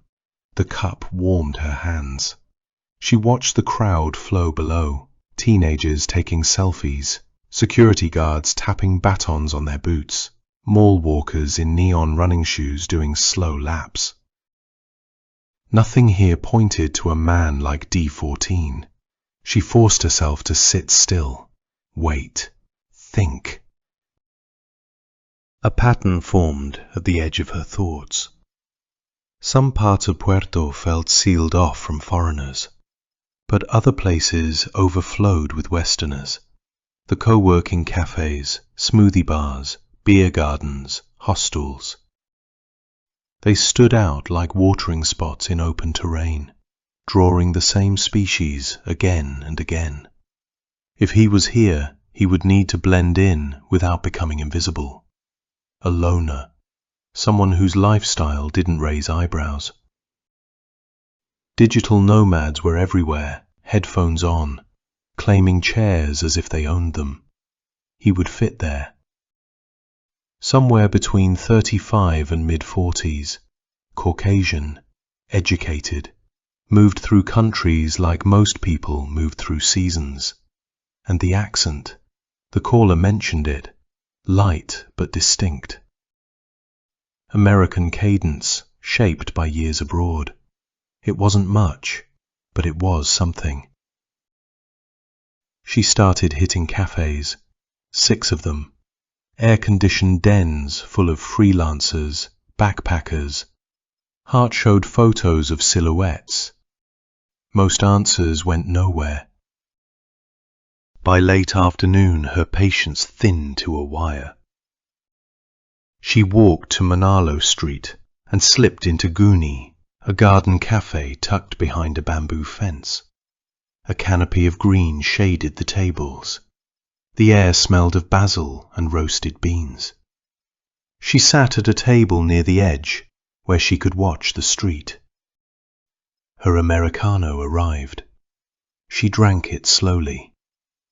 Through the leaves she watched locals walk past, with grocery bags balanced on hips. Foreigners drifted between hostels, shirts unbuttoned. 2 Australians argued about surf conditions. A German couple took pictures of a stray dog. A bearded American sat cross-legged on the sidewalk, barefoot, tapping on a MacBook like the ground was spotless. The disconnect soured her stomach. She turned her head, annoyed at the whole scene. "So I hear you are looking for someone." A man's voice cut the air beside her table. American with an edge. Something Eastern threaded through it, faint but unmistakable. Her hand drifted a hair toward her bag. She looked up, and her pulse jumped, her breath steadied by force alone. "Yes," she said, trying not to look at him. "A colleague of mine went missing around here. He's a loner, probably somewhere with his laptop. I'm checking in on him, that's all." She hated the tremor in her voice and tucked it away behind a practiced calm. The man smiled, polite. "There are plenty of men like that in Puerto. Maybe I can help. And you are?" Reagan lifted her gaze. She extended her hand. "Reagan." He took it without hesitation, dry palm. "Terry," he said. Reagan looked up tentatively, pretending to be casual. The details sharpened. A ball cap pulled low, sunglasses resting on the brim, shirt loose. Nothing remarkable about him until she met his eyes. Cold, cutting through her like he was measuring everything she was trying not to show. A man who could vanish in a crowd, yet walk through it. Danger, alive in the gaze alone. Reagan felt her spine lock, instincts bristling. "Your first time in the Philippines?" Terry asked. "Have you eaten?" "Yes and no," she said. "I've been walking around, checking out the place." "There's a seafood spot close by," he said. "Local. Let me take you. I haven't eaten either." "Sure," she answered before her mind caught up. "Good. You can follow my motorcycle. I assume you rented one?" "Yes, no problem." Terry rose with an easy, unhurried motion. Reagan dropped a few bills on the table, thanked the waiter out of habit, and followed him out to the street. The sun was lower now, turning the leaves into broken gold. Terry swung onto his bike and started the engine with a soft, controlled twist of the throttle. She followed him south, past guest houses and massage parlors and small groceries with rusty grills outside. Then into quieter streets lined with bamboo fences and long shadows. The farther they went, the more her thoughts spiraled. If he's D-14, he's guiding me, watching my reactions, testing me. If he's not, then I'm walking into something else entirely. She ran through introductions, angles, questions, half rehearsed, half instinct. Each version collapsed into another as her pulse climbed. They cut left onto a narrow road choked with trees. The asphalt faded into hard-packed dirt. She told herself to focus, but the script in her head kept looping. By the time Terry slowed and rolled to a stop, she had no idea how long she'd been following him. Reagan braked behind him, dust settling around her front tire. She looked around. A clearing half swallowed by trees, bamboo on one side, dense brush on the other. The air felt still, heavier than before. She opened her mouth to say something, maybe joke, but Terry wasn't on his bike anymore. He was beside her, close enough to touch. She hadn't seen or heard him move. The voice that came out of him bore nothing of the polite tourist she'd met at the cafe. Flatter, stripped of charm. "Step down from the motorcycle, Miss Hart," he said, "and don't make any sudden moves." "You don't want to do this. I am an FBI agent," she said. "Do what, exactly?" Vincent's voice held steady. "What are your intentions toward me? Why are you searching for me?" "It's not what you think," Hart said. "I'm being hunted by the same people you are. Someone, anonymous, told me to find you. They said you could help me." "Tell me everything," Vincent said. She did. 2 days later, 9 a.m. Hart woke in her hotel room, pulse thudding as memory crept back. She still couldn't believe she'd survived the encounter.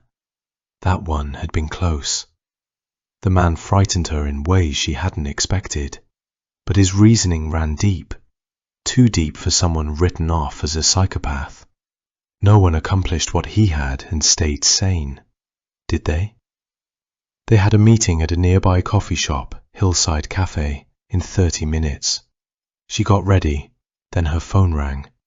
Unknown number. Her stomach tightened. Here we go again. she answered. This is getting ridiculous. You better tell me who you are. I've found your man. Silence. Hello? Hart said, the anxiety rising despite herself. Hello, Agent Hart. This is Assistant Director Brigham. You might remember me. Your boss. She froze. Words jammed in her throat. Reagan, are you there? He continued. I'm here with Director Cole, and we want to talk to you. You have nothing to fear. Hello? Yes, she said at last. What do you want? For starters, we know everything. We know why you left, and I'm personally sorry about it. You know everything, Hart said. What exactly does that mean? We know about your off-book investigation, the threat to your safety, the calls you've been receiving, and who you're tracking. But you need to stop. From what we understand, you're looking for a very dangerous man and... Relax, sir. I found him, and he isn't that bad. Silence. Heavy. Then... You did. 20 minutes later, Hillside Cafe. Vincent was already there when Reagan arrived, though she didn't see him at first. The cafe was bright, sunlight pouring through wide windows, scattering across the wooden tables. She had just settled into her seat when a soft shift in the air made her look up. He was suddenly there. Ah! She flinched, hand brushing her chest. Do you always move like a ghost? I try, Vincent said, taking the chair across from her with quiet precision. In the morning light, the hard angles of his face looked sharper, shadows gentler, yet nothing about him felt relaxed. How was your hotel? Pretty good, she said, adjusting her napkin, though it's missing a lot of amenities. Yes, hot water is a rare blessing in Feruzal. He lifted a brow, watching her closely. Must be inconvenient for you. Reagan's eyes narrowed. You know which hotel I'm staying at? Of course. Vincent's voice was even, but there was weight behind it. I know many things. That's why it's important you're straight with me. He leaned forward slightly, the morning bustle around them fading beneath his tone. I am not a remarkable man, he said quietly, but I take my survival very, very seriously. Do you understand me? There was no menace, just a simple, cold truth from a man who lived by instinct. Reagan nodded slowly. Got it. I'm not here to screw you over. She gave a faint smile, trying to lighten the air. But really, you think you're that unremarkable? Your profession and... Yes. He cut her off, sharper than she expected. His gaze shifted away, just for a heartbeat. An awkward silence settled between them. The morning clatter of cups and distant conversation felt strangely muted, as if the cafe itself were holding its breath. So, she said at last, exhaling, I want to be honest with you. Vincent's eyes lifted, unreadable. I received a call this morning from my director. Her fingers fidgeted with the edge of the table napkin. Apparently they were aware of my movements, but I want to be absolutely clear, I had no idea about this. As far as I knew, they were already compromised. That's why I avoided contact completely. She swallowed, lowering her eyes. Yet they still managed to find me. She waited, tension coiled in her shoulders. I understand, Vincent said. And what did they want? Apparently the people after me, after us, she corrected herself, are very, very high level. And it seems at least my boss is interested in them facing justice. Or, she hesitated, searching for the right phrasing. That's what it sounded like. Go on, Vincent said, his voice steady as stone. They also... She exhaled slowly, gathering the words. They were very interested in what you were like, and they asked me to ask you exactly how much you know about the situation. Vincent didn't respond immediately. He just stared into the steam rising from his untouched coffee, a long, thoughtful silence stretching between them. I have absolutely no interest in being dragged into whatever political mess this is. He kept his voice level. Remember, this problem landed in my lap. I'm just an anonymous operator. There are thousands like me. I do what we do to survive. He lifted his gaze, and for the first time Hart sensed the deep, tired honesty behind his composure. And believe me, it's not like I chose this profession. I was born into this. And if there was a way out, his jaw tightened. Believe me, I'd take a construction job or a supermarket teller position in a heartbeat. So why don't you? Hart asked quietly. Take a supermarket job somewhere. A faint, humorless smile crossed his face. Oh, I wish it were that easy. She did not respond. Her mouth stayed still, but her eyes, bright with curiosity, betrayed the question she didn't dare speak. She waited, silently urging him to continue. My father was a high-level asset in the old country, Vincent said at last. After he died, my mother and I were dragged into a living hell. Let's just leave it at that. He held her gaze, a boundary. Anyway, he added, this was the only way for me to survive, and to support my family. Hart didn't push. She simply nodded, the weight of his unspoken past settling heavily between them. A moment passed. She gathered her courage. In any case, my boss, Director Cole from the Boston FBI, asked me to ask you if you were interested in helping bring down the people responsible for this mess. She swallowed, committing to the words.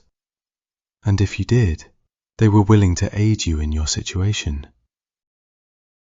Vincent's gaze sharpened instantly, blistering beneath the surface. Let me guess. They requested a face-to-face meeting. Hart hesitated. Her throat tightened. She wasn't sure if the truth would provoke him, or if lying would be worse. Chapter 26. Director Cole studied the damaged photograph in his hand. The image was grainy but intact enough to read. A tall, lean frame, long arms, a thick, sinewed neck that suggested strength carried without vanity. The face was symmetrical to the point of calm, almost serene, and the eyes refused to settle into any single emotion. Pain lived there, so did loss. A man shaped by long exposure to violence. So this is him, Cole said. He tilted his head toward the woman seated beside him. Do we know his real name? Marina Nikolaeva sat straight-backed, hands folded on the table. Her hair was pulled tight, grey threaded cleanly through black. She had once been introduced to Cole as an academic consultant. That fiction had lasted exactly one meeting. Chariton Kovartse, she said. Her Moscow accent carried authority rather than weight. Born most likely in Georgia, possibly Hungary. The year is uncertain. His birth record was erased before the Soviet collapse. He later operated under the name Charles Calthrop while in the United Kingdom. Barnes, seated across from Cole, removed his glasses and rose slowly from his chair. He stared at the photograph as if it might speak. "The Jackal," Barnes said. "The man who nearly killed the French president." Cole looked up at him. "That was him." Barnes nodded. "The French never provided proof. Their internal files redacted, even to us. He died after the attempt. Cleanly." Cole exhaled through his nose and returned his gaze to the photo. "What the hell was he?" he said. "A Georgian? He doesn't look Georgian. He looks like..." He stopped. "Like a Roman statue. Carved, not grown." Marina allowed herself a thin smile. "That observation is shared in certain former KGB circles," she said. "Chariton Kawatsa was considered unusual, a genetic outlier, physically exceptional, cognitively sharp, emotionally sealed." She paused, choosing her words with care. "He was removed from civilian oversight the moment he was identified." Barnes leaned one hand on the table. "That kind of treatment only happens if the handlers think the subject might be uncontrollable later." "Yes," Marina said, "or irreplaceable." She reached forward and adjusted the photograph, turning it slightly so the light caught the eyes more clearly. "There is an old belief among my former colleagues that the Kawatsa family descends from Byzantine imperial bodyguards, maybe Varangian. After Constantinople fell, a branch fled east into Georgia. They refused conversion. They resisted Ottoman rule. That defiance marked them." Cole glanced at her. "Myth?" Marina's gaze did not waver. "Myth is often how intelligence communities explain things they cannot fully document." Barnes straightened. "So the father was bred, trained, and deployed by the KGB. What about the son?" Marina's voice hardened.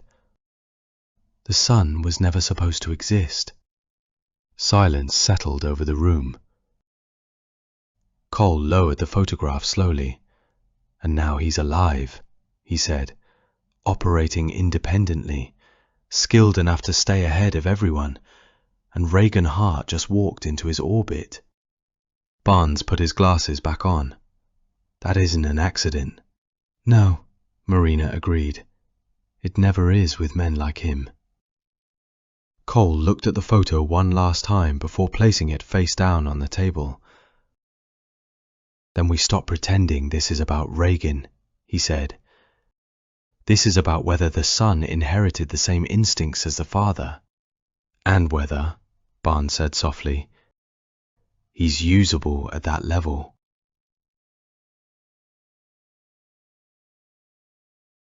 The banker rocked slow and patient in the shallows, hull knocking soft against mangrove roots with each roll of the tide. Outrigger arms creaked in the heat. She sat in the water, paint bleached by years of sun. A script, hand-lettered along the bow in faded blue, read, "La Luna," a fishing boat named after a girl. Vincent lay back in a hammock slung between the banker's mast and a driftwood post he'd sunk deep into the sand weeks ago.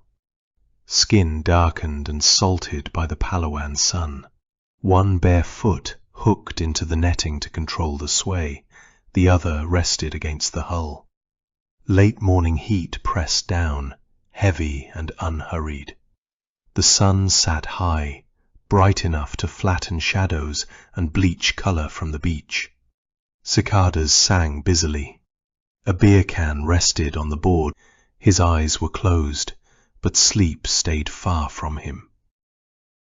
The shoreline stretched pale blue beneath the light. The mangroves stood dense and tangled at the edge of the sand, their roots twisted together, forming a natural barrier before the jungle rose behind them. Everything inland fed into a single foot trail before opening onto the beach. That trail was the choke point. The phone buzzed. Vincent's eyes opened. The beer can rolled overboard as his hands stilled mid-air. Breathing slowed. Muscles tightened with sudden purpose. Another buzz. He rolled out of the hammock in one smooth motion, bare feet sinking into warm sand. Luna shifted, then settled. Vincent was already moving, phone in hand, thumb bringing the screen to life as he slid beneath the outrigger and crouched in the banker's shade. The display came up dimmed, one of his trail cams, camera 3. The image was sharp in the daylight, a narrow dirt path cutting through thick green. Movement. 4 figures moved into frame, one after the other, disappearing as soon as was seen. Vincent's eyes darted, brain processing rapidly the meaning behind the image. It was fast, but he saw everything he needed. Camouflage. Modern. Fitted. Faces darkened. Eyes alert. Rifles held close. Muzzles down. Spacing precise. Professionals. They advanced with care, scanning, measuring ground, checking angles. Vincent's jaw set. 4. He zoomed in, awaiting camera 2. And soon enough they appeared again, like ghosts out of a nightmare. He watched their foot placement, watched the rear man check behind without turning his head, watched the second man sweep his sector with the calm economy of someone seasoned by worse terrain than this. His pulse stayed even. So they had found the trail. Vincent lowered the phone slightly and looked past Luna, past the sunlit water, toward the mangrove wall where the jungle pressed close to the sand. The beach lay open under the noon light. The jungle closed in around the 4 as they moved off the trail's wider mouth and into tighter growth. Saw palms crowded shoulder high, their edges sharp enough to slice skin. Vines looped and tangled overhead, heavy with moisture. The air pressed close, thick and wet, alive with insects whining and clicking from every direction. Razor led, shoulders hunched, rifle tucked tight to his chest. He eased forward, step by step, masked face angled down, eyes scanning for disturbed soil. A low branch sagged across the path, and he dipped beneath it. Preacher followed, matching the pace, boots landing where razors had been. His breathing stayed measured, lips moving as if counting or praying, or both. Ghost stood close behind him, cutting angles, eyes of a raptor. Hawk brought up the rear, older than the rest. He watched their 6, eyes cutting through layers of green, rifle steady. He trusted spacing, angles, discipline. Trusted experience more than instinct. The jungle twisted around them. Then the scream tore through it. Razor went down hard, a raw sound ripping out of him as his rifle slipped from his hands and clattered into the brush. He collapsed sideways, both arms wrapping his leg as his body folded around the pain. "Contact!" Hawk roared. The team snapped into motion. Ghost vanished into cover. Hawk dropped to a knee, rifle up, scanning through the foliage. Preacher spun, weapons sweeping low to high. Muzzles tracked shadows, vines, movement that might or might not have been real. "What the fuck is it?" Hawk shouted, eyes searching for muzzle flash that never came. Razor screamed again, louder now, high and animal. Preacher rushed to him, dropping beside the thrashing body, hands already working, pushing Razor's grip aside. Leaves trembled from Razor's movement. "It's a goddamn bear trap," Preacher said, voice tight. Hawk held his position. "How bad?" Preacher looked down. The trap was old but vicious. Iron jaws rust-stained and thick. Teeth curved inward like something designed to chew instead of hold. It had clamped shut just below Razor's knee, metal buried deep, blood already soaking into his pant leg. "Oh shit," Preacher said. Razor sobbed through clenched teeth, hands shaking as he tried not to move.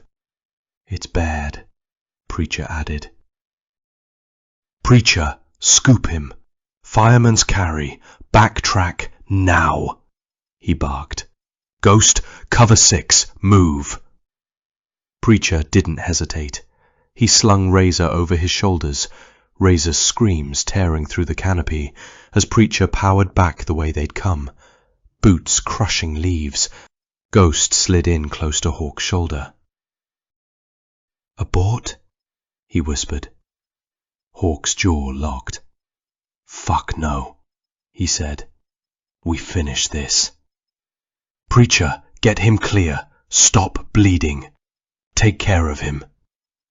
Then, quieter, deadly calm. "Ghost, we step careful now. Eyes down. Traps." They moved forward again, slower, scanning ground and canopy alike.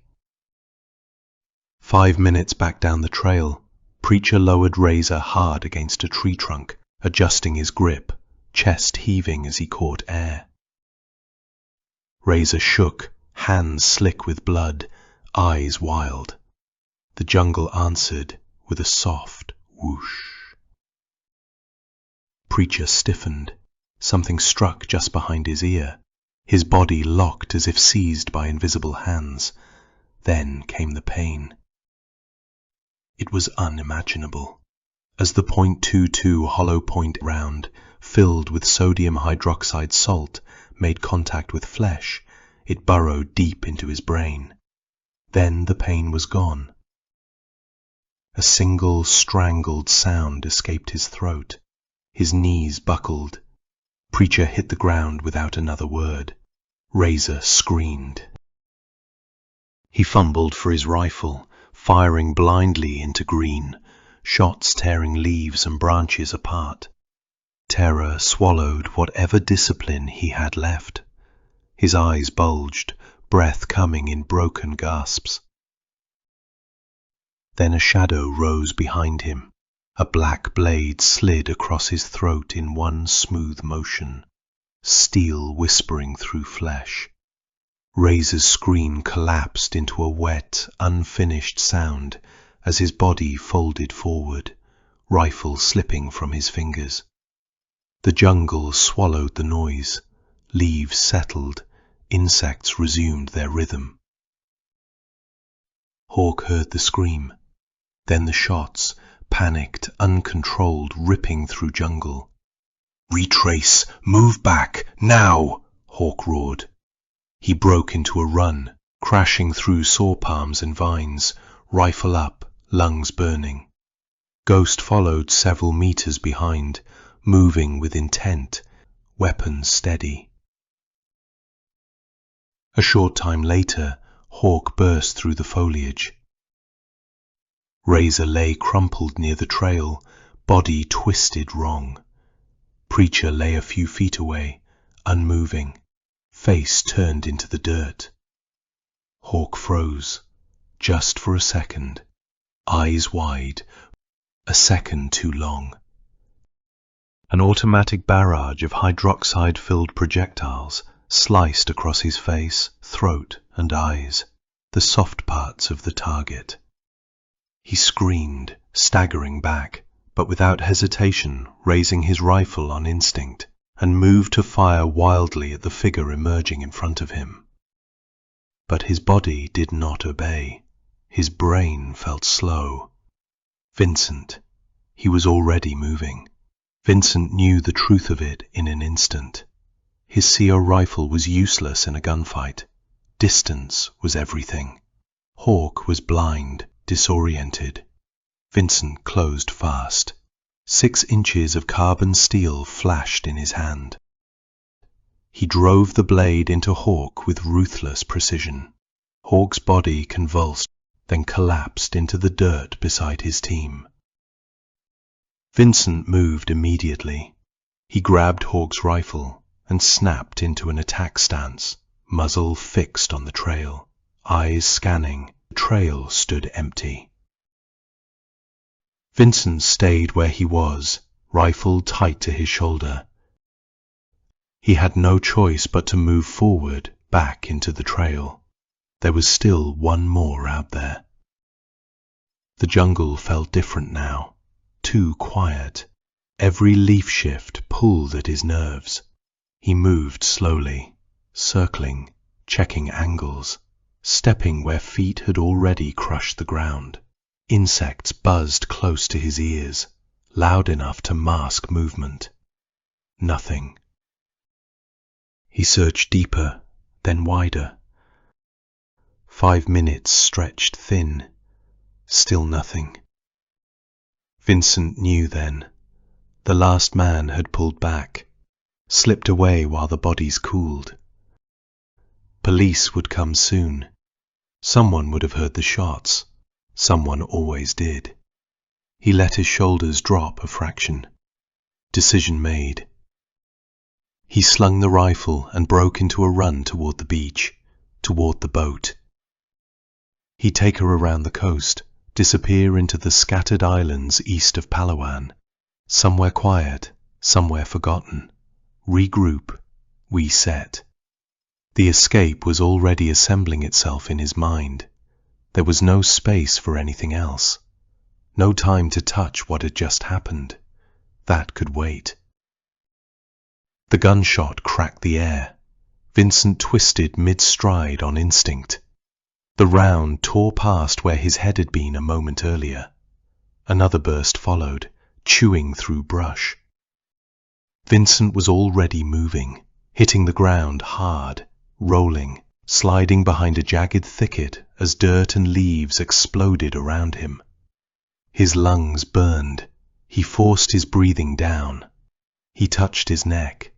Blood soaked his fingers, warm and fast. But the hit had missed the vein. Close. The shot felt light, small caliber, 9mm maybe. So this was how it ended.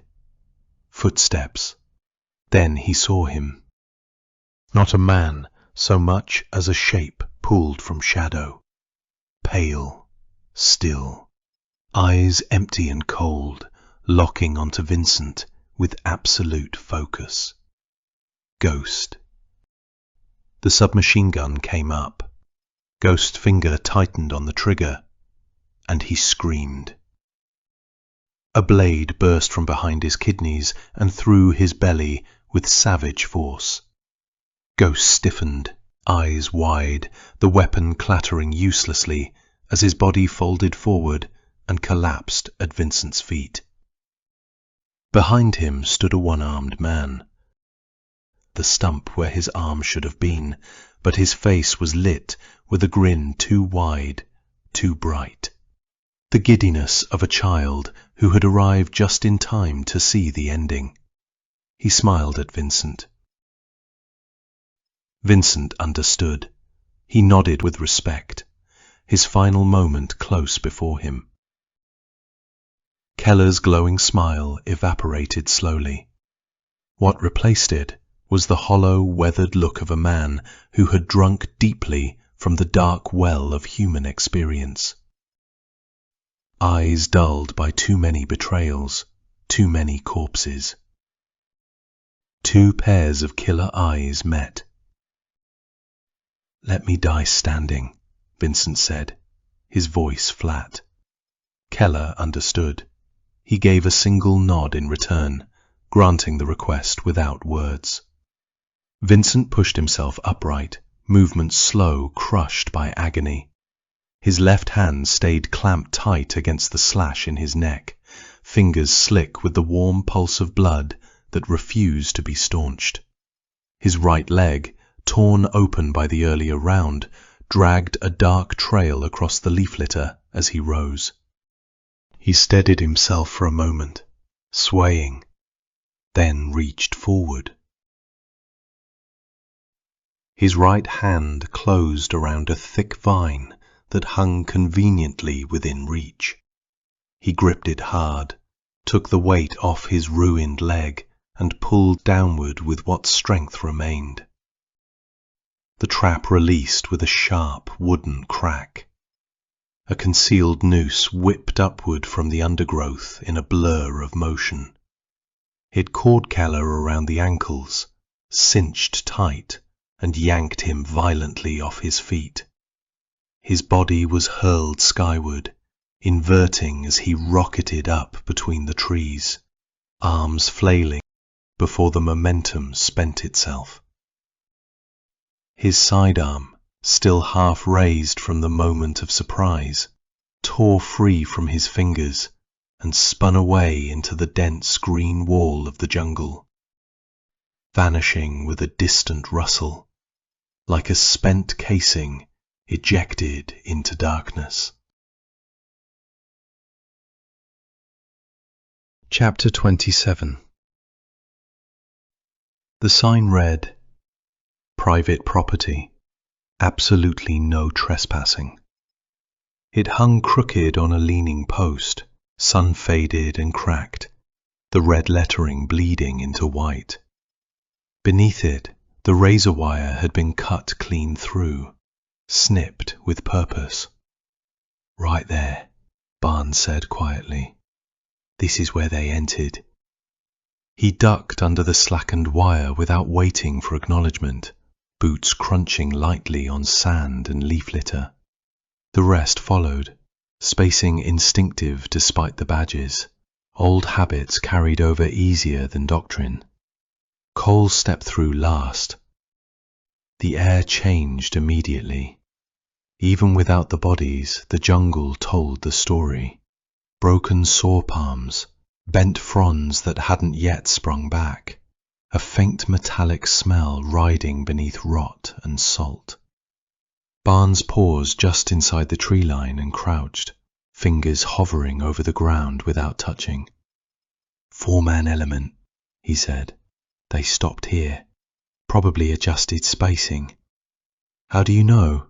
Cole asked. Barnes pointed with two fingers. "Compression marks.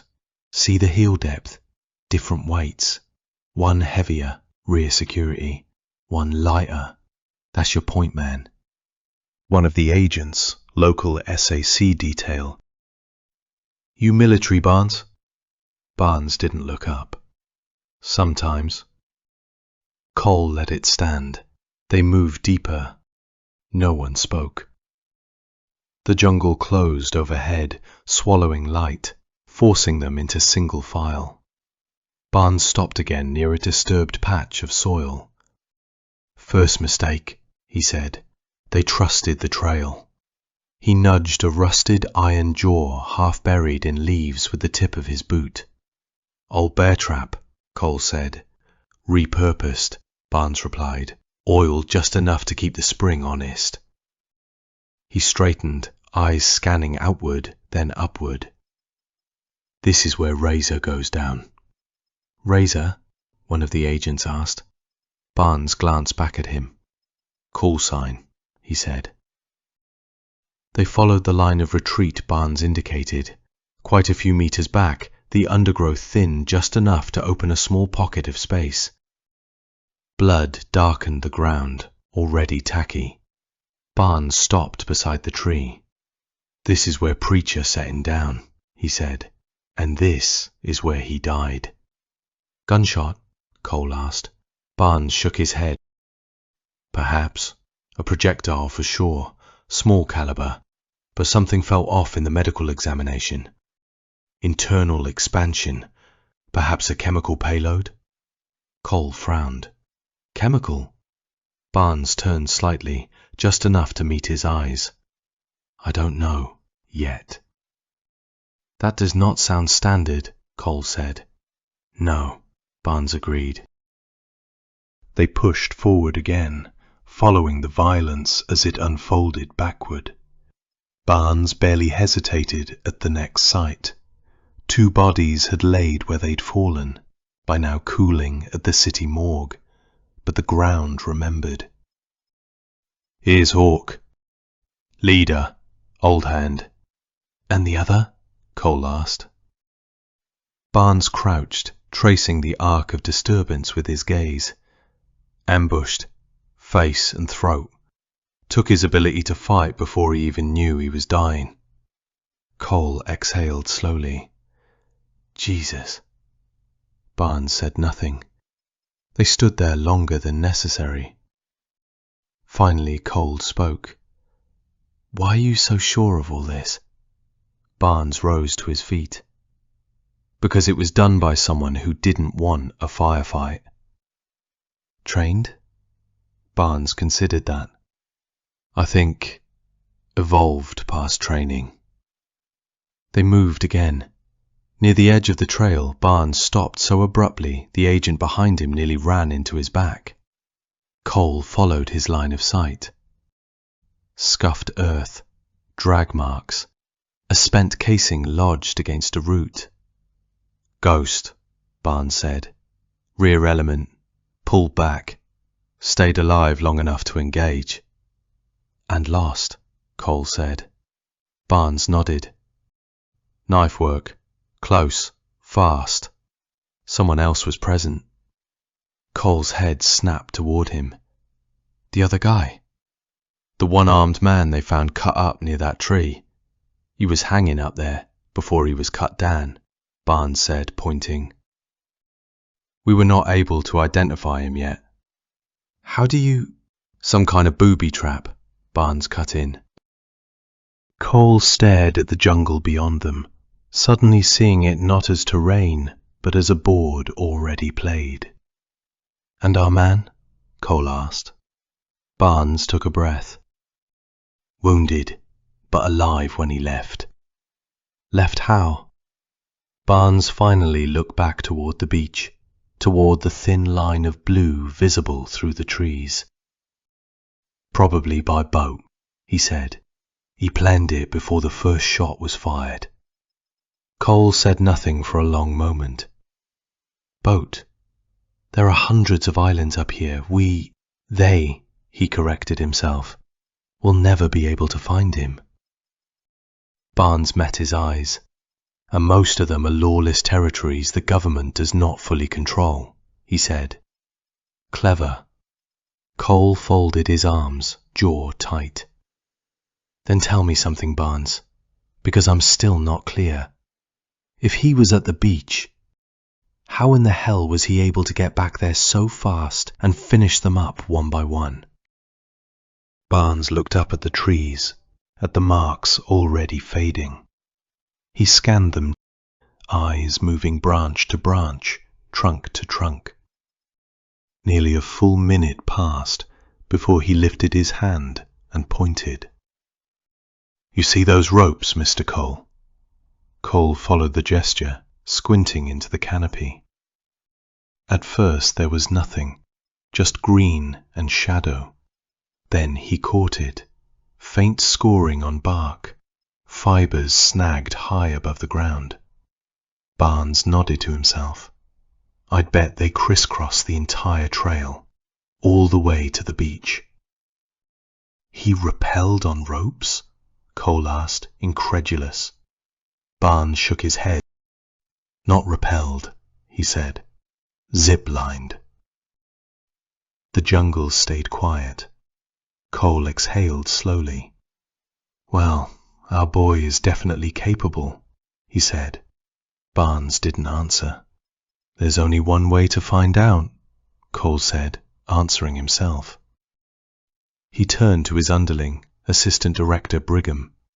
Brigham, you'd better call Reagan. Make contact. He lay stretched along the banker's narrow deck, the anchor line humming softly with the tide. The island sat 100 meters off his bow, just a loose scatter of Nipa huts pushed back from the beach, smoke drifting lazily from cook fires. Children's voices carried faintly over the water. Indigenous. Vincent lifted the edge of the bandage at his neck. The cut was clean, angry red but dry. He pressed lightly along the edge, watching for fresh blood. None came. The dressing on his thigh told the same story. Tight, neat, pressure done properly. Pain lived there, deep and constant, but pain was information, not a problem. He sat up slowly, letting his body decide whether it agreed. It did. Satisfied, he reached for the engine cord and brought the banker to life. The hull lifted as he opened the throttle, skimming across water so clear he could see pale sand sliding beneath the keel. He steered toward a thick patch of mangroves 1/2 mile away, their roots clawing into the shallows like fingers. He cut the engine and drifted in. Vincent worked carefully, movements economical. He took out 2 old phones, stripped of anything unnecessary. One was wired open, its speaker leads exposed.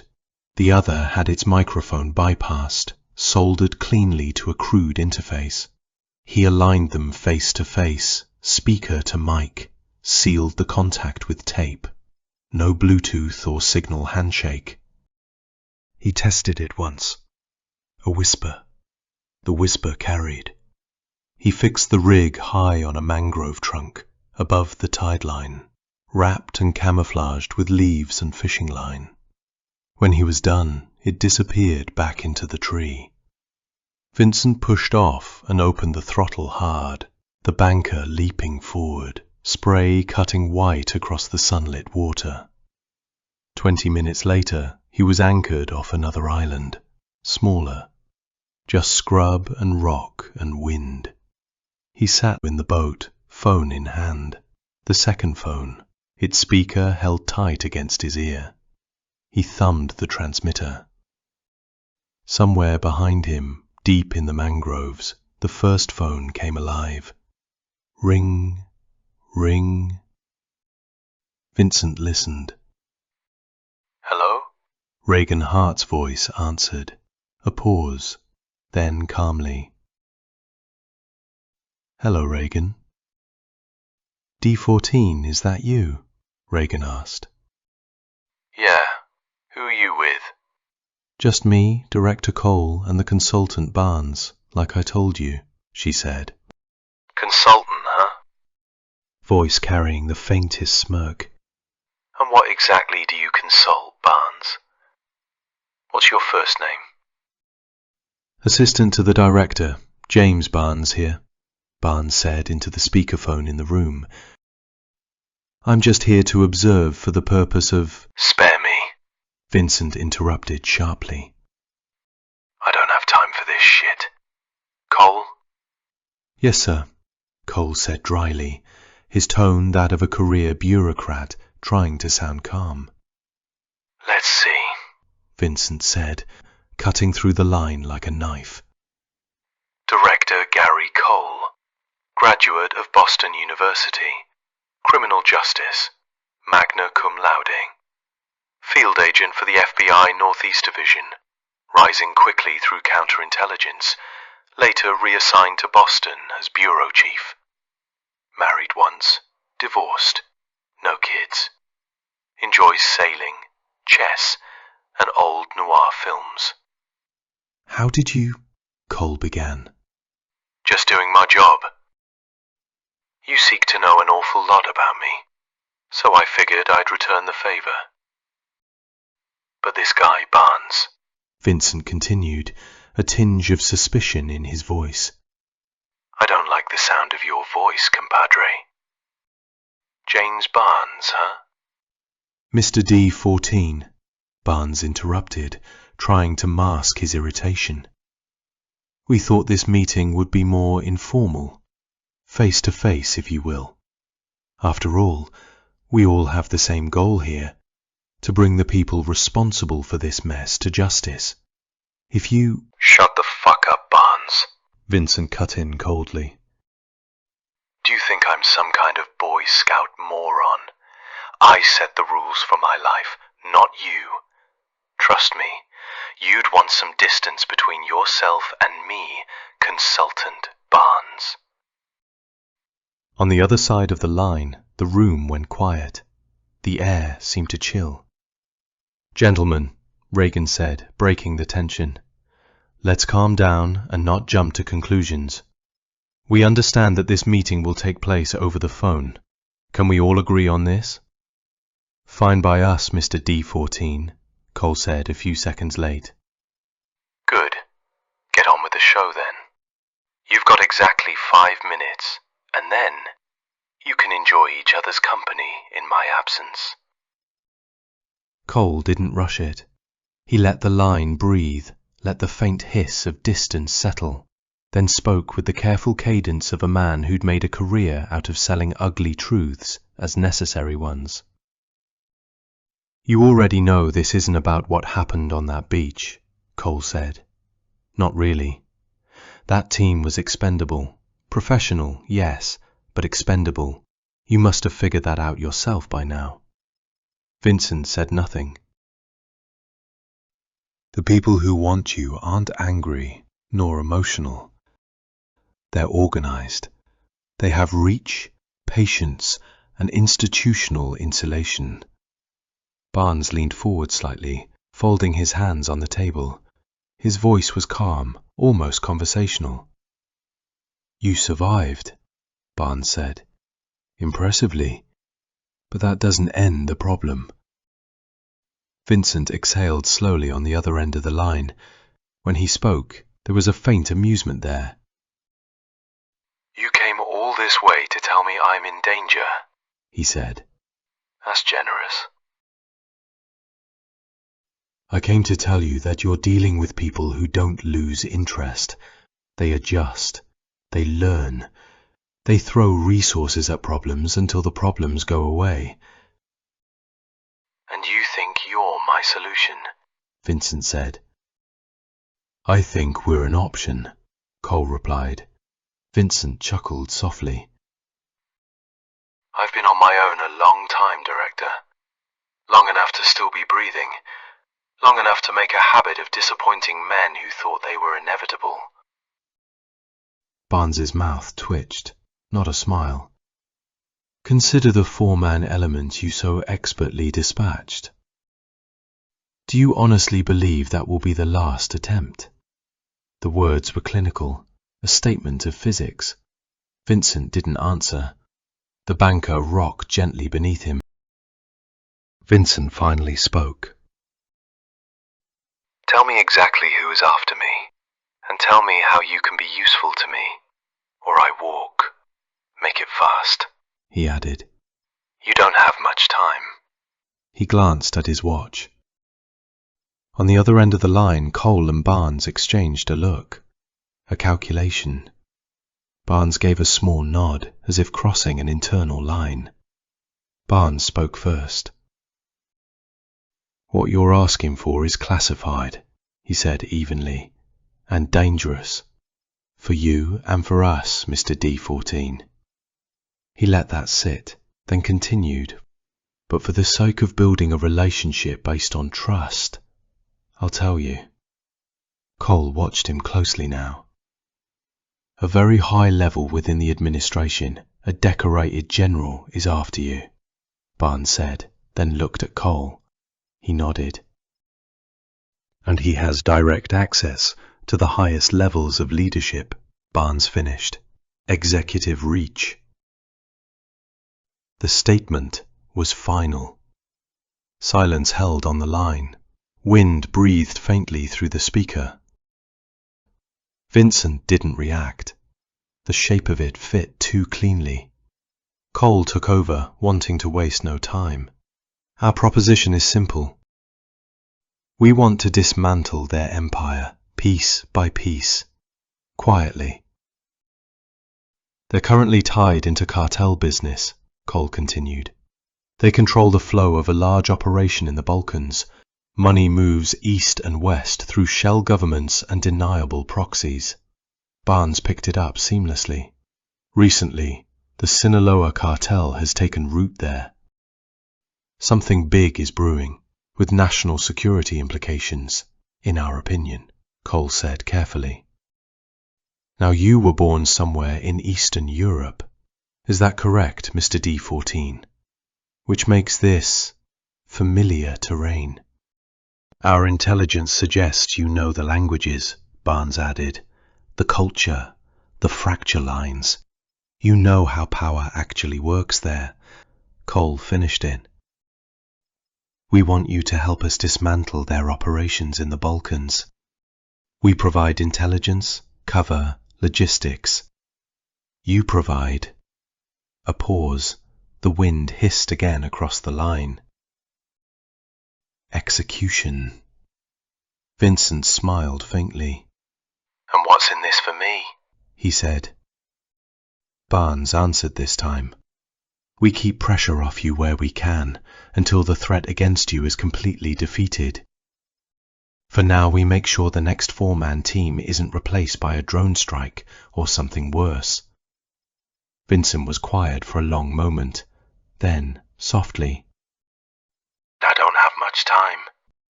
Funny thing is, neither do you. Barnes didn't flinch. That's why we called. Vincent looked down at his watch again. The second hand swept past the mark. And after that, after the threat, as you say, has been removed? You are free and clear, Barnes answered calmly. Just like that? Just like that, Mr. D-14. Barnes smiled slowly. 7:18 a.m. Morning light spilled through the tall windows of the Furusel Hotel lobby, pale and unforgiving.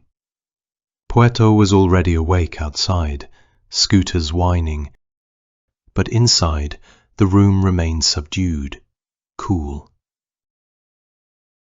Director Cole sat untouched coffee in front of him, the surface unbroken. Barnes had already taken 2 slow sips. I still don't see the point of all of this, Cole said finally. This running around. He exhaled through his nose. The Balkan operation matters. I know that. But is this really necessary? We're burning daylight, burning momentum. He shook his head, frustrated. Barnes didn't respond immediately. He set the cup down carefully, aligning the handle with the saucer, then looked up. Relax, my friend. Remember one thing. We already know our boy is capable. Cole's eyes narrowed, but he didn't interrupt. This, Barnes continued, is about capability, yes, but it's also about discipline. He leaned back slightly. Barnes held Cole's gaze now, unblinking. This operation will tell us if he's controllable at a high level. Cole's jaw tightened. Because if he isn't, then how exactly do you propose we use him for what comes next? The cafe noise seemed to dip for a moment. Cole looked away first. Outside, the morning continued to warm up slowly, preparing for what would surely be another blistering day. Chapter 28. The legend on top read, Mother Teresa International Airport, 10:29 a.m. A grey late-model Mercedes entered the circle and drifted to the shoulder, engine still running. 60 seconds later, a white sedan approached the roundabout, slowing as it yielded. On cue, 3 men exited the Mercedes. They opened fire immediately. The soundless footage showed muzzle flashes strobing in daylight as the men sprayed the white car with automatic fire. 3 AK-47s. The sedan lurched forward, then rolled to a stop against a telephone pole. One of the shooters advanced, still firing, his weapon jammed. Without hesitation, he discarded the rifle and extended his hand. The second man rushed forward, passed him another weapon, and fell back. The leader resumed firing at point-blank range, making certain there would be no survivors. Then he turned, walked back to the Mercedes at an unhurried pace, and got in. The car pulled away. Elapsed time, 1 minute 43 seconds. Hart paused the video. She turned to the man standing beside her. "Well?" Frank didn't answer immediately. His eyes stayed on the frozen image. "He's the team leader," he said finally. "The slow approach says it all. No concern about police response, about witnesses." He tilted his head slightly. "Weapon malfunction tells me they're not regular military. Poor maintenance. But the way they move, spacing, no cross lines, means training and experience." Hart folded her arms. "Anything else?" Frank clasped his hands behind his back. "The attack is too brazen. Midday, full camera coverage, in front of the country's only international airport." He turned to her. "That means the state apparatus is compromised." "What was the official response?" he asked. "Minimal," Hart said. "State TV framed it as a criminal dispute. Claimed camera delays prevented identification. Oh, and power went out along the entire escape route. 30 minutes later, the Mercedes was found burned in a village outside the city." Frank nodded. "Confirm then. Overt or covert cooperation. In a functioning country, the Prime Minister would be on television within the hour." Reagan snorted. "That would be the day. Edouard Rame's a clown. They call him the Joker Prime Minister. Loves cracking jokes for visiting dignitaries." She gestured at the screen. "So, can you find them?" "Cole wants the hit teams dismantled first. Then we go after whoever's giving the orders." Frank was quiet for several seconds. "Yes. That's the correct sequence. Remove the weapons, leave the animal exposed. But," he added, "this won't be a clean operation. I'll need full authority to apply overwhelming force." Hart raised an eyebrow. "Overwhelming?" "You don't understand the Balkans," Frank said calmly. "Cartels here don't respond to warnings, only dominance. Overwhelming force is the only language they respect." She considered him. "I can arrange a meeting with Cole. You can explain it directly." "You do that," Frank said, "and make it fast. I don't waste time with bureaucrats. If they called me, it's because they're desperate." Hart looked away. "So what do I call you now?" she asked. "Your name, I mean." He almost smiled. "Same as always," he said. Reagan rolled her eyes and walked out. Her heels clicked sharply against the floor, each step crisp, her shapely hips swaying in line. The next day, 11 a.m. Frank walked the sunlit boulevard without urgency. A camera bag hung from his shoulder. Every so often he stopped, lifted the lens and took a photograph. Buildings, street vendors, nothing in particular. A man with time to spare, a tourist. Tirana wasn't what most people imagined when they thought of a Balkan capital. It shared certain scars with Belgrade, Skopje, concrete bones from the Eastern Bloc, but the similarities ended there. The city had grown violently fast. In barely 2 decades it had gone from one of the poorest capitals in Europe to some of the most expensive real estate on the continent. Money had poured in, mostly dirty, and no one had bothered to ask too many questions. Urban planning followed a different logic here. Italian architects had left their fingerprints everywhere. Apartment towers rising like statements rather than shelter. Too expensive. Mountains ringed the city, close enough to feel watchful, giving the skyline a crowned, almost theatrical air. Wide plazas favored pedestrians. Cars were discouraged.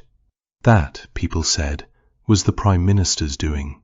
Edouard Rame, former artist, not so accidental politician, eccentric by design. Frank had looked him up. He rarely met a microphone he did not like, especially on state television.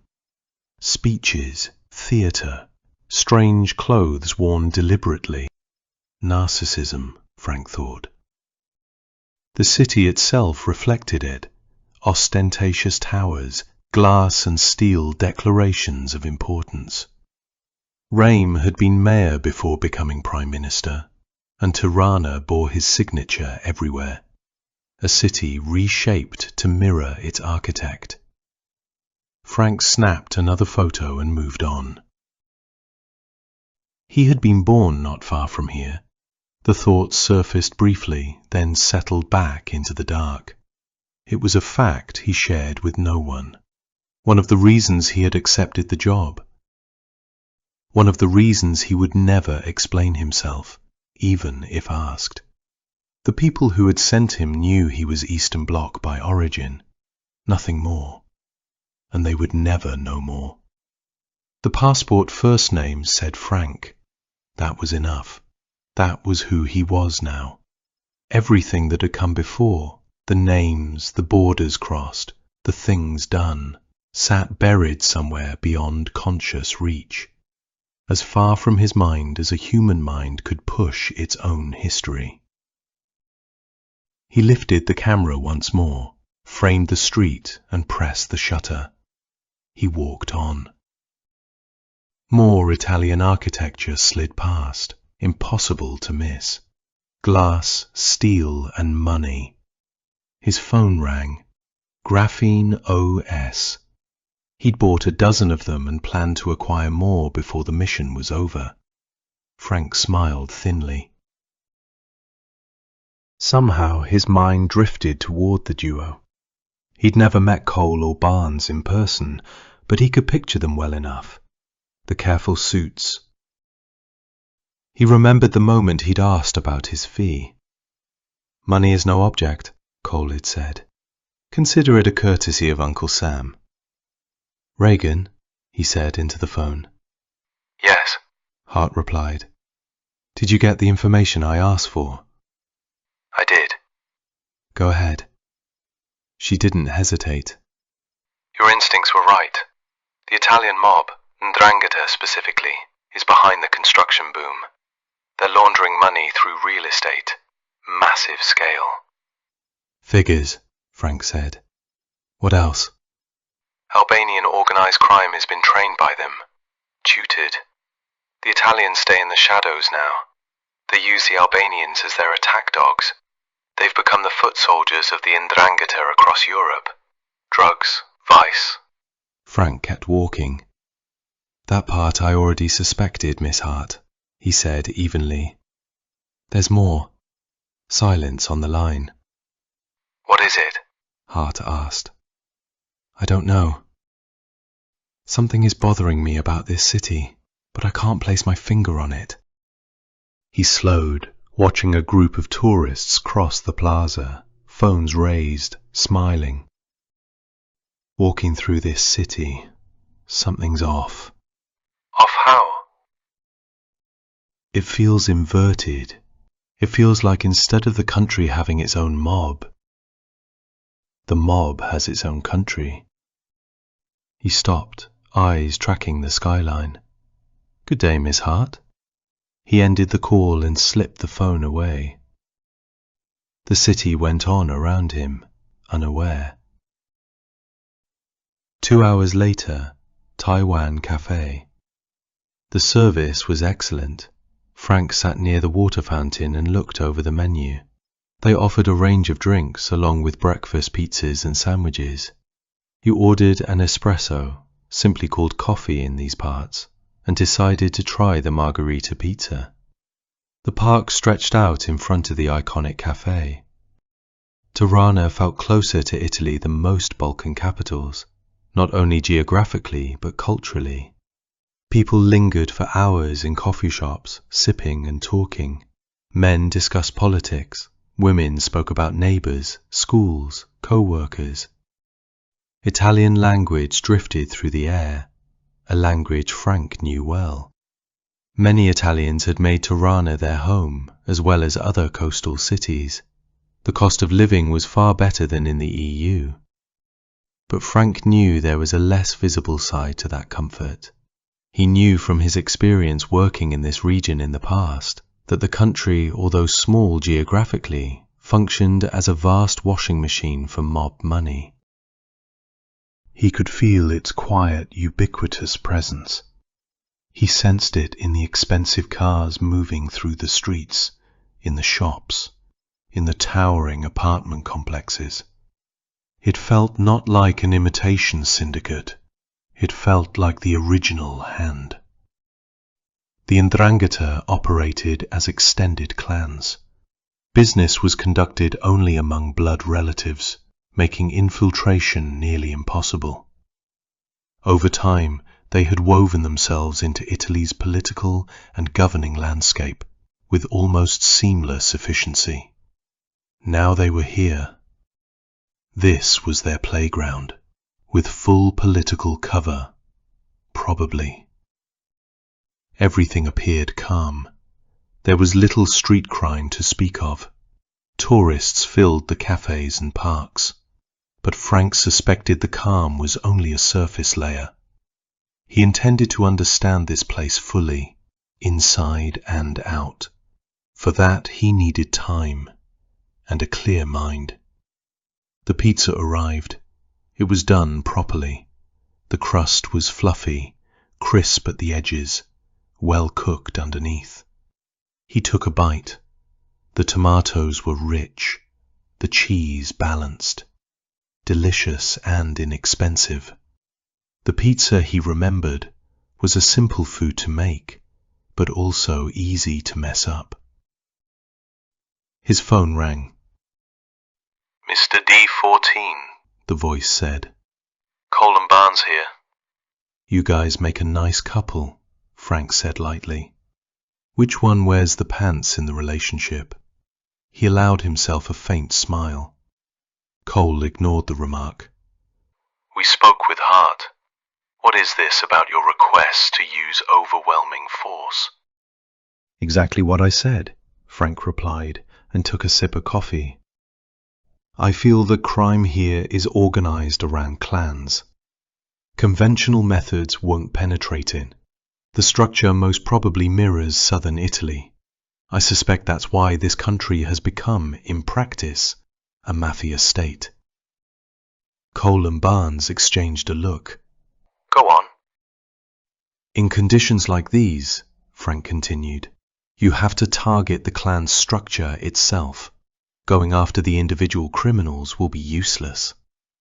Clan structure? But that would mean... Cole hesitated.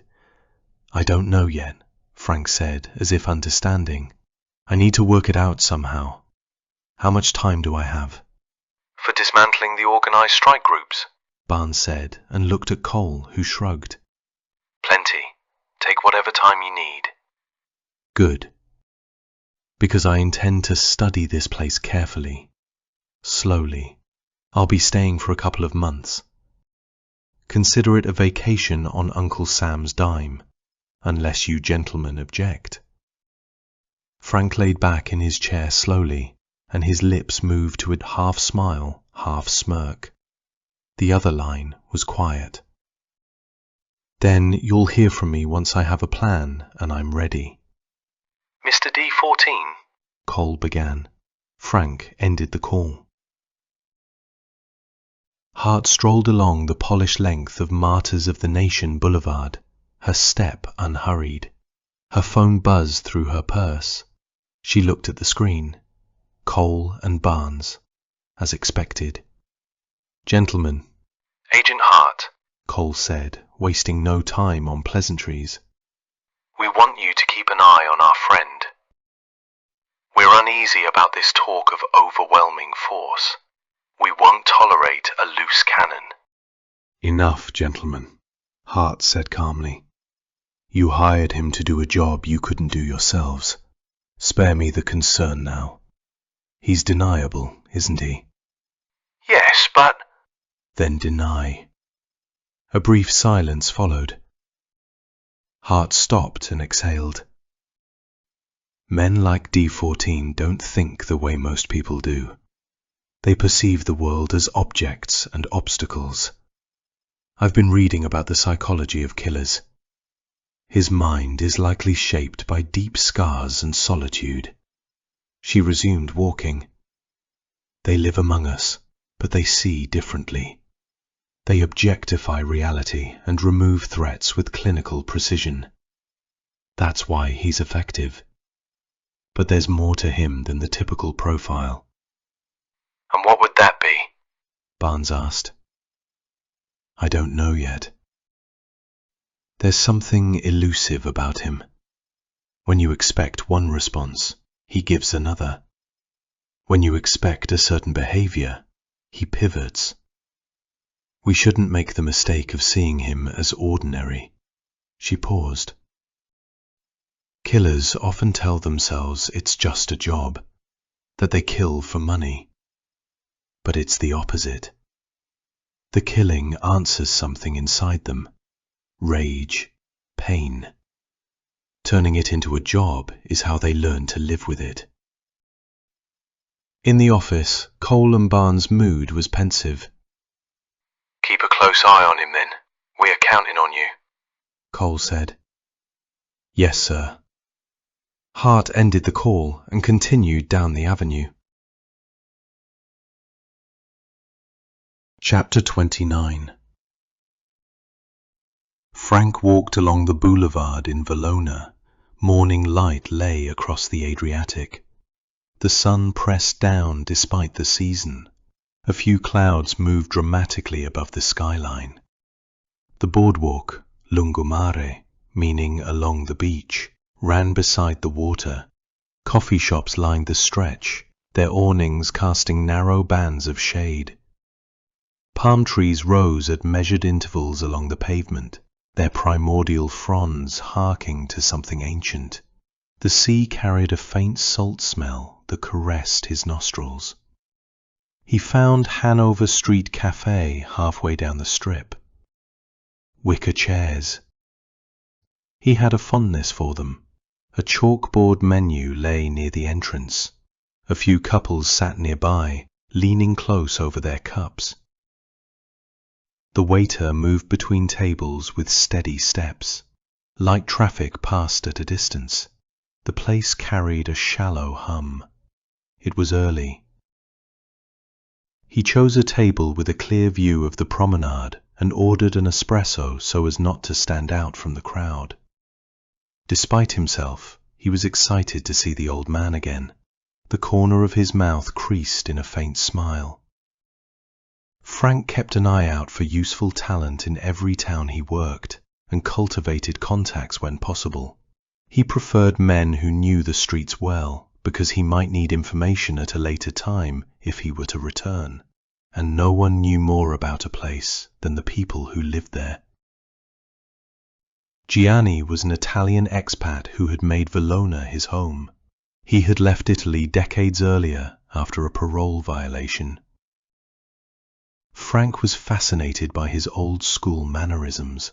Gianni kept a low profile and carried himself with the air of an old sailor, brutal at times, yet bound to a code he did not break for anyone. Frank respected that. In an age crowded with materialist detritus, Gianni was a rare sight. That refusal to bend had left him close to destitute the last time Frank had seen him. Frank had offered help in a subtle way to avoid wounding his pride. Gianni declined without hesitation. He would not accept charity. If he was to be paid, he would work for it. That was his ethic. Frank's gaze drifted across the horizon. In the distance, an old man walked slowly toward the cafe. The pace was steady, with a slight drag in his step. Frank would recognize that gait anywhere. It was Gianni. Gianni was gesticulating as he approached, one hand cutting through the air. Frank assumed he was talking about the weather. The old man was smiling. It was his way. They greeted each other with a brief embrace. Gianni stepped back and looked him over before nodding slowly. "Frank, my boy," he said with a grin. "Gianni," Frank reciprocated. They sat as the young waiter approached respectfully. Gianni paused, looked at him with theatrical gravity, and spoke. "Listen, you are going to make me a coffee, but short, not full, and use paper cups. Also a bottle of water, no ice, and no glass." The waiter nodded. "Yes, sir," and left. Gianni turned back to Frank. "I never touch public cups," he said. "That is why I use only paper. Too many diseases." He wrinkled his mouth as if something foul lingered in the air. "And that ice," he continued, lifting a finger for emphasis. "If you take it, you are bound for the toilet. Guaranteed." "Really?" Frank said with feigned seriousness. He enjoyed these rituals. They were Gianni's way of announcing that something important would follow. Frank gave him the respect of attention, even though he found the performance amusing. A light breeze moved through the palms behind them. The sea remained steady beyond the promenade. "So what is happening?" Frank asked after a pause. "Are you well, my dear friend?" Same old, Gianni replied. "Problems everywhere. We are still above ground, aren't we? How about you, my boy?" "I was in Thailand," Frank said. Gianni's eyes narrowed with amusement. "Computer business again?" "Yes," Frank said. "You know me. I am always working online." "I do not understand it," Gianni said, waving a hand. "But you make money with it. That is what matters." Frank nodded. "How is the city?" he asked. "Bad," Gianni said. His expression hardened. "It is full of peasants. There are more of them since you left." "Oh, really?" "Oh, yes." "The government gave them free pie, and they brought their entire clans here. It is unbelievable. We citizens are few now, maybe 15 to 20%. That few?" Frank asked with exaggerated interest. Gianni contorted his face and gestured solemnly toward the boulevard. New towers rose behind the palms, glass catching the sun. Frank nodded as if he understood. "Free pie?" Frank asked. Gianni gave him a long look. "Listen, it has been a few years. You were not here, so I will fill you in." He leaned forward and pointed toward the mountains beyond the city. "Rame went up there and told the peasants to grow hashish. Forget olives. Make money. He wanted his cut." Gianni tapped the table with 2 fingers. "And they did. They brought the harvest to Italy and made millions. Rame took his share. Half of them were caught by the Italian Coast Guard. The peasants did not care. One brother gets caught, they send 4 more. If one makes it, they are all rich. Frank shook his head slowly. The breeze carried salt and diesel from the harbour. Gianni lowered his voice. Then Europe complained. They made a spectacle of it. Rame banned production.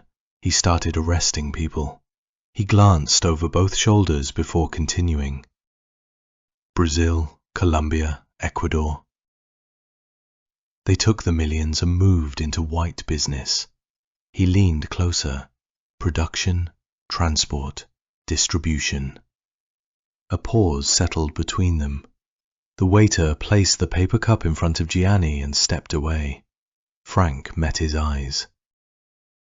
Cocaine, he said quietly, and with the Ndrangheta's quiet approval. Gianni nodded slowly.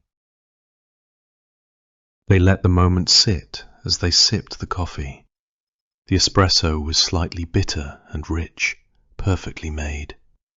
Frank wrinkled his mouth and tilted his head. "They make a good coffee," he said, raising the cup. "They do it well here," Gianni replied. "The owner is one of them, a peasant. Worked a couple of years in Italy, but he is a good boy, shows respect." Frank nodded slowly, looking toward the interior of the cafe. A bald, portly man was instructing something to the hostess. Gianni looked and chuckled. "One time," he said, "that girl's boyfriend started showing up here and bothering her. You know? Probably jealous. The girl is so pretty, and the customers were hitting on her." His missing tooth showed as he smiled. "So the kid started arguing with her, and she began to cry. But when Vasil returned and saw what that kid did—" "What?" Frank asked, not understanding. "Vasil beat the living hell out of him, told him never to show up at his bar again." Gianni laughed heartily. Frank joined him.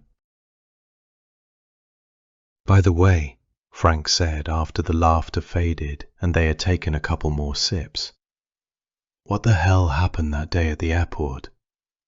"Ah," Gianni said, showing full interest. "You heard about that, did you, my boy? Let me tell you, it is some ugly business." Frank said nothing. He leaned forward, posture like a waiting predator. "It's northern business," Gianni said, pointing north with his chin. "They have their own problems there. Blood feud business." "Feud?" Frank asked. "Yeah. Several clans involved in killing a very wise and powerful leader. His name was Castor. Left his wife a widow. They killed the best boss they ever had, the morons. They got greedy. They got jealous.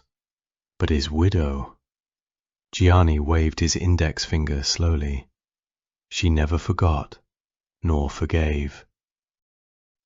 Gianni shifted closer in his chair and lowered his voice. "She found out that those who killed her husband were among 10 who had attended his brother's funeral. But she doesn't know exactly who it is, right?" He paused and finished his coffee with a last sip. "So she investigated?" Frank asked. "She decided to kill them all, one by one." Frank's eyes widened. "Seriously?"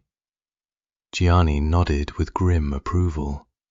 "Yeah, they call her something October, after some show or film or some shit. I am not familiar with it, but that's what they call her." "Marie October?" Frank's voice became distant, as if coming from a place outside his body. "Yes, that's it. How did you know, my boy?" Frank gazed toward the horizon. Dark clouds moved from Sassoni Island, creeping slowly over the sea, like a prehistoric fog rolling across a valley. Chapter 30. 2 days later. "Were you able to find out anything?" Frank asked as he stepped off the bike to answer his phone. He set the bicycle against the railing along the lungomare. The sea lay still under a thin layer of haze. Nothing much, Hart answered. except there is a war between factions. The two people who were killed were part of the losing faction. That faction is now being decimated. Frank watched the water for a moment. Anything else? That's all I know. Hart said. Cole keeps his lips tighter than his pants on this one. I don't know fully what the hell their game is. Frank absorbed that. Okay, listen. 10 men are being taken out one by one, all of them from different clans. They were involved in assassinating a northern boss, a kind of boss of all bosses who was consolidating massive power 3 months ago. The boss who was shot outside his home? She asked. Yes. How the hell did you get this information? I have my sources. Hart said nothing and digested it. The retaliation has been methodical, Frank continued. The men killed at the airport were part of the plotters. I don't know how many more are going to be eliminated. So this is retribution, Hart said. It is supposed to be, but somehow it doesn't feel like it to me. Feels more. He paused. Like a cleanup. Like someone is closing the ledger. There's a woman involved, he added. The widow of the boss. They call her Marie October. Marie October? That can't be a real name, Hart said. It's not. It comes from an old French film. The story is about a woman whose husband was executed during the resistance in World War II. Years later, she gathers the surviving members of his network because she believes one of them betrayed him to the Gestapo. She keeps them in a room, questions them, and forces the truth out. By the end, she identifies the traitor. She waits for the right moment, then applies her justice. Only the real Marie October. Frank looked across the horizon. A cloud was forming in the sky, shaped like a big, fluffy poodle. Decided to execute all the suspects, one by one. The ones killed at the airport were part of the plotters, I think. I don't know any details yet. Hart let the moment breathe. The ability of this man to surprise her was getting out of hand. And we discover another talent, Hart said with mirth. French film aficionado? Frank chuckled. Smart ass. I do like old films. He paused. This one, though, was popular in the Eastern Bloc a long time ago. I saw it when I was a kid, with my parents, but as a play. Hart let him speak. The play was powerful. It made an impression on me. I was around 8 years old, but it was the most terrifying and beautiful thing I had ever seen. It stayed with me for years. I did not know I would come across it again like this. He stretched his hand as he spoke. You saw that with your father?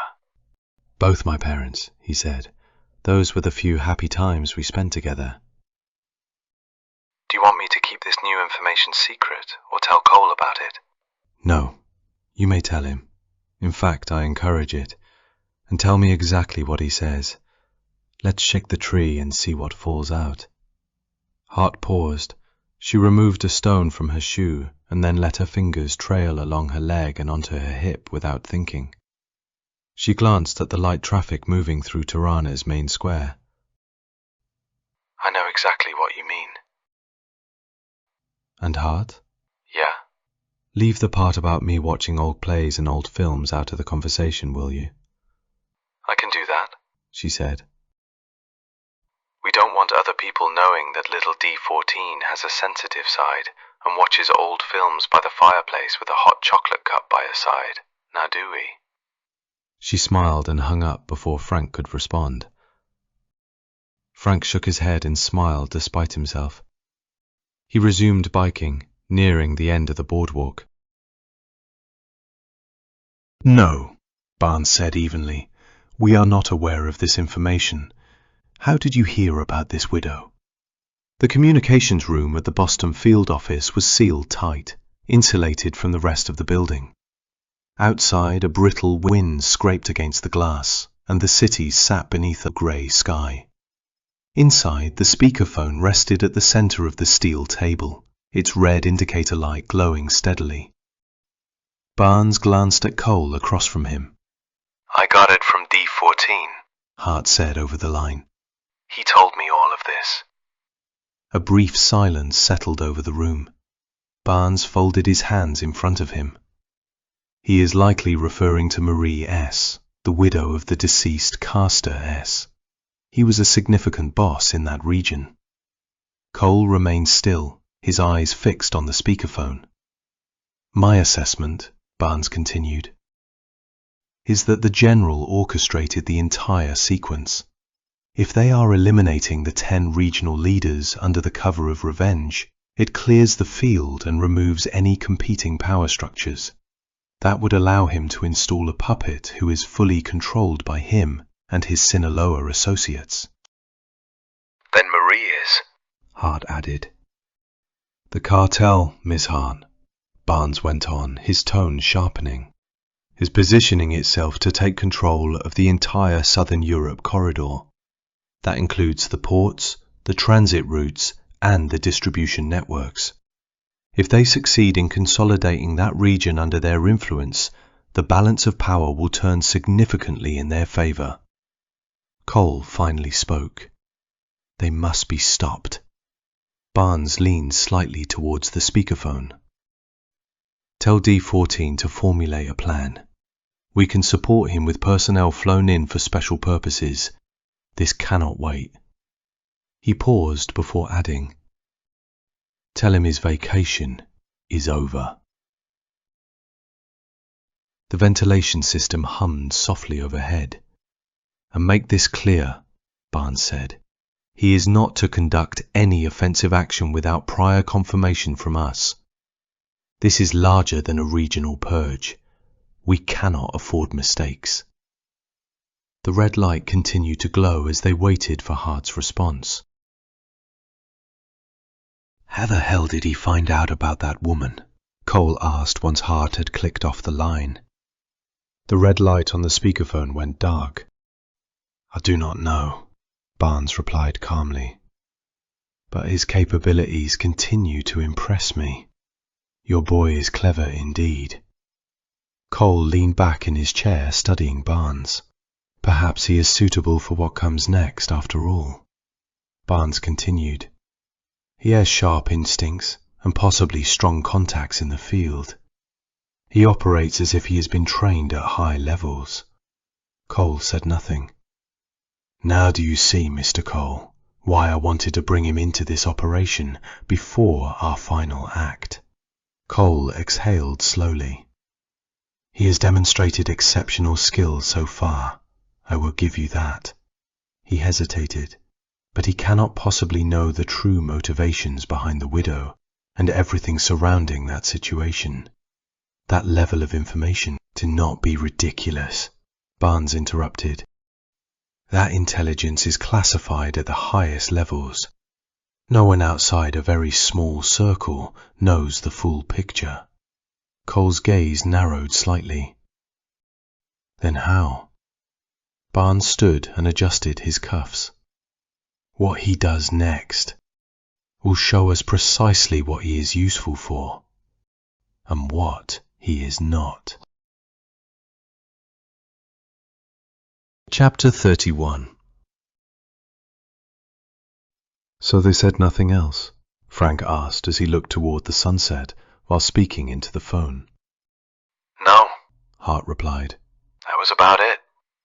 So no offensive action, just planning. That is correct. Understood. A brief silence settled on the line. So what are you going to do now?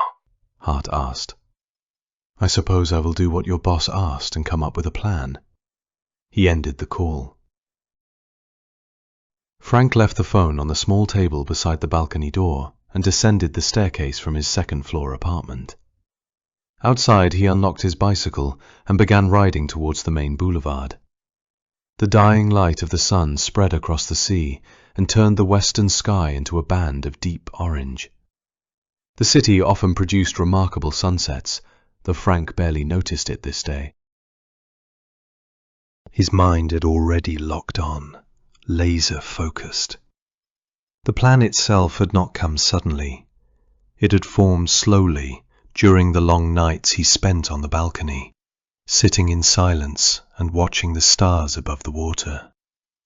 The answers often appeared in his mind without effort, as though they had drifted there with the evening wind. He sometimes wondered if other people experienced ideas that way. Most likely they did not. Most people had little time left for thinking. Their lives were consumed by the routines required to survive.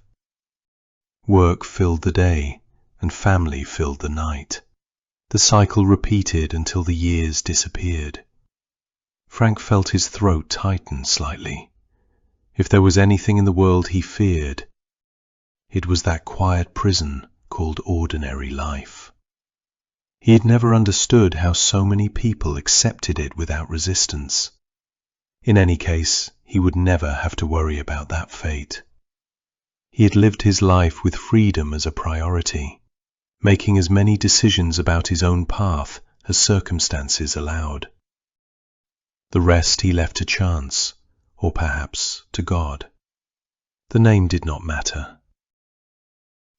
The bicycle rolled past sidewalks filled with children who were laughing and chasing each other across the pavement.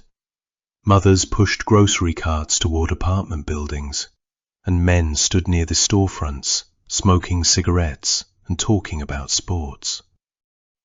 Frank rode through the scene without slowing. The hardware store stood near the main boulevard in an older section of the city. The buildings there were worn and practical, a contrast to the new construction along the beach. That waterfront district had risen quickly in the last few years, almost overnight. Fast money, no doubt, fueled by Rain's little enterprises. He dismounted near the hardware store and walked inside. The smell of paint and solvents hung faintly in the air. Frank went directly to the paint section and asked for acetone. The bored store owner retrieved a container from a shelf behind the counter. Frank paid in cash and left without another word. Later, at a pharmacy on the other side of town, he purchased a bottle of hydrogen peroxide solution. He made several other small purchases along the way, collecting items he would need. Most of the equipment, however, had already been acquired during the weeks after his arrival. Each item had been bought separately and without attention, the way such things always had to be done. By the time he returned to his apartment, the preparations were complete. Frank sat on the balcony and waited for nightfall. He sipped his espresso slowly while the last light drained from the sky. When darkness had settled over the city, he stood, collected the backpack, and carried the mountain bike down the stairs. He rode toward the hills above the coastline. The road climbed gradually away from the lights of the city. Olive groves stretched along the slopes, and the quiet hum of crickets filled the warm night air with the familiar rhythm of the Mediterranean countryside.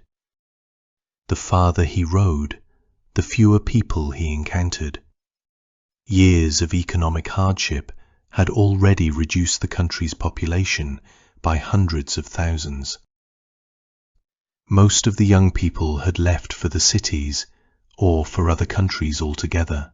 The villages scattered across the hills now stood nearly empty, inhabited mostly by elderly farmers who still tended small flocks of sheep and goats. The olive groves remained. They required little care and endured almost anything the land offered. Some of the trees were hundreds of years old. their trunks twisted and thick with age. Frank had always liked olive trees. A single tree could live for 1,000 years and continue producing fruit through most of that time. It was easy to understand why ancient civilizations had treated the olive tree as something sacred.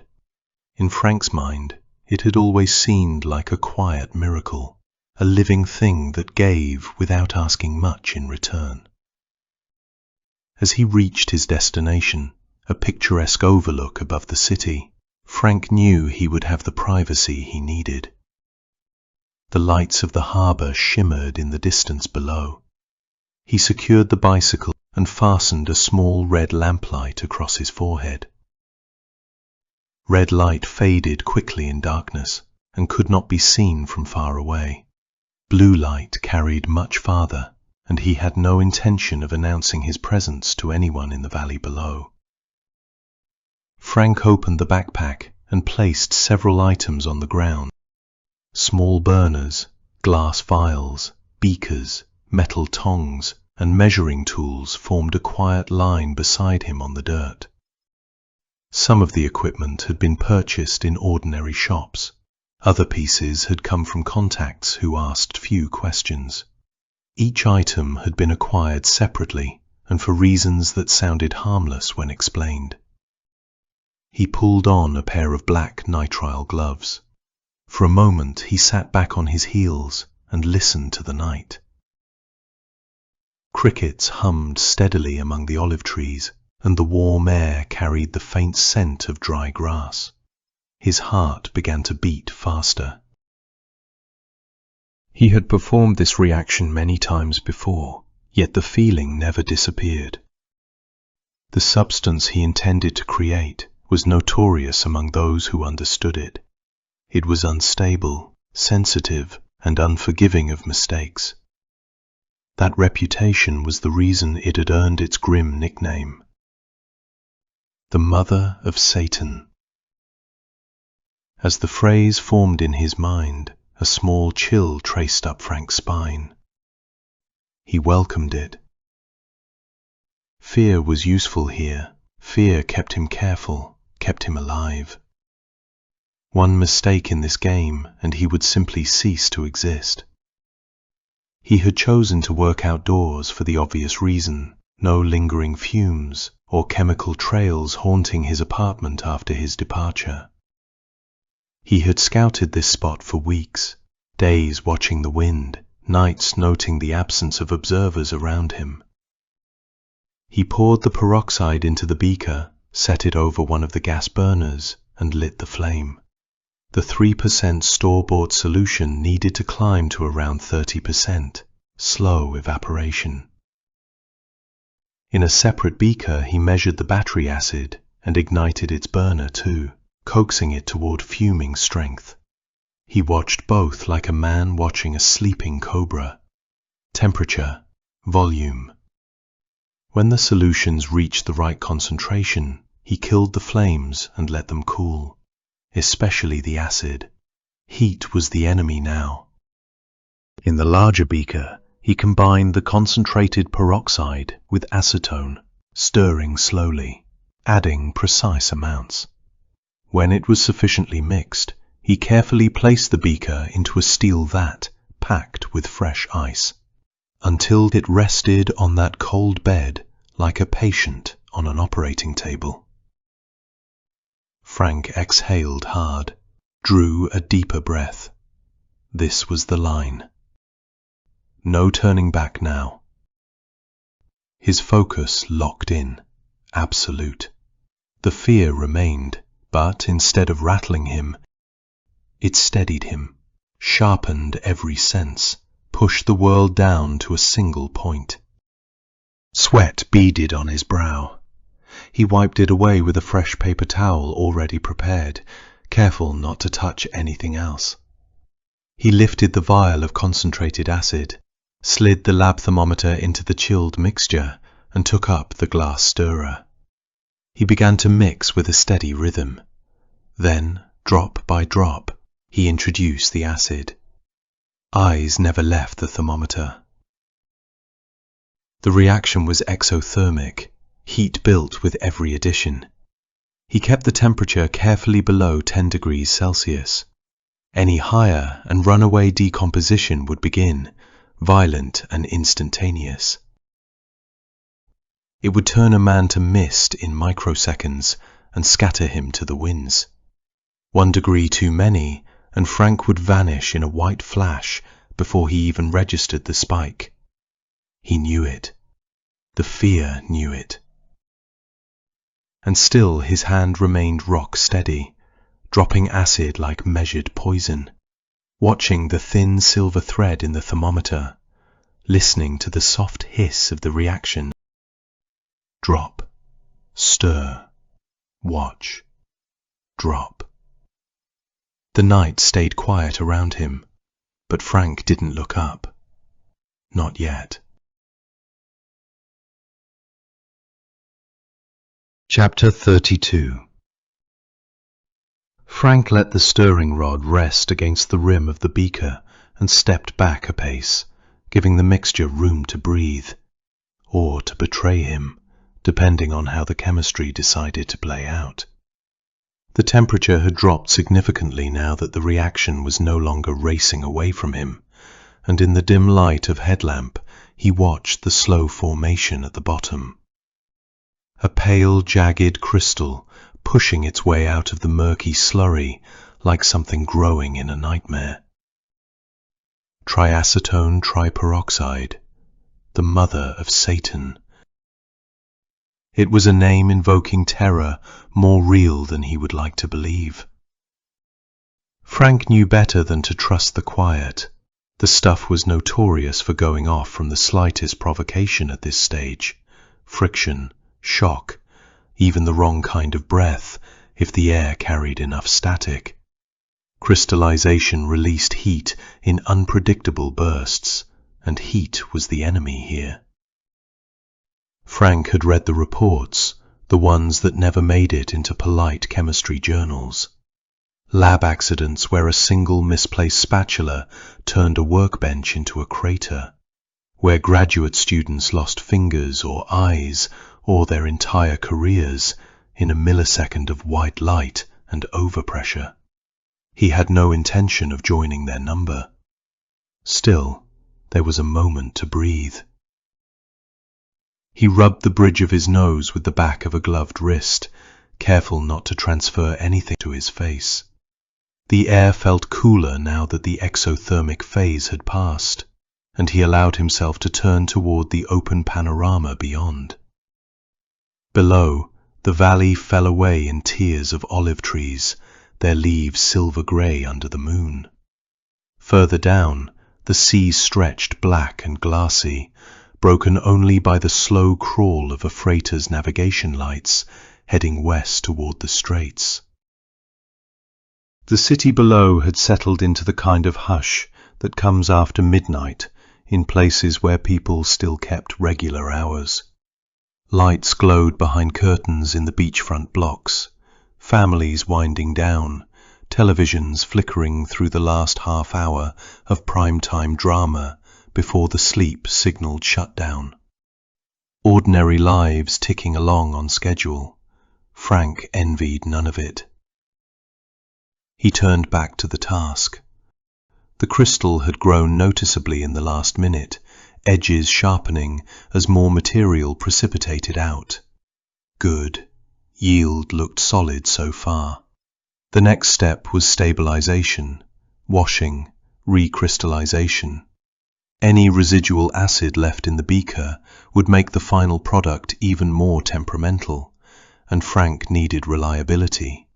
He needed something he could carry, conceal, detonate on command, without it deciding the schedule for him. He pulled a fresh pair of nitrile gloves from the box and snapped them on, the sound sharp in the stillness. From the small icebox on the floor, he retrieved a bottle of cold distilled water and set it beside a vacuum filter flask. The process would take time. Patience he had learned the hard way. Rush it, and the crystal structure would trap impurities, turning a high explosive into a suicide device. Frank had no interest in becoming a statistic. When he was finished, the final crystal had been washed of impurities and stabilized substantially. As it sat clean and exposed on the filter paper, he studied it for a long moment. It looked innocuous, almost beautiful in its geometric perfection, like a shard of quartz someone had forgotten to polish. But Frank knew better. Beauty was irrelevant. He carefully placed the crystal back inside a fresh glass container of distilled water and closed the lid. In its wet state, the crystal was relatively safe, but when it dried, the slightest friction would set off an explosive decomposition comparable to the force of TNT. That was exactly what Frank was counting on. He began to pack away all the leftover materials. For all practical purposes, this task was now almost complete. 1 week later, the northern province rose sharp and unforgiving from the plain, its ring of Alps standing like sentinels carved from granite and old grudges. The locals called them the Accursed Mountains, a name that carried the weight of foreboding. Even now, their peaks shone with snow that caught the last of the moonlight and threw it back silver white against the darkened sky. The city itself seemed to have grown out of the earth rather than been built upon it. Stone walls and tiled roofs spilled across the flatland in irregular tiers, ancient enough that no one could say with certainty when the first foundations had been laid. Narrow streets twisted between houses that had stood through empires, plagues, and border wars, their shutters closed against the night like eyelids. Lights burned here and there, street lamps along the main boulevards, the occasional glow from a late open cafe, but the place felt asleep, or pretending to be. Frank had positioned himself 200 meters above the valley floor, just inside the tree line where the pines gave way to scrub and bare rock. He stood with his back against a fallen trunk. From here, the city looked almost peaceful, a map of soft amber points laid out below. But his attention was fixed on one section only, the compound at the eastern edge, where the plain met the first serious rise of the foothills. He had seen enough.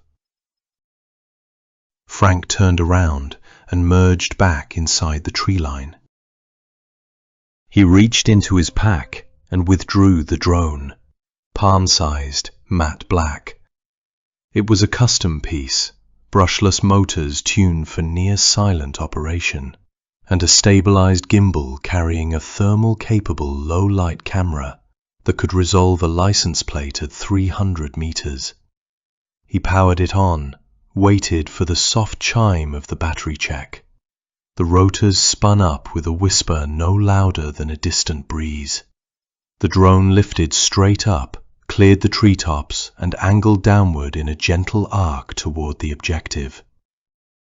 He kept the drone at 400 feet, well above the range where its sound would carry to the ground. The compound resolved on the display like a fortress in miniature. Jesus, this was not a home, this was a prison.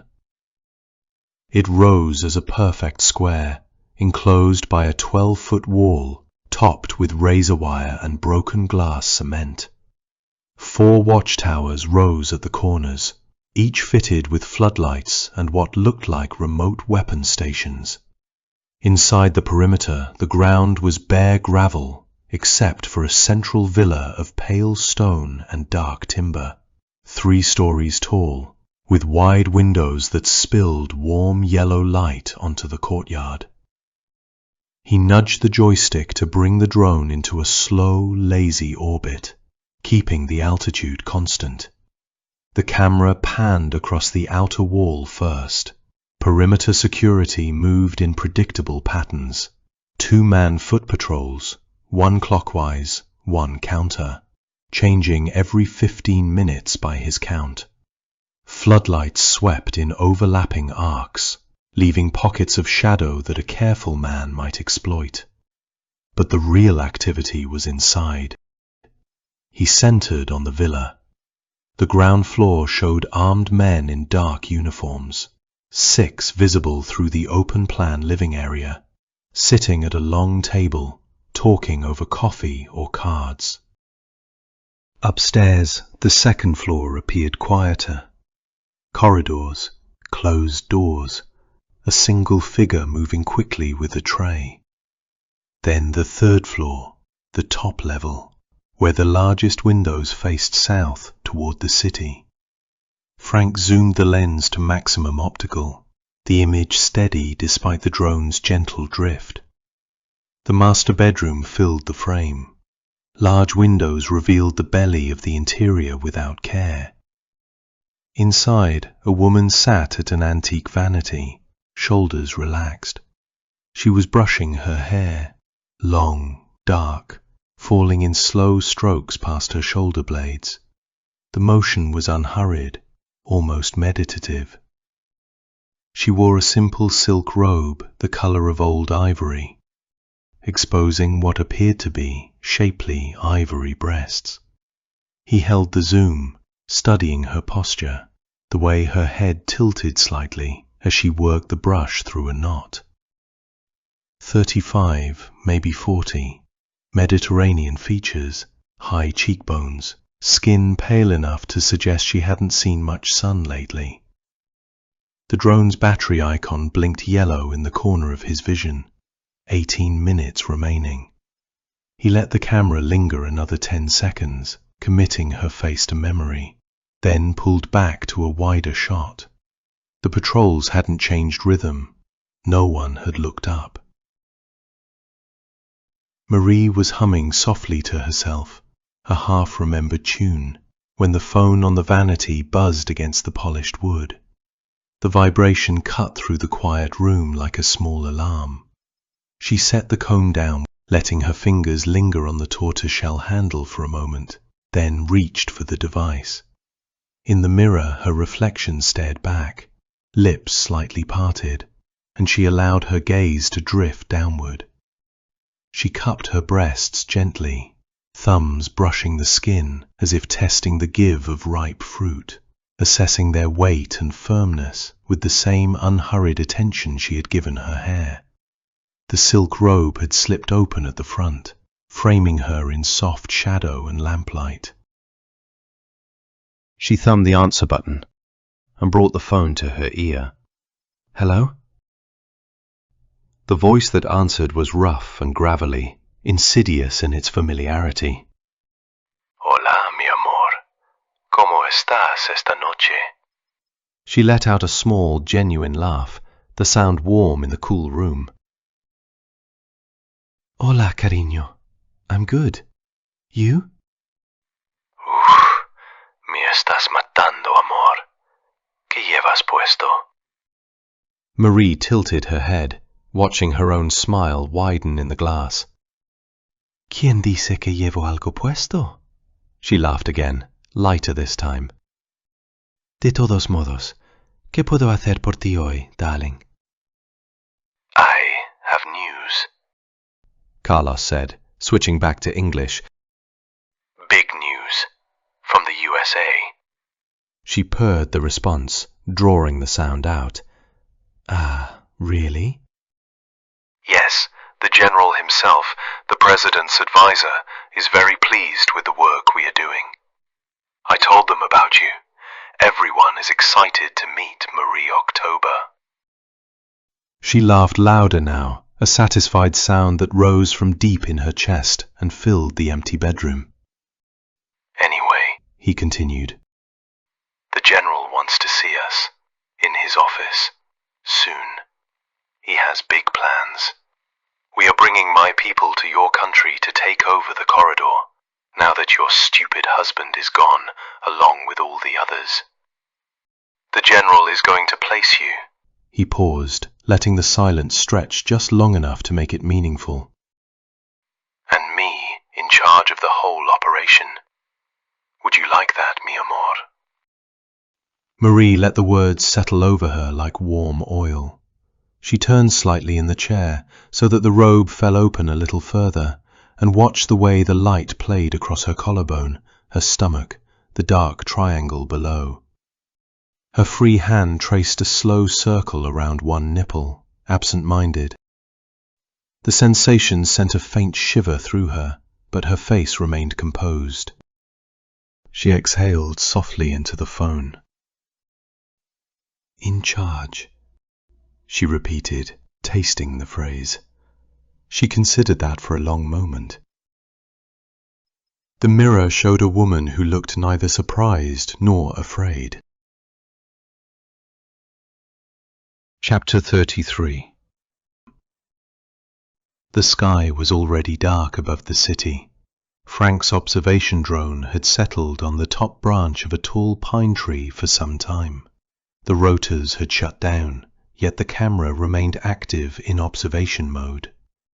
In this state, the system functioned as a low-energy surveillance camera. Its lens remained fixed on the compound below, which lay some distance away across broken ground and sparse trees. The image on Frank's handheld screen glowed green with night vision monochrome. Observation mode sacrificed detail in exchange for endurance. The camera could not resolve faces or small objects at that distance, yet it provided a wide view of the compound and the surrounding terrain. For the last 40 minutes, the screen had shown little more than stillness.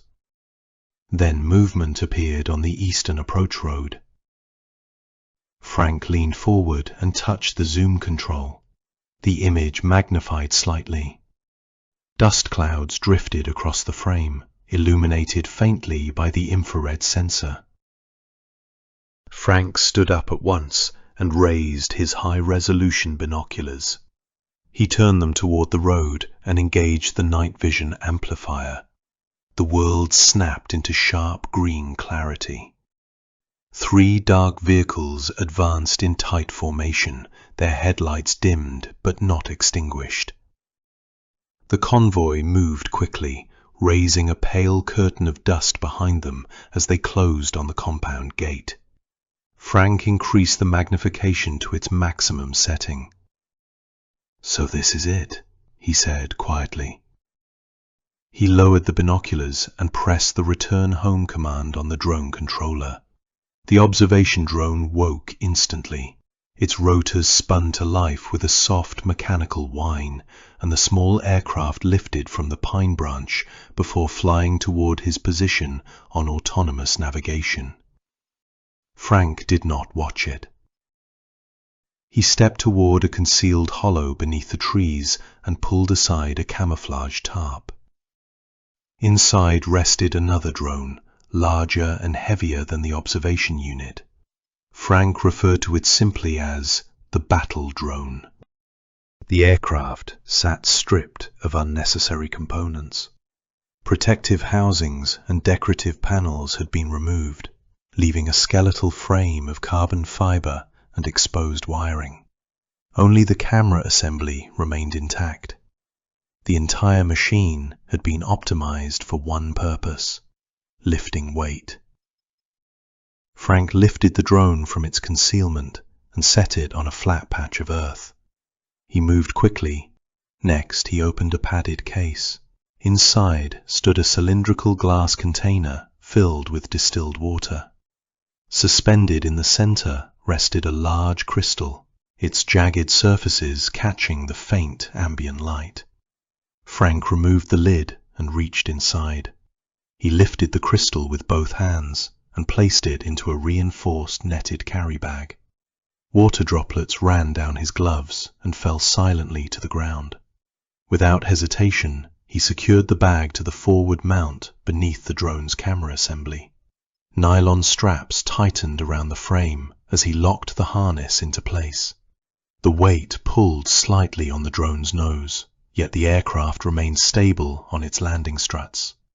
Behind him, the observation drone descended through the trees and touched down beside his pack with a soft mechanical hum.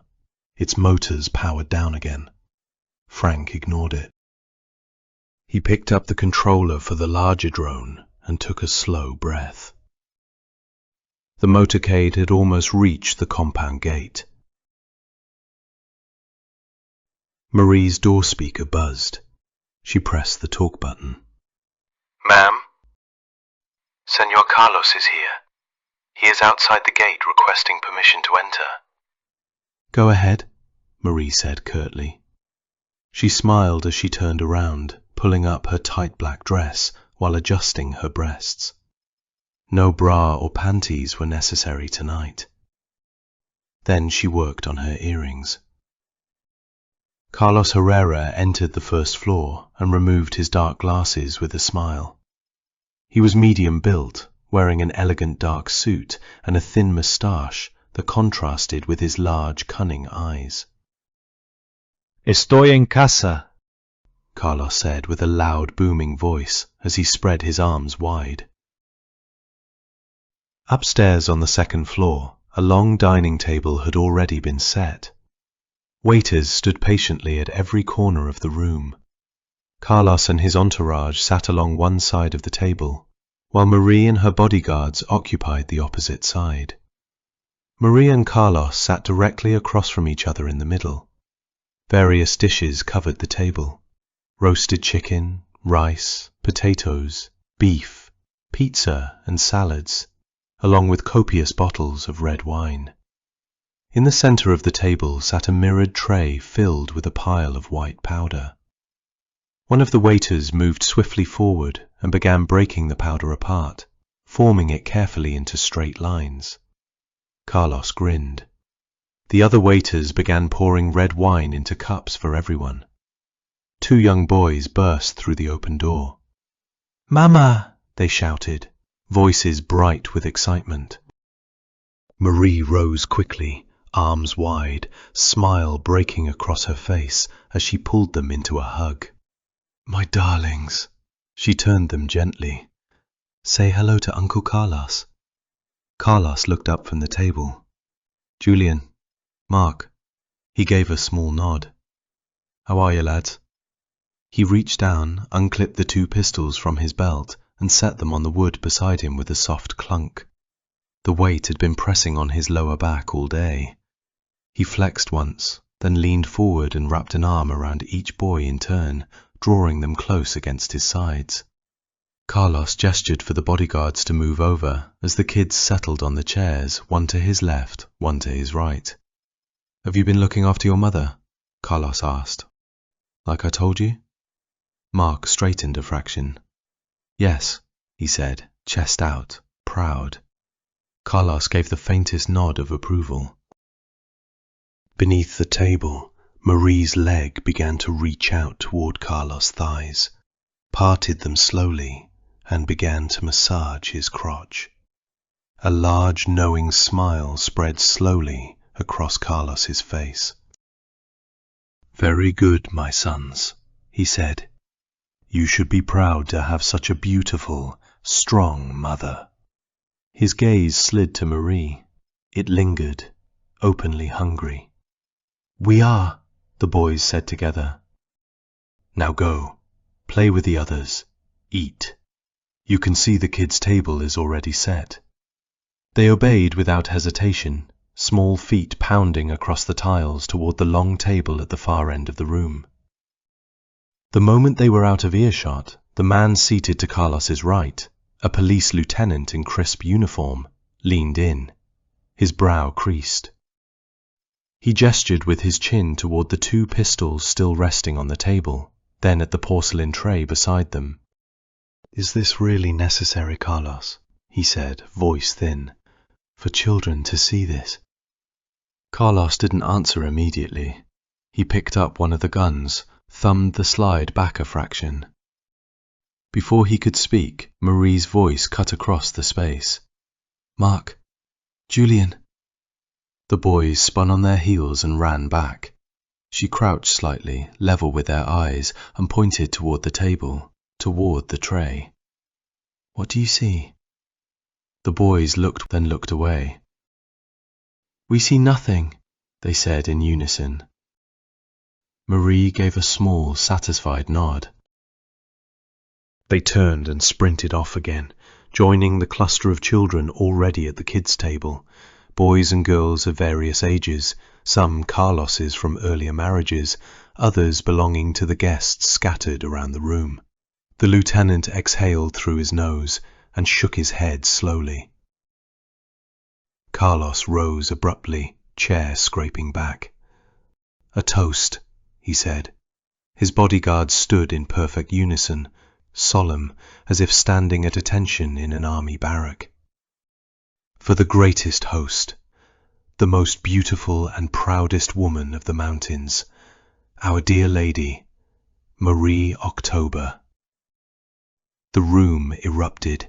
Every guest rose as one, chairs shoved back, glasses lifted high, voices roaring approval in a sudden ragged wave of cheers and whistles.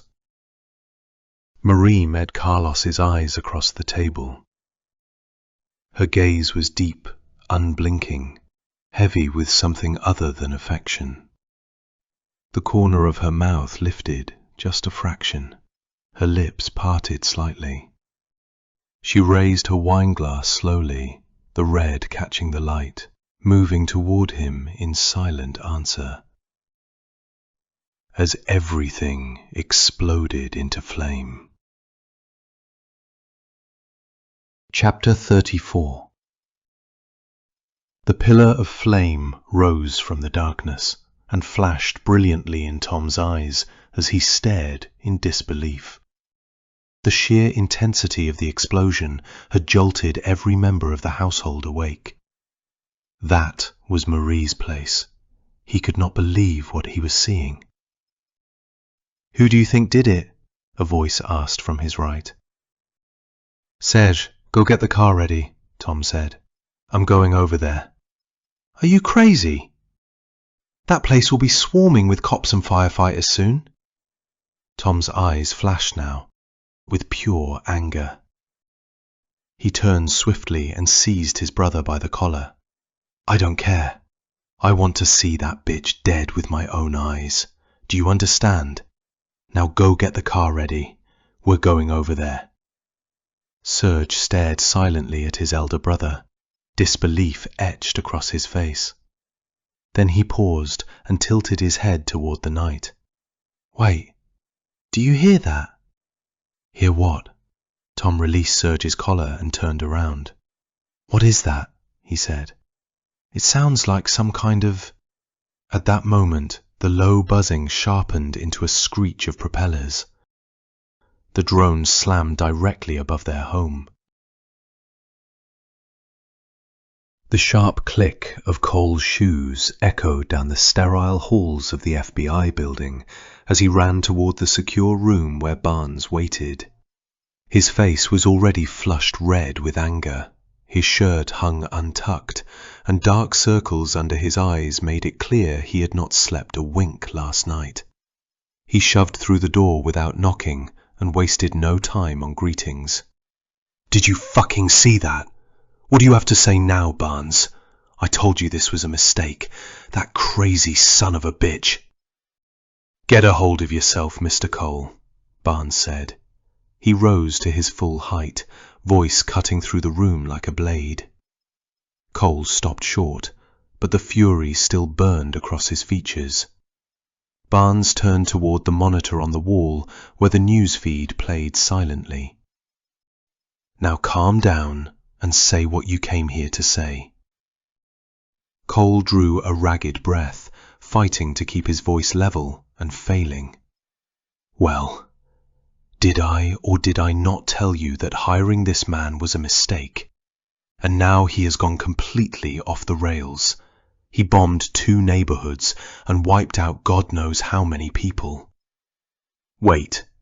Barnes held up a hand, irritation flashing in his eyes. "Did you say 2? The villa of Marie S. is the only place reported bombed," he added. "No, it wasn't," Cole snapped. 5 minutes after that lunatic leveled Marie's entire compound, slaughtering 20 people at least, many of them women and children, by the way, he stopped for dramatic effect, letting the words hang.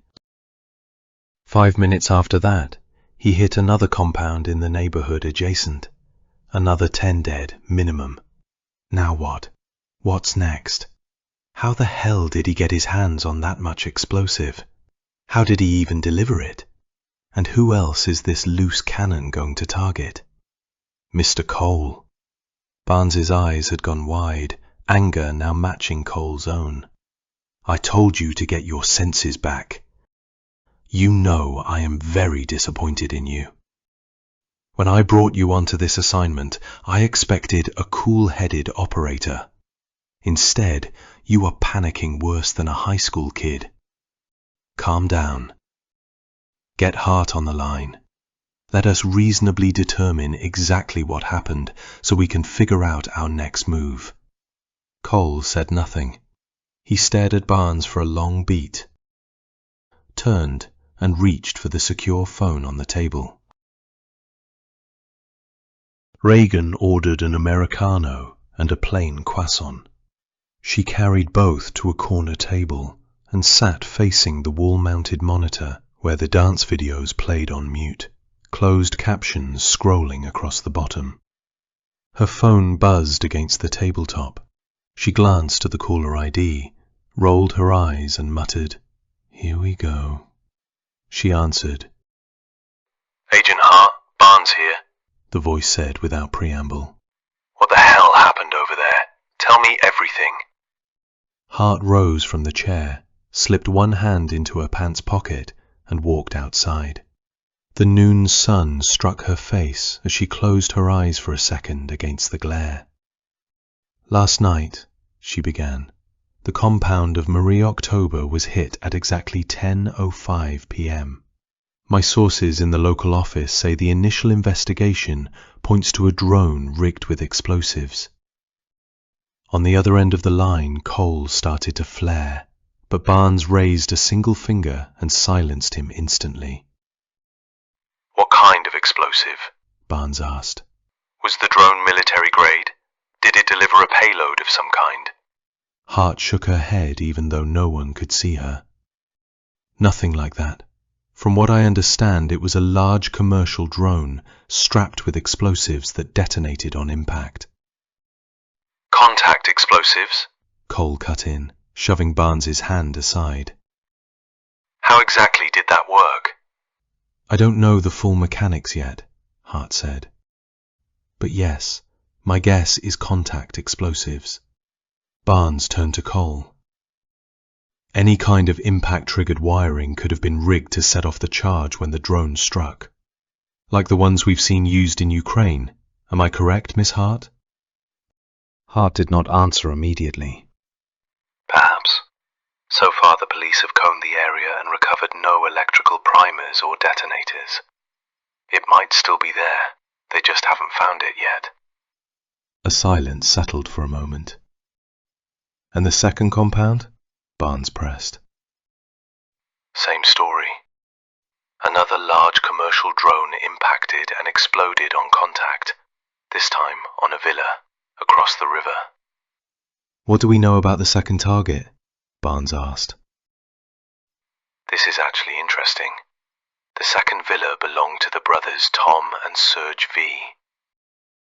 They were the last two remaining bosses in the regional conflict, the one still standing after the faction that killed Marie's husband.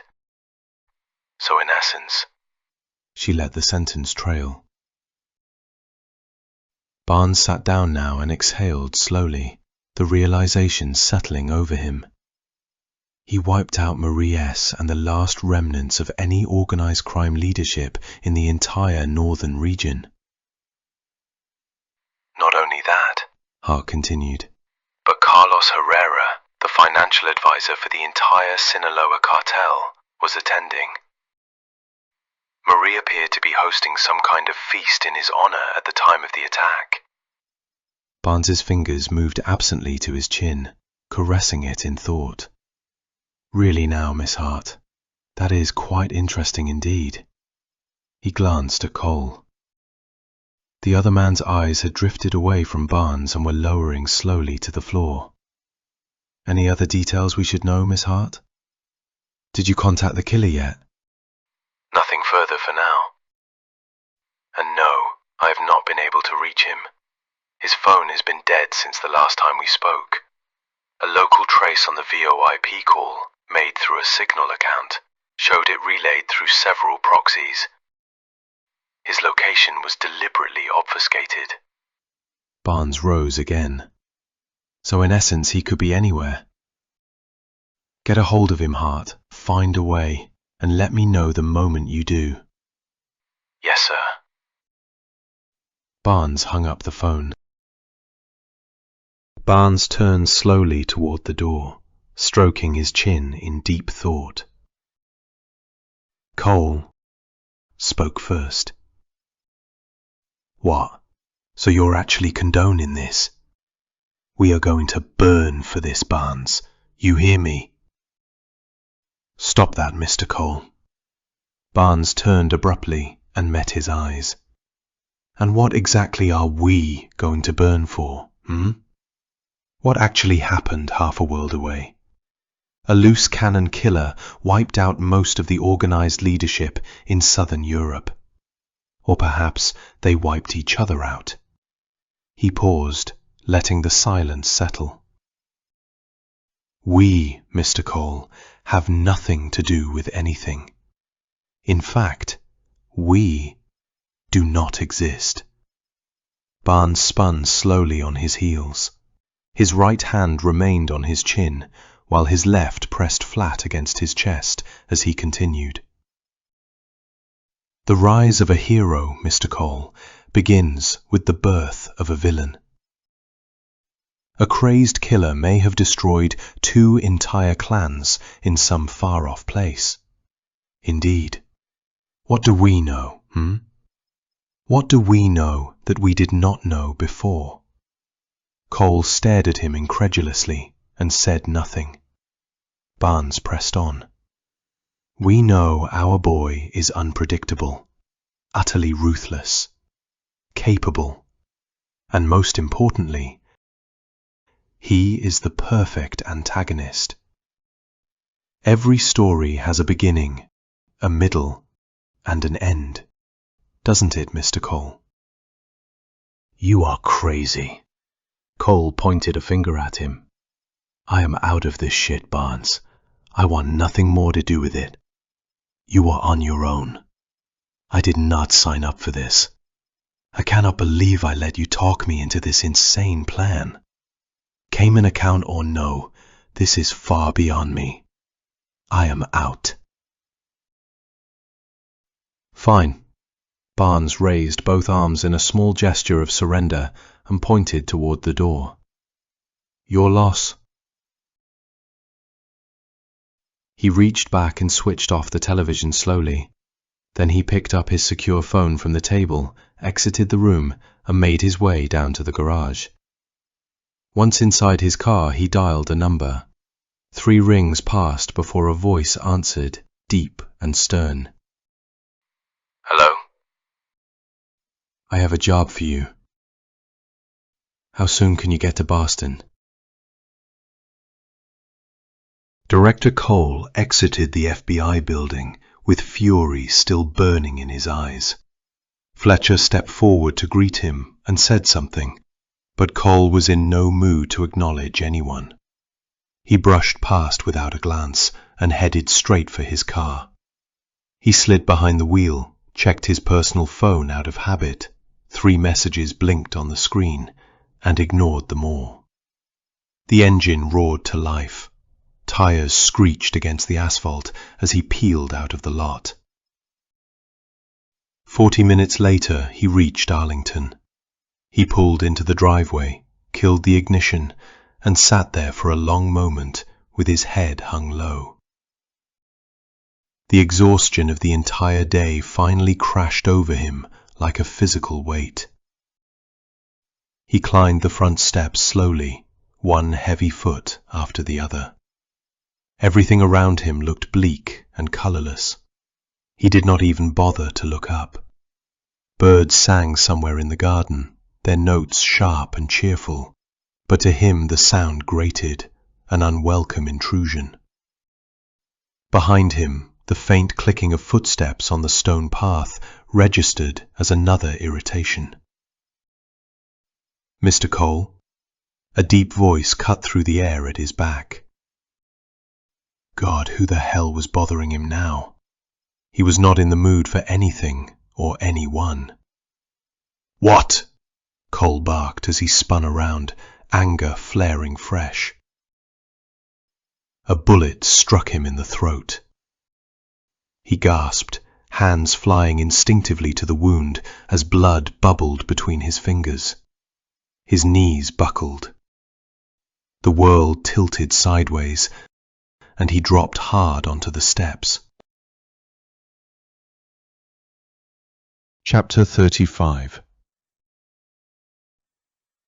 "Yeah, I received some more details from the ground," Hart spoke as she looked in her wardrobe for her running gear. She pulled out a pair of dark leggings and the lightweight top, laying them on the chair beside the bed. "Apparently the explosive he used was something called Mother of Satan," she continued without pausing, her voice level. "It's easily made, apparently, from household chemicals, though quite unstable." Half the people who make it blow themselves up, Barnes said on the phone. So yes, you could say it is unstable. He let the words sit for a second before continuing, his tone carrying the familiar edge of someone who had seen too much. Although, it still does not fit. He would have needed to make a hell of a lot of it for that kind of damage. And how the hell would he be able to deploy that kind of quantity? Hart considered the question. Perhaps he already placed some on the compound beforehand, and triggered the rest with the drone. Or perhaps he used multiple drones, all preloaded on the same target. Barnes gave a short, humorless breath down the line. That would require an incredible amount of work, and an inhuman level of concentration, not to mention a large amount of cash. "Well, you did pay him 500,000, Hart pointed out. "If I am not mistaken, with another 500 to be paid after the job was completed. Taxpayers' money hard at work, right?" Your humor is not appreciated, Barnes replied curtly. but it should make it easier to trace him. Hart walked to the window and looked out at the quiet street below. "Well," she said, less certain now, "technically, if we knew where his base was, we could go store to store trying to locate the chemical purchases in the area. But with the location of his phone scrambled, he could be anywhere, really, even outside the country." No. With those kinds of common chemicals, it would be virtually impossible. A brief silence stretched between them. So anyway, did you hear from our boy yet? "Not yet," Hart answered, "but I have a feeling he will contact me soon." And how can you be so sure? "Because he likes me," Hart said dryly. Listen, Hart, this is quite important. I know we don't know a hell of a lot about each other, and that goddamn Cole has quit the job and run off to vacation somewhere. But if our boy contacts you, please return to Boston as soon as possible. Now with Cole gone, I need you here to take his place. There is a matter of great importance that we need to discuss." Hart stood still by the window, phone pressed to her ear. "Cole left? Where exactly? And what job are we talking about? No offense, sir, but I only know you through Cole. Actually, I have no idea." Please, Barnes interrupted. it is critical. I understand your reluctance in this matter, but I will tell you this much. I am authorized by members of Congress on a sensitive matter that we are working on. This is why your attendance would be greatly appreciated. Hart hesitated for a moment, weighing the words. She glanced down at the running gear still laid out on the chair, untouched now. "Well, all right," she said finally, but I want full disclosure on this one, and I want to talk to Cole about it too. Sure, at a later date when he returns. You have my word. But for now, I need you. If our boy calls, contact me immediately, and then I will scramble a jet to get you to Boston as soon as possible. Hart thought for another moment, the line quiet except for the faint hum of the connection. Scramble a jet, Hart said, twisting her lips. What are you, Mr. Big Shot? Antonio wandered the wide tree-lined streets of Paramaribo, the capital of Suriname, with the easy stride of a tourist who had nowhere particular to be. The afternoon sun filtered through the canopy of palms and broad-leaved trees that bordered the sidewalks, casting dappled shadows on the pavement. The historic inner city, a UNESCO World Heritage Site, unfolded around him in a harmonious blend of colonial charm and tropical vibrancy. Elegant wooden buildings, painted in soft whites, creams and occasional pastels, stood shoulder to shoulder, some with flaking paint that only added to their weathered grace, others meticulously restored. These structures, remnants of Dutch influence from the 17th and 18th centuries, featured symmetrical facades, wide verandas, and steep gabled roofs adapted to the equatorial heat. He paused near Independence Square, where the grand presidential palace rose imposingly, its stone base topped by a wooden upper floor that gleamed under the light.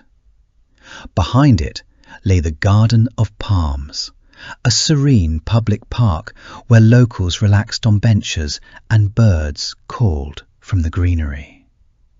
Antonio lifted his camera, a compact mirrorless model slung around his neck, and framed a shot of the square. The palace in the foreground, the fort's old walls peeking from one side, and the river beyond hinting at the Suriname River's broad flow. He clicked several times, adjusting for the bright daylight, capturing the fusion of European symmetry and Creole warmth that defined the city. Further along Keizersstraat, he admired the unusual sight of the Neve Shalom synagogue standing peacefully next to the Mosque of the Surinamese Islamic Association, a quiet testament to the multicultural harmony here.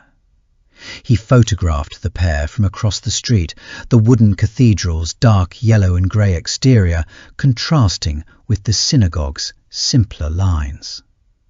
The air carried a mix of scents: faint river dampness, blooming flowers from nearby gardens, and the occasional waft of grilled street food from vendors nearby. Feeling the tropical humidity settle on his skin, Antonio spotted a small ice cream cart parked under the shade of a large mango tree near the water cant, the lively riverside boulevard. The vendor, a middle-aged man in a colourful shirt, smiled as Antonio approached. A handwritten sign listed flavours in neat script: vanilla, chocolate, mango, passion fruit, and a local favourite, something creamy and coconut-based. Antonio pointed to the passion fruit and mango swirl. "One of those, please," he said in English, pulling out a few Surinamese dollars. The vendor scooped the vibrant orange-yellow mixture into a waffle cone, handing it over with a napkin. Antonio thanked him, took a lick, and savoured the tart, sweet burst that cut through the afternoon warmth perfectly. Cone in one hand and camera in the other, he strolled on toward the riverfront, snapping a quick photo of the cart and the vendor waving cheerfully behind it. The city hummed gently around him, motorbikes passing, distant laughter from a group near the water, the low murmur of multiple languages blending in the air. For a moment, Paramaribo felt like a living postcard, historic and unhurried under the endless tropical sky. Antonio stood at the edge of the water cant, the Suriname River flowing broad and brown behind him. He picked up his new phone, registered with a local number under a name that meant nothing. The device felt light and unfamiliar in his hand. He pressed the signal icon, dialed a number from memory. 3 rings. "It's me," he said dryly. On the other end, Hart's voice came sharp and immediate. "Where the hell have you been? Do you know Cole and Barnes are fucking pissed off? Not to mention half the known agencies are looking for you, man. How did—" "Slow it down," Antonio said. "Slow it way down, Miss Hart." He kept his tone level, authoritative. "Cole and Barnes are looking for me. Good. Tell them I want the other half of my payment to my crypto account. Without delay." Hart drew a breath. Fury was there, but she forced it down. When she spoke again, her voice was steadier, though the edge remained. "Can I ask you something? What happened to that no women, no children policy men like you usually adhere to? Or is that just bullshit you tell yourselves at night to sleep better?" Antonio paused. He watched a pair of pelicans glide over the water, their wings catching the late sun. "If you are referring to an incident that happened in a faraway country, which I read about in the newspapers, about 2 clans killing each other, I don't know. But I can say that whoever took care of them perhaps did the best they could under the circumstances while accomplishing the objectives of their mission." "Oh, really?" Hart said, still angry. "But does that someone sleep better at night, knowing he has the blood of children on his conscience? Tell me something. Is there a difference between guilty and innocent in his world? Or are we all just apes walking straight in a world filled with horrors?" "I don't know what you are talking about, Miss Hart. I am merely a humble security consultant." His dryness, the flat indifference, pushed her further. She could feel the old sympathy she had once allowed herself curdle into something else. She rose from wherever she was sitting, anger flashing in her eyes, mouth opening to shout into the phone. Antonio spoke before she could. "A long time ago," he said. His tone changed. The dryness lifted. What came through the line now was quieter, as though another man entirely had taken the receiver. "There was a little boy growing up with his sister, his mother, and his father, in a world far away. This world no longer exists now, but it existed back then. Then his father was taken away. Everything the boy thought about his father had been a lie. The boy saw him more rarely, and the more he tried to pull him back, the more his father faded, as if a dream were taking him. And then his father was gone completely. They said he had died. The boy was still young, but now the world around them began to change. What the boy thought was a secure and certain place turned into a nightmare. Law and order collapsed. The government turned to beasts, then abandoned the people altogether. All that remained were the men of the security services. They haunted his mother and him, followed them everywhere. His mother moved, searched for relatives, but all were dead. The country was engulfed in chaos and anarchy. One day the little boy went to his grandmother's house. When he returned, he found his mother beaten and bloody. The boy did not understand. His mother could not speak. She only cried. He was shocked to his core. His mother had been violated. He grabbed his father's rifle and resolved to defend his mother and his sister. He did not understand, could not understand. But later, much later, understood. The security services, angered by his father's rebellion, had sent criminals to his mother's house when they knew the boy would not be there. And they had ravaged her. Growing up in the East, the boy had idolized outlaws, as did all his friends, because they were rebels against an unjust and evil government. But when he found out that gangsters worked with the government to attack his mother, he resolved to kill them all, no matter when, no matter how. And he resolved to have no mercy for them or their families. He resolved that their children would suffer as he and his sister had suffered. So if you can find this boy, Miss Hart, you can explain to him what you mean by the word innocence. Antonio ended the call.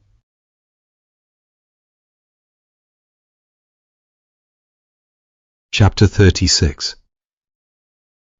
Boston, Massachusetts, 9 a.m. FBI building, secure comms room.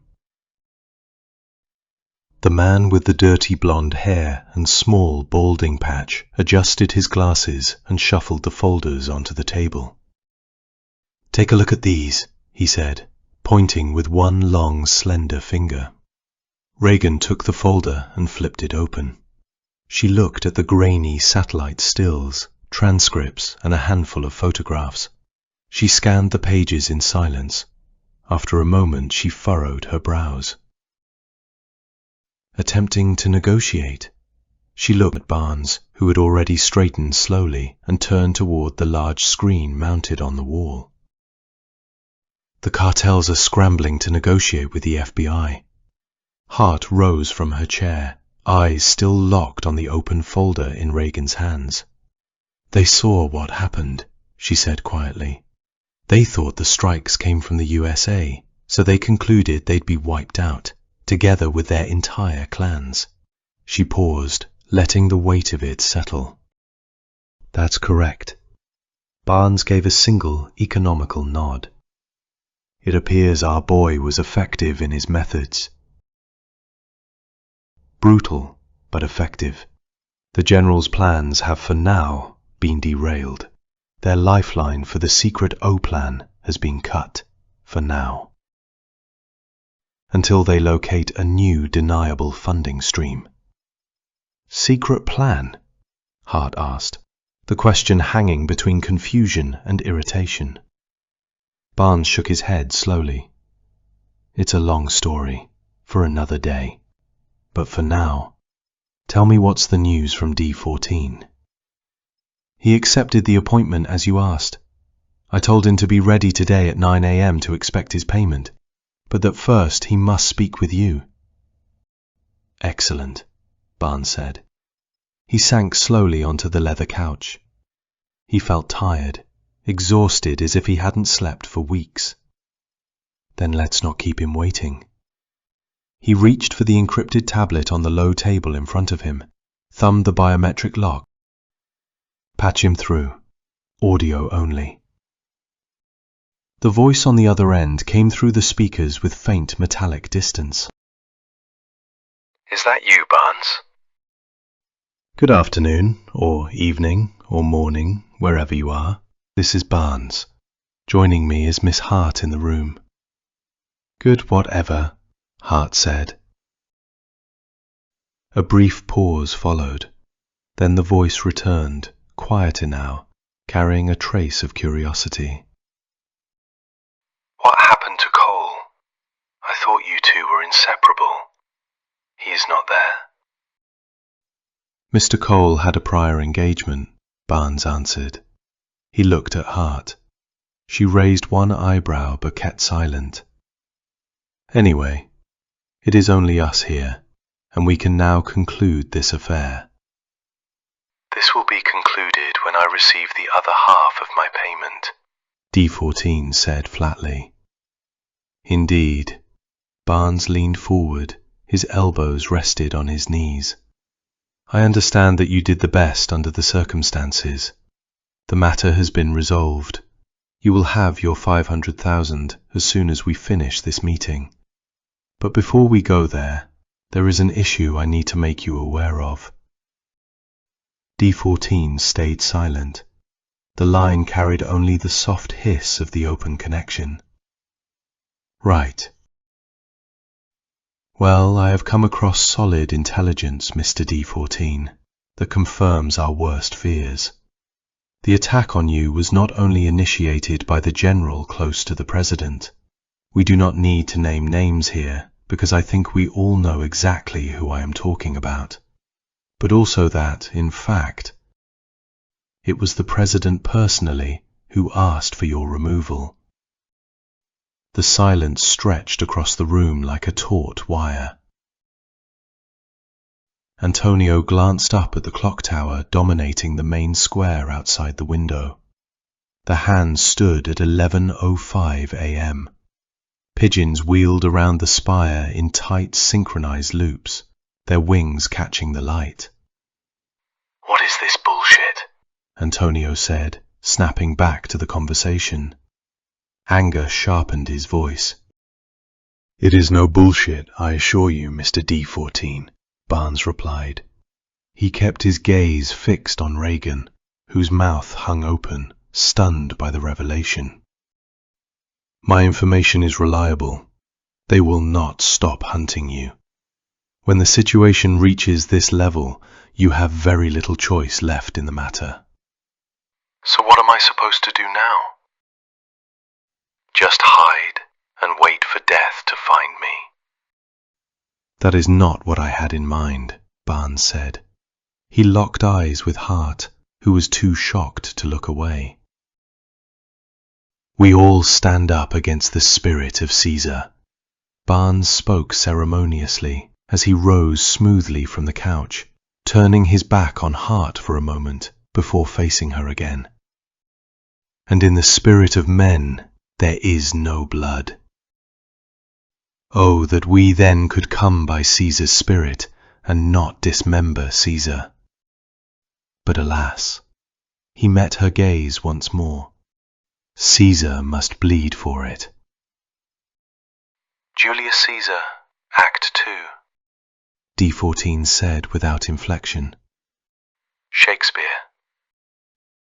Correct, Mr. D-14. You know your text well. Barnes allowed himself the smallest nod of approval. What I mean is... What is this? Hart cut in, alarm rising in her voice. Are you saying he should... The President of the United States? To put it bluntly, Barnes answered, he has little choice. If he does nothing, he dies. If he hides, he dies. The only defense is to attack. His only option is... This is insane, Hart interrupted again, anger breaking through now.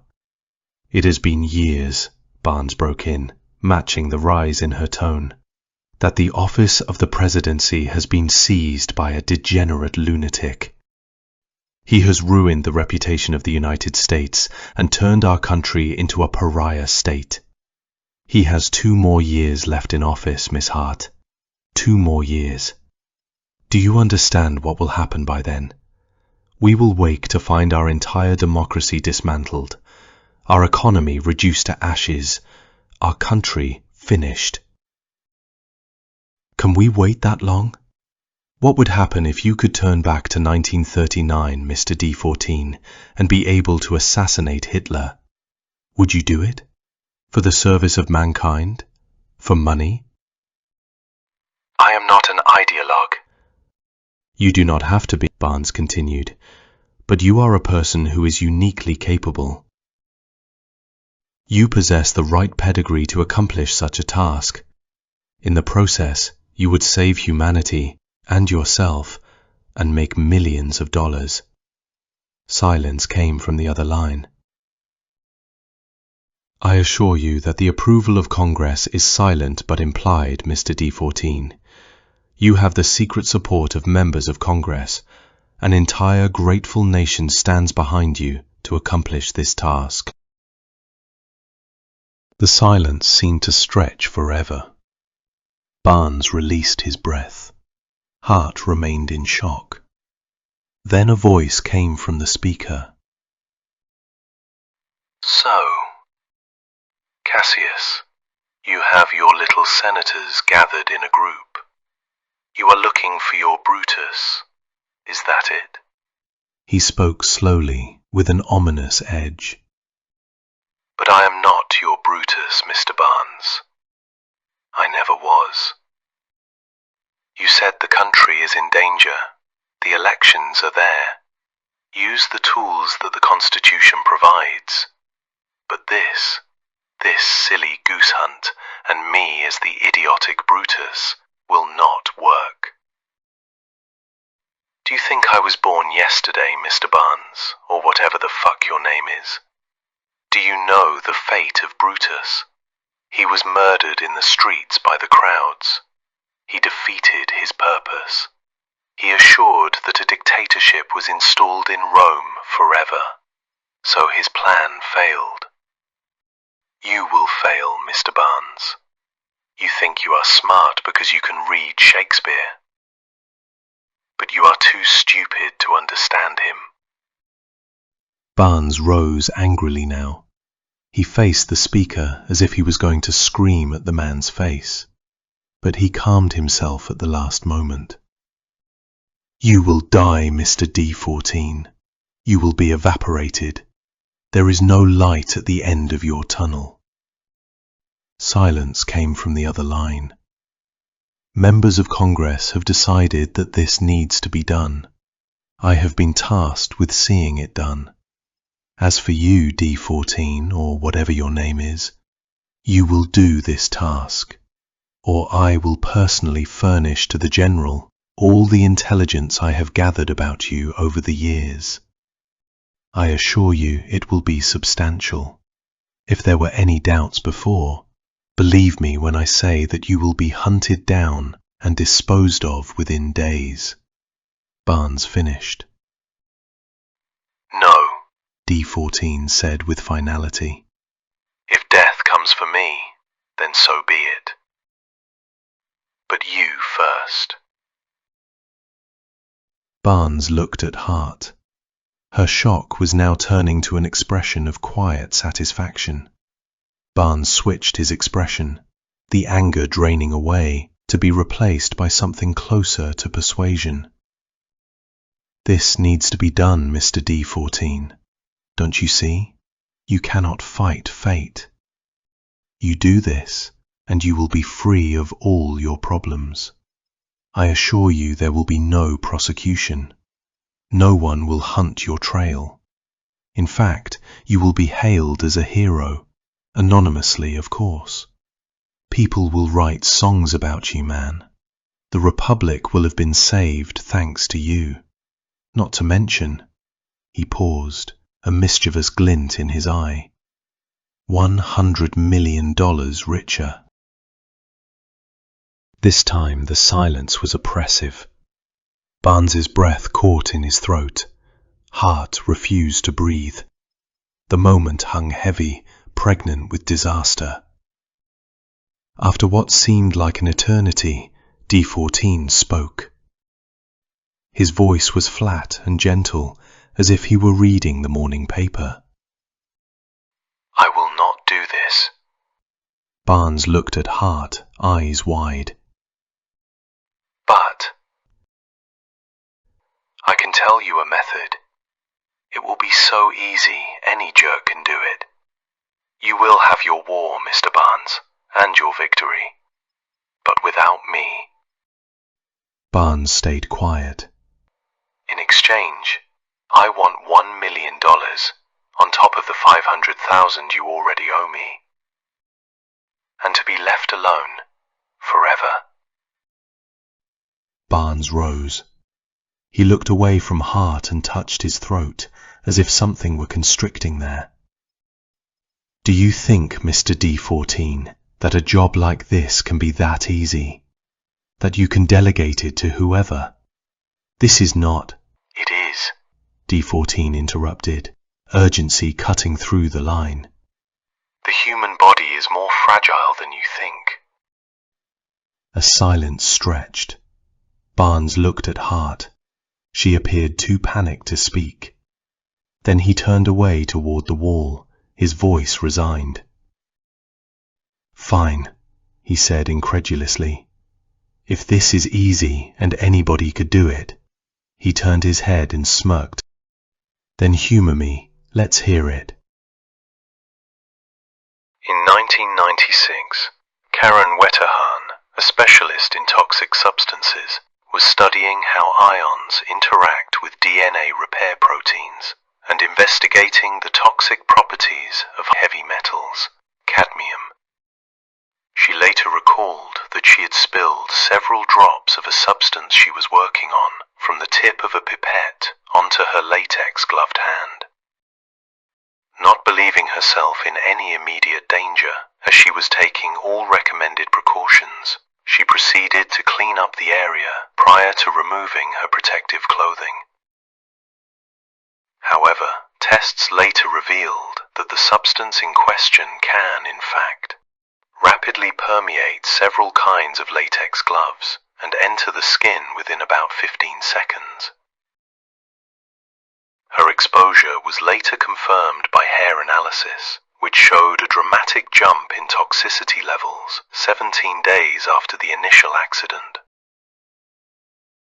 Approximately 3 months after the initial accident, Wetterhahn began experiencing brief episodes of abdominal discomfort and noticed significant weight loss.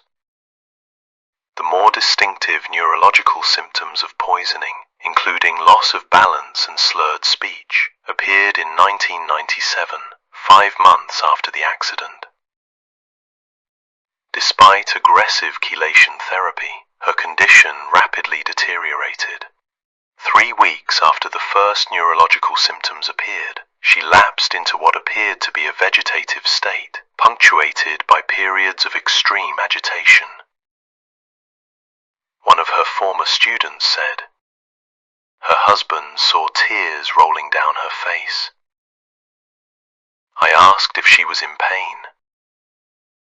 The doctors said it didn't appear that her brain could even register pain. She was removed from life support and pronounced dead 10 months after her initial exposure. Hart looked at Barnes, her eyes wide with horror. Barnes furrowed his brows, then nodded. Chapter 37.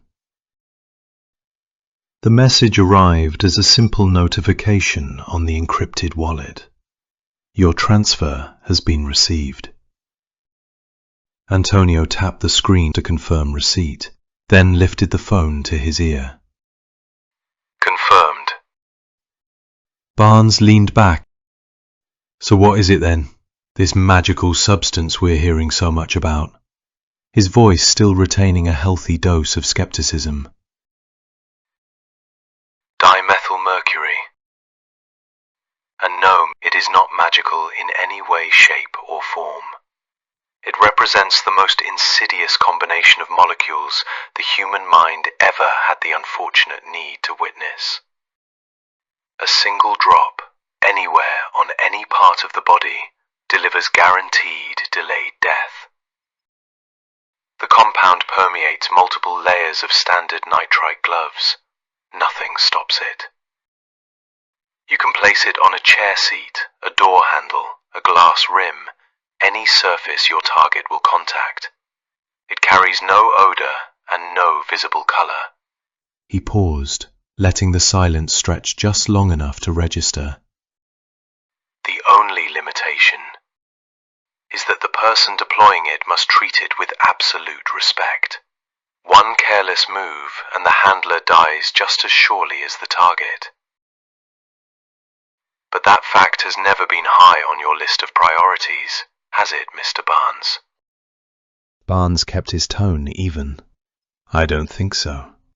In any case, it is not your place to lecture me on what I should or should not do, Mr. D-14. You delivered your method, I transferred the funds. Transaction complete. Now what are you planning to do? The question was rhetorical. And right now, I plan to honor the terms we agreed upon. I disappear. You will never see or hear from me again, Barnes. Unless you have the unfortunate need to force me to see you. The line went dead. 2 hours later, Days Inn, Allston, Massachusetts. Reagan Hart moved through the small room with urgency, folding clothes into the travel suitcase and zipping compartments shut. Her hands shook now and then, small tremors she could not suppress, but she forced her breathing steady and kept working. Outwardly, she had stayed calm enough during the whole meeting with Barnes, nodding along, agreeing to every word he spoke, even while every instinct inside her screamed. The plan he described was madness. He was insane. And the deeper she had listened, the clearer it became that the people behind him were just as insane. That realization placed her squarely in the crosshairs of something she could not yet fully fathom. She could not afford to dwell on it now. Focus, one task at a time. She had convinced Barnes she was fine and needed to return to the hotel, shower, change, and prepare for their meeting that evening. After D-14 ended the call, Barnes had kept talking, rambling about contingencies and timelines, but she had barely registered the words. Her mind had already moved to the only objective that mattered: getting out of Boston alive. Once she put enough distance between herself and the city, she would try to reach D-14 again. He was lethal, no question. But compared to Barnes and whoever pulled his strings, D-14 felt like the lesser evil. She packed the last items, her toothbrush, the slim wristwatch her father had given her on her 18th birthday, then tucked her shirt into her jeans and lifted the suitcase. She exhaled, long and slow. Time to move. A knock came at the door. Her pulse spiked, her eyes widened. Barnes. He had sent someone. The thought hit her like cold water. He had seen through her composure, decided she was a liability, and ordered her silenced before she could run. The logic was insane, but so was Barnes. Yet she had given him nothing. She had agreed to everything, played the part perfectly. Why kill her now? She forced the panic down. "Who is it?" she called, keeping her voice level. "Maintenance, Ma'am." A thin voice answered from the hallway. "We need to check the pipe in your bathroom. We are fixing a checking on a leak from earlier. It will not take long." She stood motionless. Every instinct told her not to open the door. But she had to leave. Now. The window was out of the question. 3 floors straight down onto concrete. No fire escape within reach. Breathe. She stepped to the door and pressed her eye to the peephole. A slender man waited on the other side, dressed in the hotel's grey maintenance uniform. Receding hairline, wire-frame glasses, slight stoop to his shoulders. He carried a small toolbox and looked utterly ordinary, harmless. Relief flooded her so fast it almost made her dizzy. She felt the corners of her mouth twitch towards something like a laugh. She was going to live, damn it. She was young, healthy, full life still ahead of her. She would get clear of this nightmare, reach D-14, explain what she had seen. He would understand. He might even protect her. The the sudden certainty of it, the urgent need to see him again, surprised her. Tomorrow, she told herself. Tomorrow she would make the call. Coming, she said. She turned the deadbolt, pulled the door open. A silenced pistol came up fast. The suppressor pointed at her face instantly. Reagan's mouth opened in a wide, soundless gasp. The muzzle flash was the last thing she registered before the world turned black. 30 minutes later, Charles River Apartments, Cambridge, Massachusetts, 3rd floor. Barnes placed his hand at the artfully decorated rail of the balcony, taking in the wide sweep of the river below. Afternoon light slanted across the water, turning the surface to hammered silver. He had already set a frozen meal in the microwave, something bland and high protein, fuel for the hours ahead. The day had delivered more than its share of events, but the real work was still waiting. His secure phone buzzed twice on the granite countertop. He picked it up without haste. A deep, unhurried voice came through the line. It is done. Barnes allowed himself the smallest exhale. Excellent. She was at the Days Inn? Yes. Good. He glanced once more at the river, then turned back toward the kitchen. Don't concern yourself with the cameras, the lobby logs, or any of it, Reeves. You have full coverage from this point forward. You work exclusively for me now. You have proven yourself reliable and capable. I value that. He paused just long enough to let the words settle. Now come to me in exactly 40 minutes. We need to discuss your next assignment. This one will be significantly larger in scope. The payday will match. You will receive the full briefing when you arrive. I am sending you the address now. On the other end, Reeves wrote the details into a small black notebook with a mechanical pencil. The scratch of graphite was audible for a second over the line. Thanks, Reeves said, voice still flat and deep. I will be there. Barnes ended the call. Barnes set the phone down, opened the microwave door as the timer chimed, and carried the steaming tray to the table. He had 40 minutes, plenty of time to eat, review the dossier one more time, and prepare for the conversation that would set the next phase in motion. Outside, the river kept moving, indifferent to everything that had just happened. It meandered calmly and expanded in scope slowly, toward the reserved heart of the city. Chapter 38. Chevy Chase, Maryland, 2:07 a.m. Tom Reynolds paced the length of his porch, the night air cool against his skin. No remedy had worked. The insomnia refused to yield, and it was beginning to erode his edge. He had read enough medical literature to know that chronic sleep deprivation invited a host of problems, physical, mental, etc. He had tried them all: over-the-counter herbal extracts, valerian root, chamomile, lavender, and then the stronger prescription options. None delivered more than fleeting relief. Now he considered the one class of drugs he had avoided until this point: benzodiazepines. The stronger variants carried serious warnings about dependency, but he no longer cared about the risks. He would convince his doctor to prescribe them. It represented the only viable path forward. The unresolved loose end made everything worse.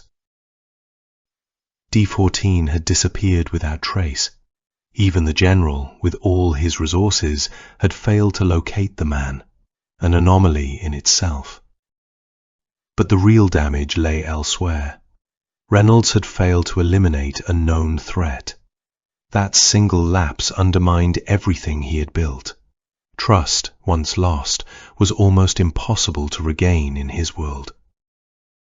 Adversaries would notice any sign of weakness. If they concluded he was vulnerable, they would act, and they would not hesitate. He lifted the glass to his lips and took another sip of Crown Royal whiskey, the liquid now lukewarm. Dawn remained hours away. He had no intention of stepping beyond the porch lights at this hour. His estate was private and meticulously maintained, but open ground at night offered too many opportunities for an opponent. He spent the majority of his time inside the secure perimeter of his colonial. These days, you could not be too careful. He decided to stretch his legs, moving only along the covered walkway that bordered the house. Then he heard it, the low trill of his secure phone. Few people possessed the number. A cold certainty settled in his gut. This call surely carried bad news, he thought as he answered the phone. The voice came through the secure line, mellow and unhurried, almost soothing. Reynolds? Tom kept his eyes on the darkness beyond the porch lights, scanning the shadows as though he might catch a glimpse of the caller's face. Who wants to know? Pleasure to make your acquaintance. I have been referred to as D-14. Do you know the name? Reynolds' eyes widened. His mouth opened, but the words refused to form. He forced himself to breathe. Calm yourself. Yes, he said at last, voice steady again. I have heard of you. You have proven remarkably difficult to locate, yet here you are, in possession of my private number. Congratulations. But this was a serious mistake. If you believe... Relax, Tom. The voice cut in smoothly. This is not what you think. I have no interest in you. If I did, we would not be having this conversation, would we? The fear in Reynolds' chest eased a fraction. Damn straight it isn't, he said, letting more anger bleed through than he intended. If you imagine I'm rattled by some anonymous prank call, you are badly mistaken, my friend. If you think... Let us dispense with the pleasantries, D-14 interrupted again. Reynolds felt the sting of humiliation, but swallowed it. He remained silent. Let us call for a truce, shall we? Let us discuss future options. In fact, I have a strong feeling I will be living a very happy and carefree life from this point forward, unbothered by the affairs of strangers. Silence stretched. What the hell are you talking about? Reynolds demanded, anger now fully unleashed. Do you have any idea the mess you have caused? Even if I were to call off the hunt, there are others who... They too will stop hunting me, Mr. Reynolds. And so will you. Do you know why I am so certain? Reynolds exhaled through his nose. I am all ears. Your president has fucked up. He has fucked up badly. Foreign wars, betrayal of the public, betrayal of the very ideals of democracy that once defined the nation. The pillars have cracked. In fact, he has fucked up so thoroughly that a plot is already in motion to relieve him of his obligations. Permanently. Reynolds stood frozen. The words refused to compute. He had meant to snarl something vicious into the receiver. Instead, all that escaped was a choked, What? I can assure you the threat is real and serious, D-14 said. So what do you say now? Can we help each other, or not? It took Reynolds several long seconds to reassemble his thoughts. Years in intelligence had taught him how to recover quickly. When he spoke again, his tone had smoothed into something almost serene. Say what you have to say. We will see what can be done. No deal. I want a full presidential pardon. A clear and empty path ahead of me. I want to retire in peace, to enjoy what remains of my life without interference. I want to be free and clear of all your messes, your bullshit, your election dramas, your criminal enterprises. I want to be left alone, completely. Got it? Tom stayed quiet. In return, I will give you the means to stop the plot and save your president. You will emerge the hero yet, Reynolds. Champagne, salutes, who knows, even a promotion. All those years of kissing ass finally rewarded. Calculations spun behind Reynolds' eyes. Fine. He said after what felt like an eternity. You will have your deal, D-14. If everything you have told me checks out, I will see what can be arranged. Good. You do that. Because if I am left alone, then you are left alone. Entiende, compadre? The words carried no theatrical menace, only flat certainty. Because until I receive the pertinent documents, you will hear nothing more from me, Thomas. I suggest you get to work. When I have what I want, you will receive what you want. D-14 pressed the end call button. Reynolds stood motionless on the porch, phone still pressed to his ear, listening to the silence.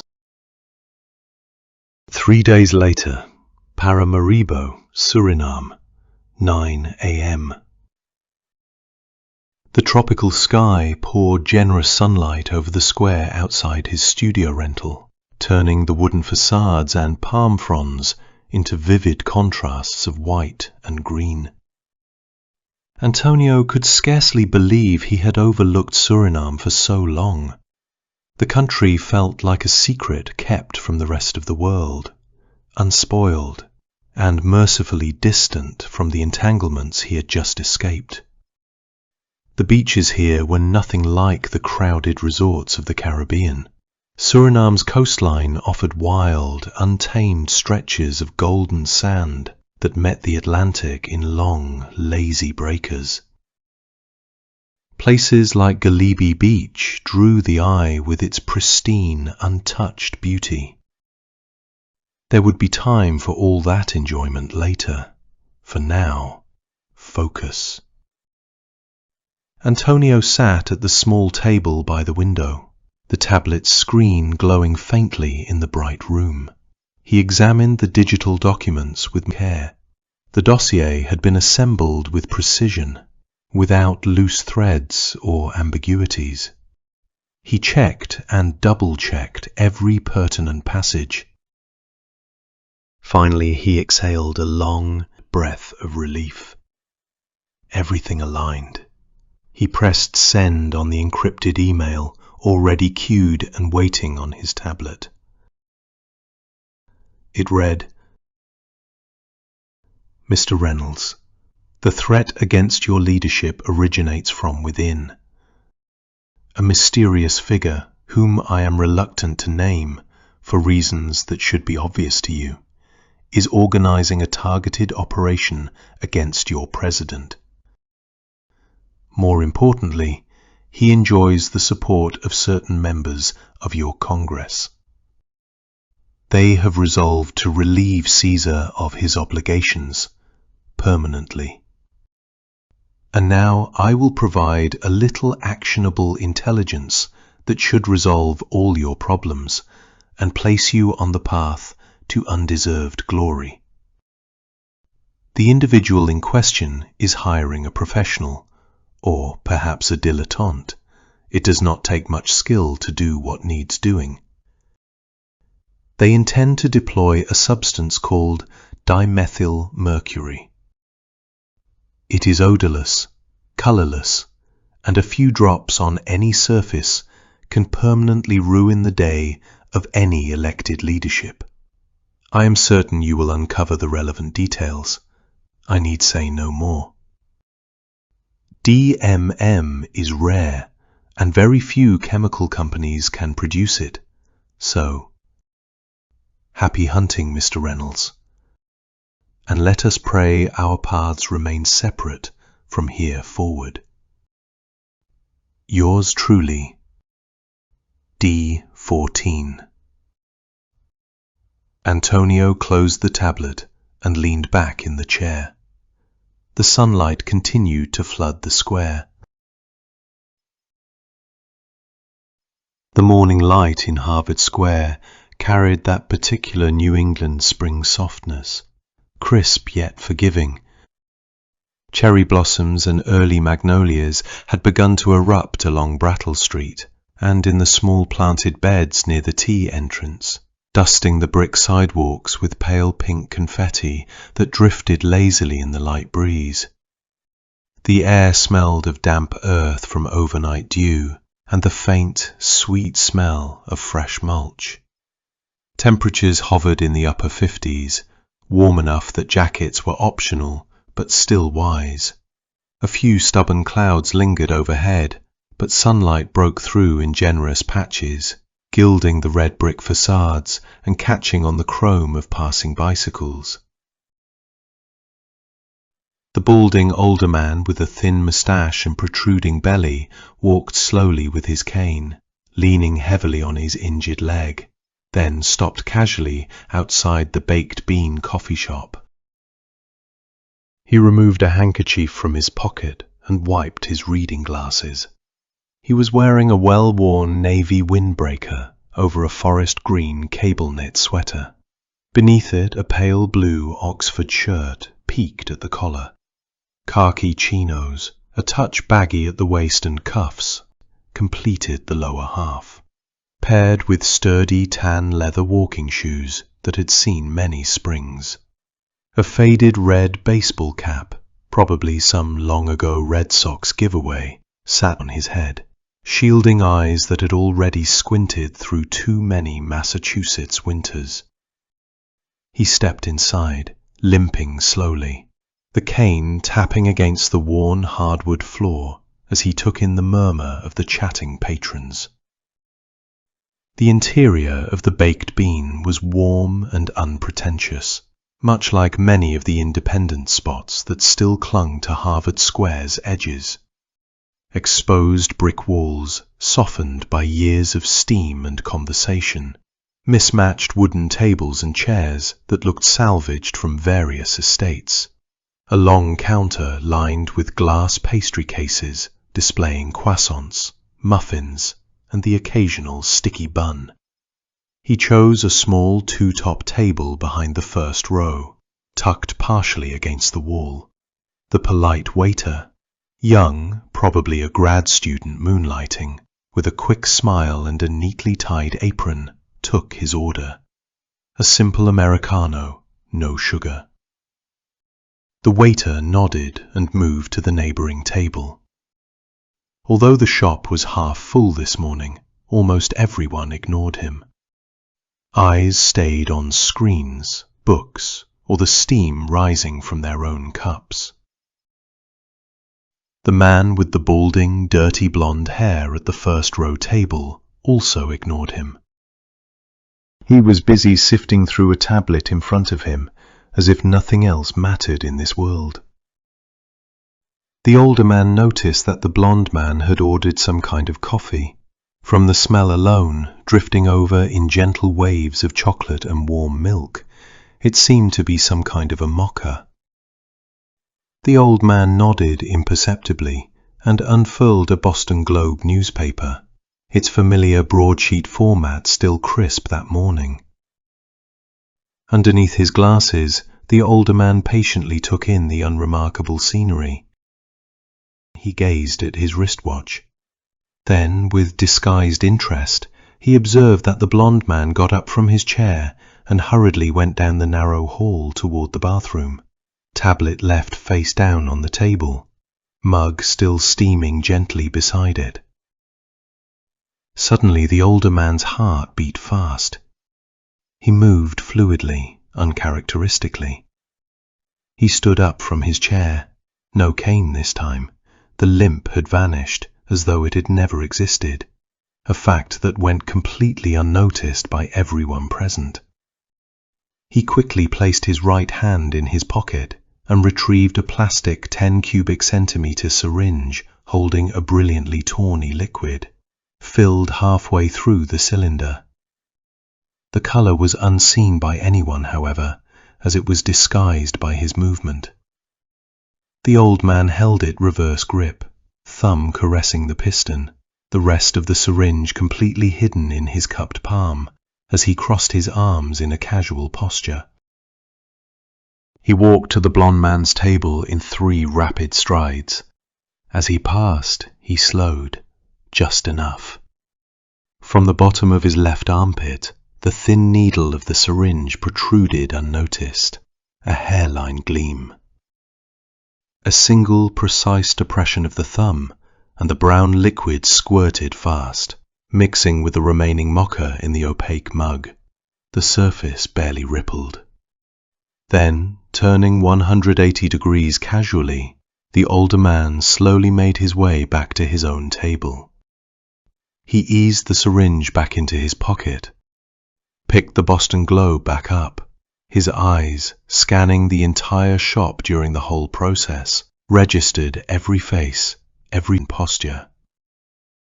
He let out a disguised, slow breath. The eyes beneath the glasses turned to calm instantly, unobserved. He waited.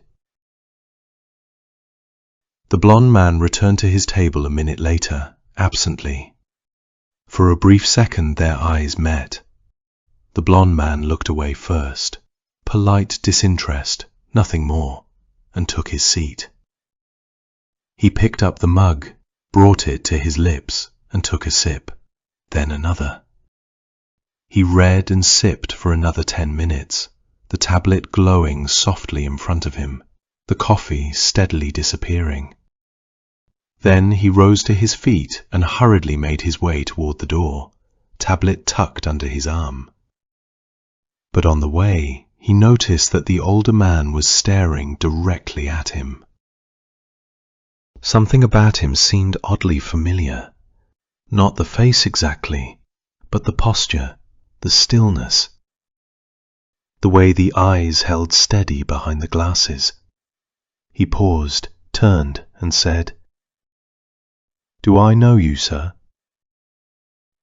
The older man lowered the newspaper just enough. "I don't think so, son," he said with a slow drawl, the vowels rounded. "I suppose all strangers look alike, don't they?" The blond man slightly furrowed his brow. "I suppose they do," he murmured, more to himself than to the older man. He gave a small puzzled nod and stepped outside. What an odd expression, he thought as he crossed the brick sidewalk and turned left toward Brattle Street. The phrase lingered in his mind for another 2 minutes, then completely dissolved in the preponderance of the day's coming events. After the blond man had left, the older man waited another 3 minutes. Then he slowly got up from his own chair. This time the cane returned to his hand as naturally as breath, and with it the limp reappeared casually. The bell chimed once more as he stepped back into the spring air. Outside, Harvard Square had edged deeper into morning. He walked the short distance to the nearest bus stop on Massachusetts Avenue, just past the newsstand, and settled there on the metal seat, whistling a tuneless, almost absent-minded melody under his breath.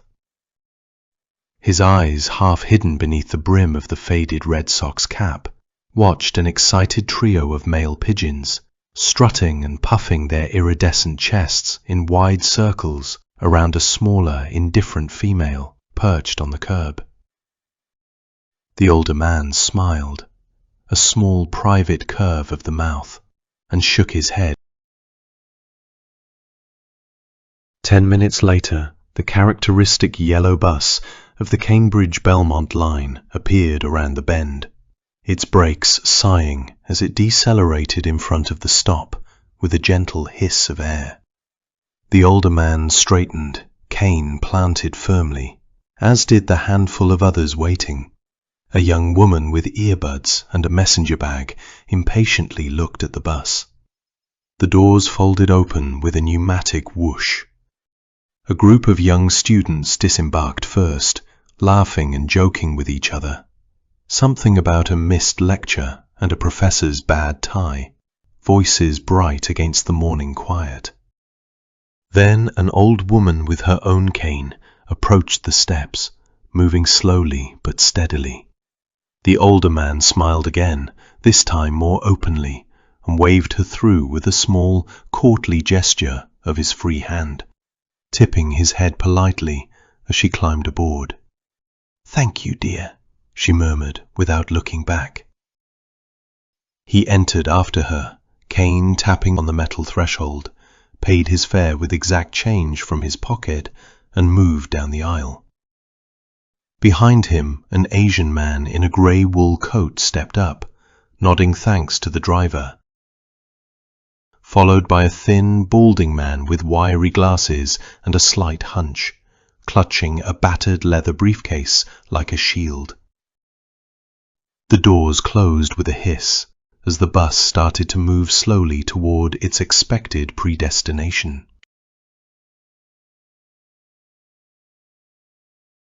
Epilogue. 7 years earlier, Northampton, Massachusetts. Dobra Tea Shop. Simeon Vale felt genuine pleasure at returning to his favourite tea shop in the entire country. He lived in the neighbouring college town with his Chinese girlfriend, who was pursuing her studies at UMass. Although he had made the short drive often enough in the past, lately he rarely found time to visit Dobra. Between jobs, most of his hours went to looking after Jenny. As a foreign student, she neither drove nor knew the area as well as he did. So he took quiet satisfaction in serving as her chauffeur with his smooth Civic through town, shopping at the mall and running whatever errands she needed. Lately her schedule had grown so demanding that these outings had fallen away by much. Simeon would never come to the tea shop alone. The place held no appeal without her beside him. Today offered the perfect autumn morning, an ideal chance for them to spend unhurried time together and simply relax. He had picked up 3 books from her university library, all on mycology, a subject that had captured his interest ever since he completed his 2-year microbiology course. That training had been worth the time, a way to sharpen skills he already possessed, and he was glad he had taken it, perhaps one of the best decisions of his life. Biology, the study of life itself, fascinated him. He had not taken a job in some time, but his savings remained more than sufficient to carry him forward. He had made a private promise to himself. The remaining 2 years of Jenny's program would belong to her entirely. She deserved that commitment. He glanced across at her round face framed by glasses, her shy smile emerging soft and genuine, and felt the quiet certainty of it. Young in years, she carried wisdom beyond her 22 years that often surprised him. He had learned more from her than he ever expected, and the thought of her graduation, of the day she would return to her parents, settled in his chest like a stone he preferred not to examine too closely. They sat cross-legged on thick cushions at one of the low wooden tables in the shop's Eastern-style section. The space enveloped them in a serene calm. Authentic decor from Morocco, Asia, and the Middle East filled every corner. Rich tapestries draped the walls, intricate lanterns hung from the ceiling, casting warm, diffused light, and shelves displayed handcrafted teapots and cups from distant traditions. The pleasant aroma of the shop wrapped around them like a quiet embrace. Layers of delicate green notes, subtle orchid sweetness, and roasted oolong depth. "Are you happy, baby?" Simeon asked as he settled on the pillow.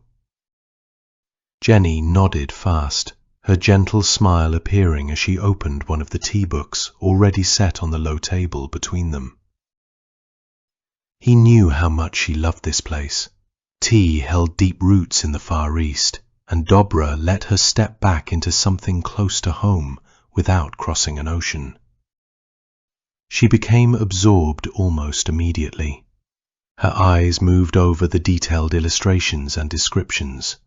Teas organized by region, from misty Chinese mountains to Japanese gardens to Indian hillsides to North American valleys. Each page revealing origins, processing methods, tasting notes. The world narrowed to the book in her hands. She forgot everything else around her, including him. He smiled and looked down. He did not open the tea menu. He already knew his choice. Silver Needle from Fujian, the pale, delicate buds of his favorite white tea.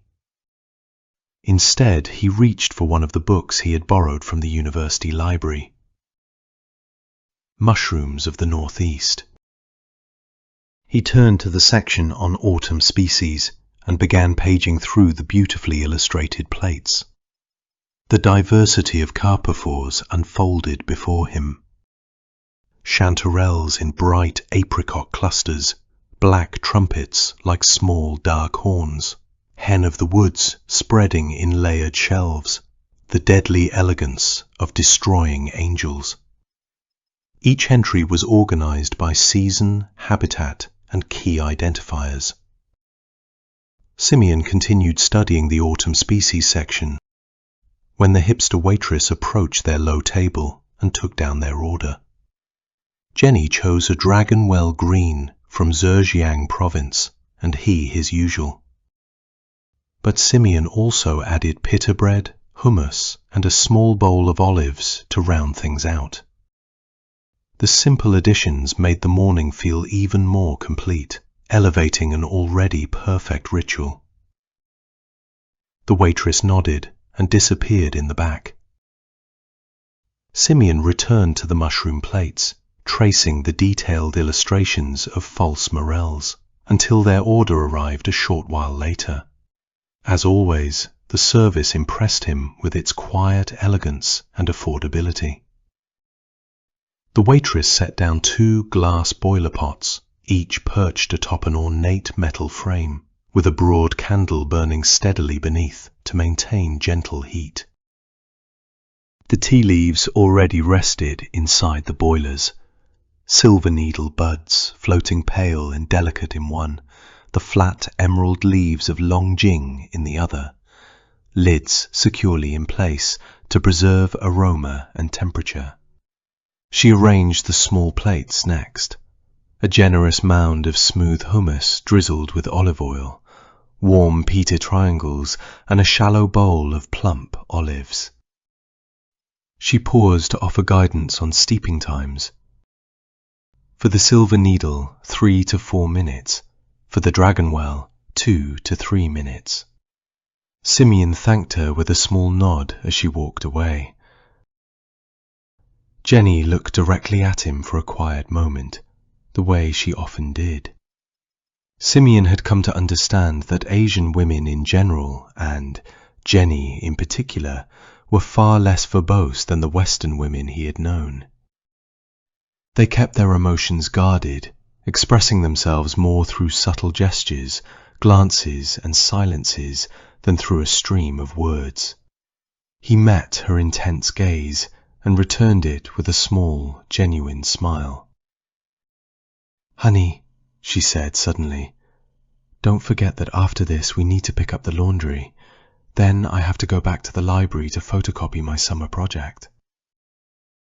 "No problem, baby," Simeon replied, still smiling. "Now, let's enjoy this amazing tea. You really like the green, don't you?" "Yeah," she said. "My dad always liked this one. But I like the pita bread so much too." Simeon nodded.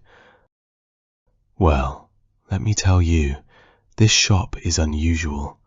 I've traveled a fair amount across the United States, and I've never seen anything quite like it. It's just a hidden gem. Let's always remember to come here whenever we have the time." "I agree," she said. "It's really amazing. I definitely want to come back." They nodded to each other in quiet agreement.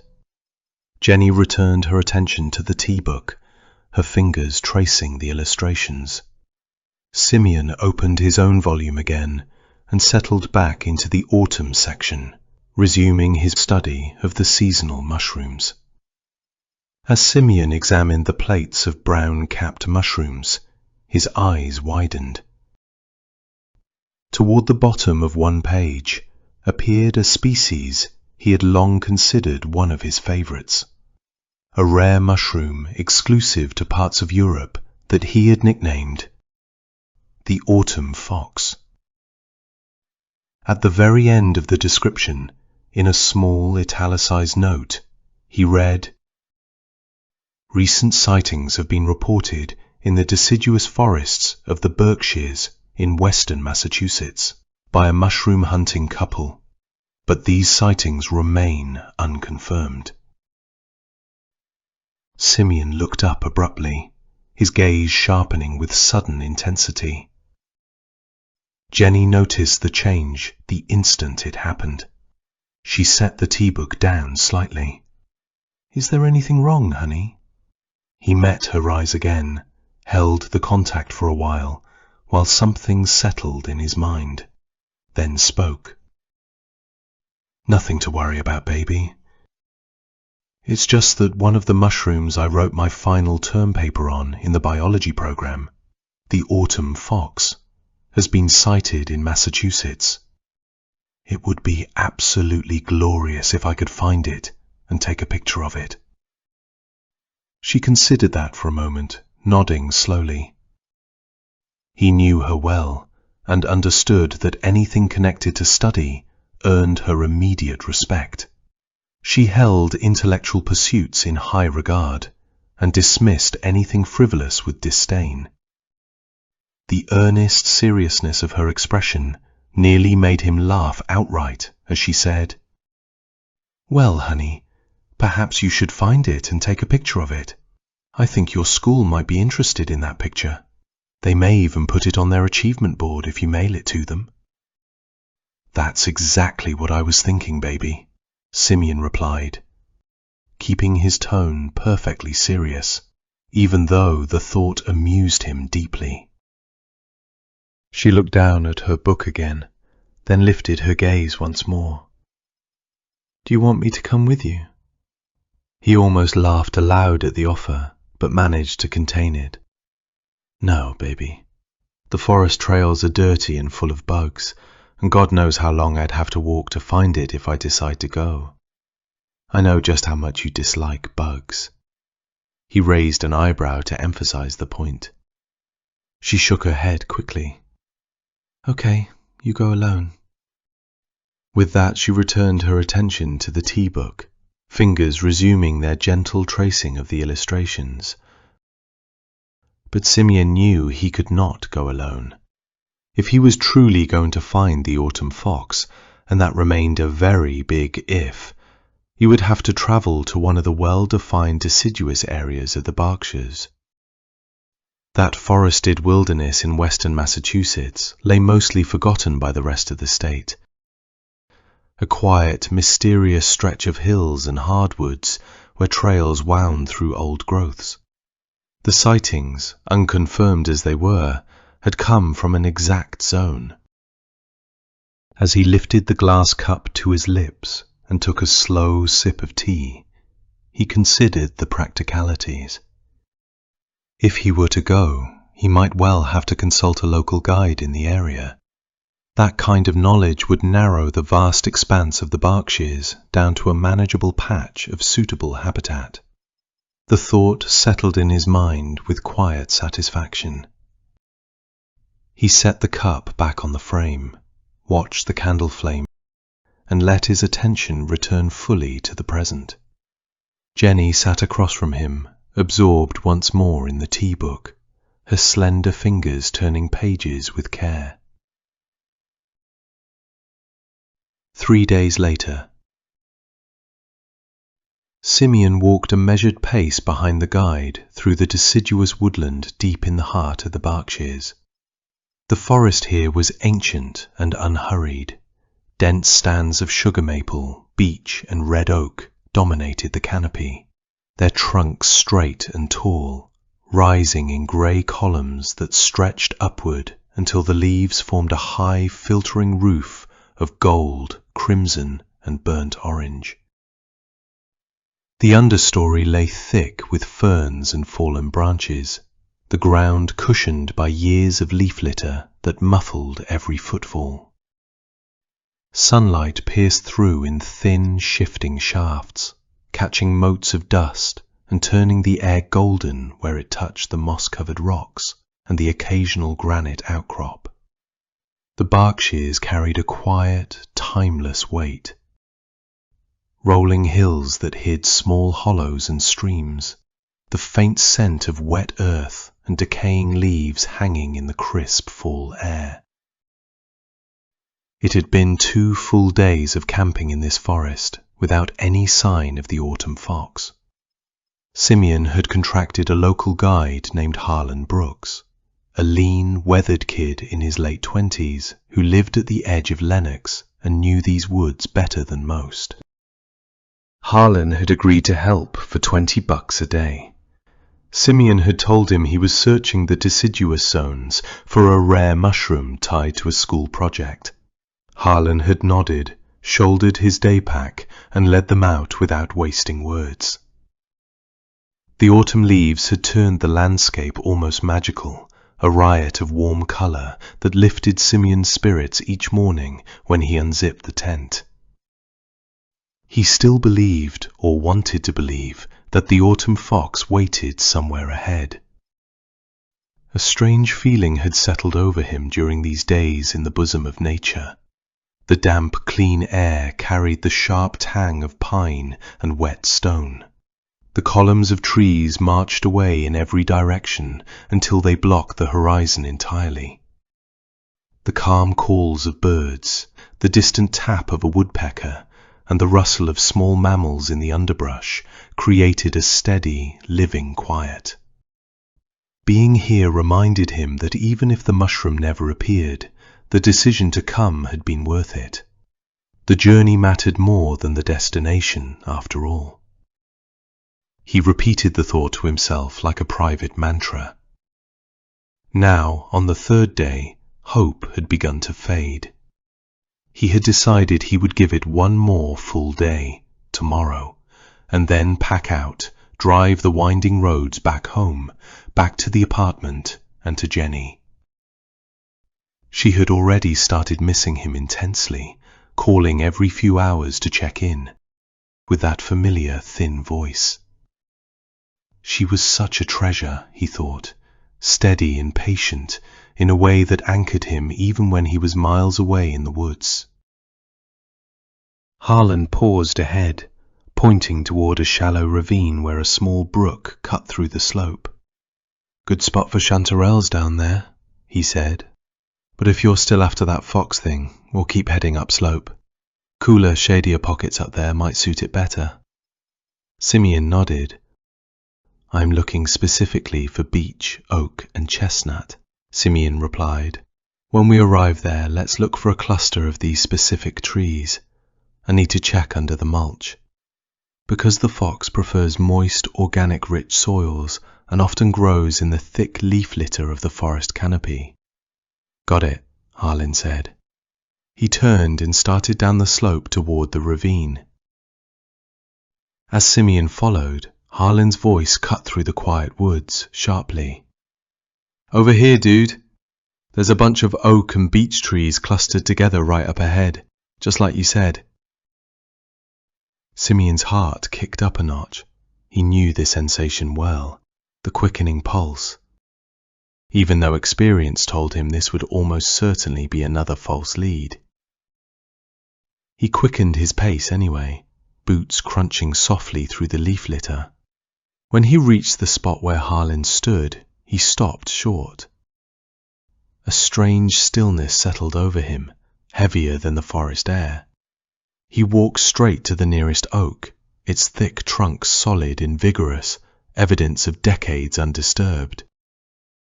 He knelt, knees sinking into the damp mulch, and began to brush away the top layer of fallen leaves and twigs with careful fingers.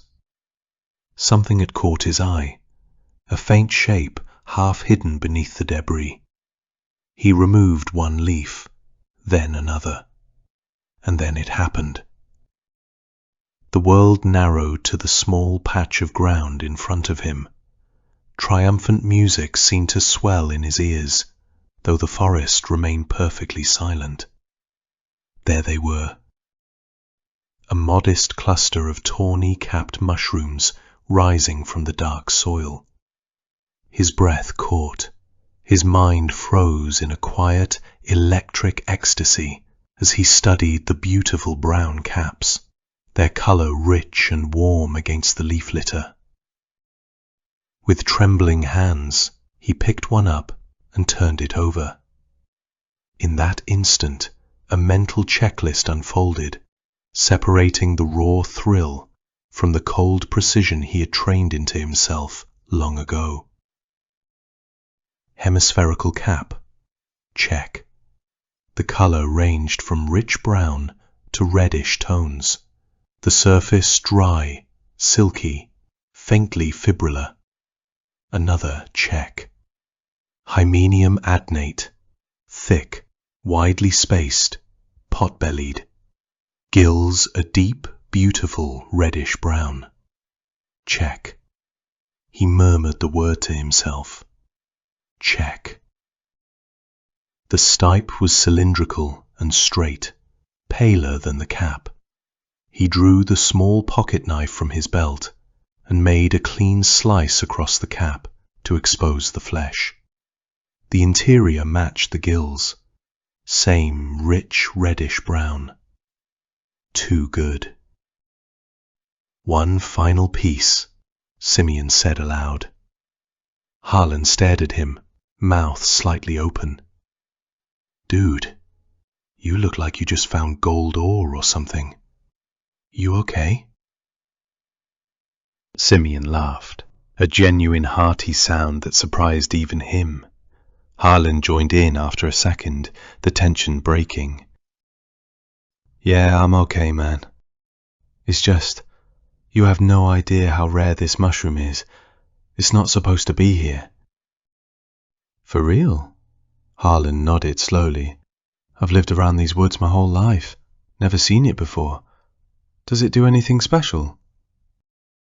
Not really, Simeon replied. Inedible, but not poisonous. Tastes terrible, that's all.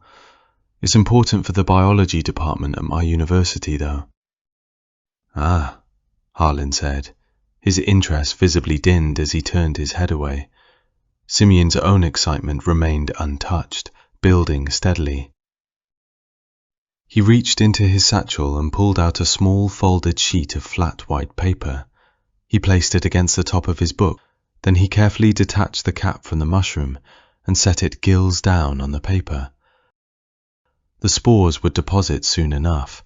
Their color and shape would settle the matter once and for all.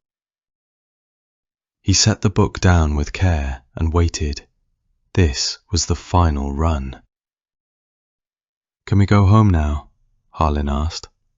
Soon, Simeon answered. 3 minutes passed. There felt like an eternity. Simeon lifted the cap away slowly, then took out the magnifying lens from his satchel. He closed one eye, brought the glass close, and examined the small elliptical spores to be brown to tawny, the same colour as the cap. They were. He stood up slowly, almost reverently. This was it. He said the words only to himself, in the quiet of his own mind. Coronarius Orellanus, the autumn fox. 2 days later, 1 a.m. Simeon rose slowly from the floor mattress he shared with Jenny, careful not to disturb her sleep. She lay curled gently on her side, one arm wrapped around her pillow, breathing softly. Of all the women he had known, none carried such an innocent, unguarded posture in sleep. Beautiful in its quiet vulnerability. He loved her with a depth that surprised him still. The knowledge that she would soon finish her program and return home drove a cold blade through his chest every time the thought surfaced. He still remembered her reaction the night he showed her the autumn fox. Just a brief polite interest crossed her face. "Yeah, honey, it's nice," before she turned back to her studies. Later that evening he had pulled her close in a long, heartfelt embrace. Her manners remained so innocently adorable, untouched by cynicism of the cold, hard world outside that he knew so well. The rest of that day had passed in routine errands alongside her, grocery runs, a quick stop at the post office, the small domestic tasks that filled their shared life. Yet in the back of his mind, he had counted the hours until the final step of his task. Now the day's chores were done, Jenny slept safely, and the apartment lay still in the quiet embrace of the night. Simeon crossed the room on bare feet and approached the low surface where the mushrooms rested, spread out to dry. They had lost their moisture completely, firm, light. He opened the drawer beneath the counter, removed his mortar and pestle, then slipped on a pair of nitrile gloves and fitted a surgical face mask over his nose and mouth. No mechanical grinder for this. He preferred the old-fashioned ritual of slowly hand-grinding the stems to powder. He worked methodically, turning the pestle in steady circles until the material reached the fine consistency he required. In this form, the mushrooms would remain stable for years. He measured out approximately 3 grams on the small digital scale, transferred the powder into a narrow cylindrical vial with care, then added ethyl alcohol until the vial was nearly full. He stoppered it tightly and shook it vigorously for a full minute. In the soft glow of the work lamp, the liquid took on a tawny orange-brown hue, rich, almost luminous. The orellanine was already beginning to extract. Remarkable, he thought. In about 5 days, it would be ready for testing. Simeon set the vial down and reached for the 10 cubic centimeter syringe on the tray. He held it up to the light. 5 more days. He gazed at the white lab rat that was moving quietly in its cage, its red eyes staring at Simeon as if sensing what was to come. Orellanus was considered one of the most deadly mushrooms in the world. But what set it apart from many of its kind was that orellanine, the main toxin, had a prolonged incubation period. so it would take months for symptoms to appear. The substance was nephrotoxic. It mainly attacked the kidney, and its effect was irreversible in most cases, causing kidney failure as well as multiple organ failure that would lead to death or require multiple transplants. The toxin was not destroyed by cooking, freezing, or drying. Due to its long incubation, symptoms appeared around 17 days after consumption, when kidney damage was already too severe. Once symptoms appeared, it would be too late for any gastric lavage, and every single trace of the toxin in the blood would have disappeared. Simeon felt almost sorry for any poor soul who would have the unfortunate fate of having to experience the taste of Orellanus. But he was sure that whoever would be in the receiving end, however, would definitively deserve it.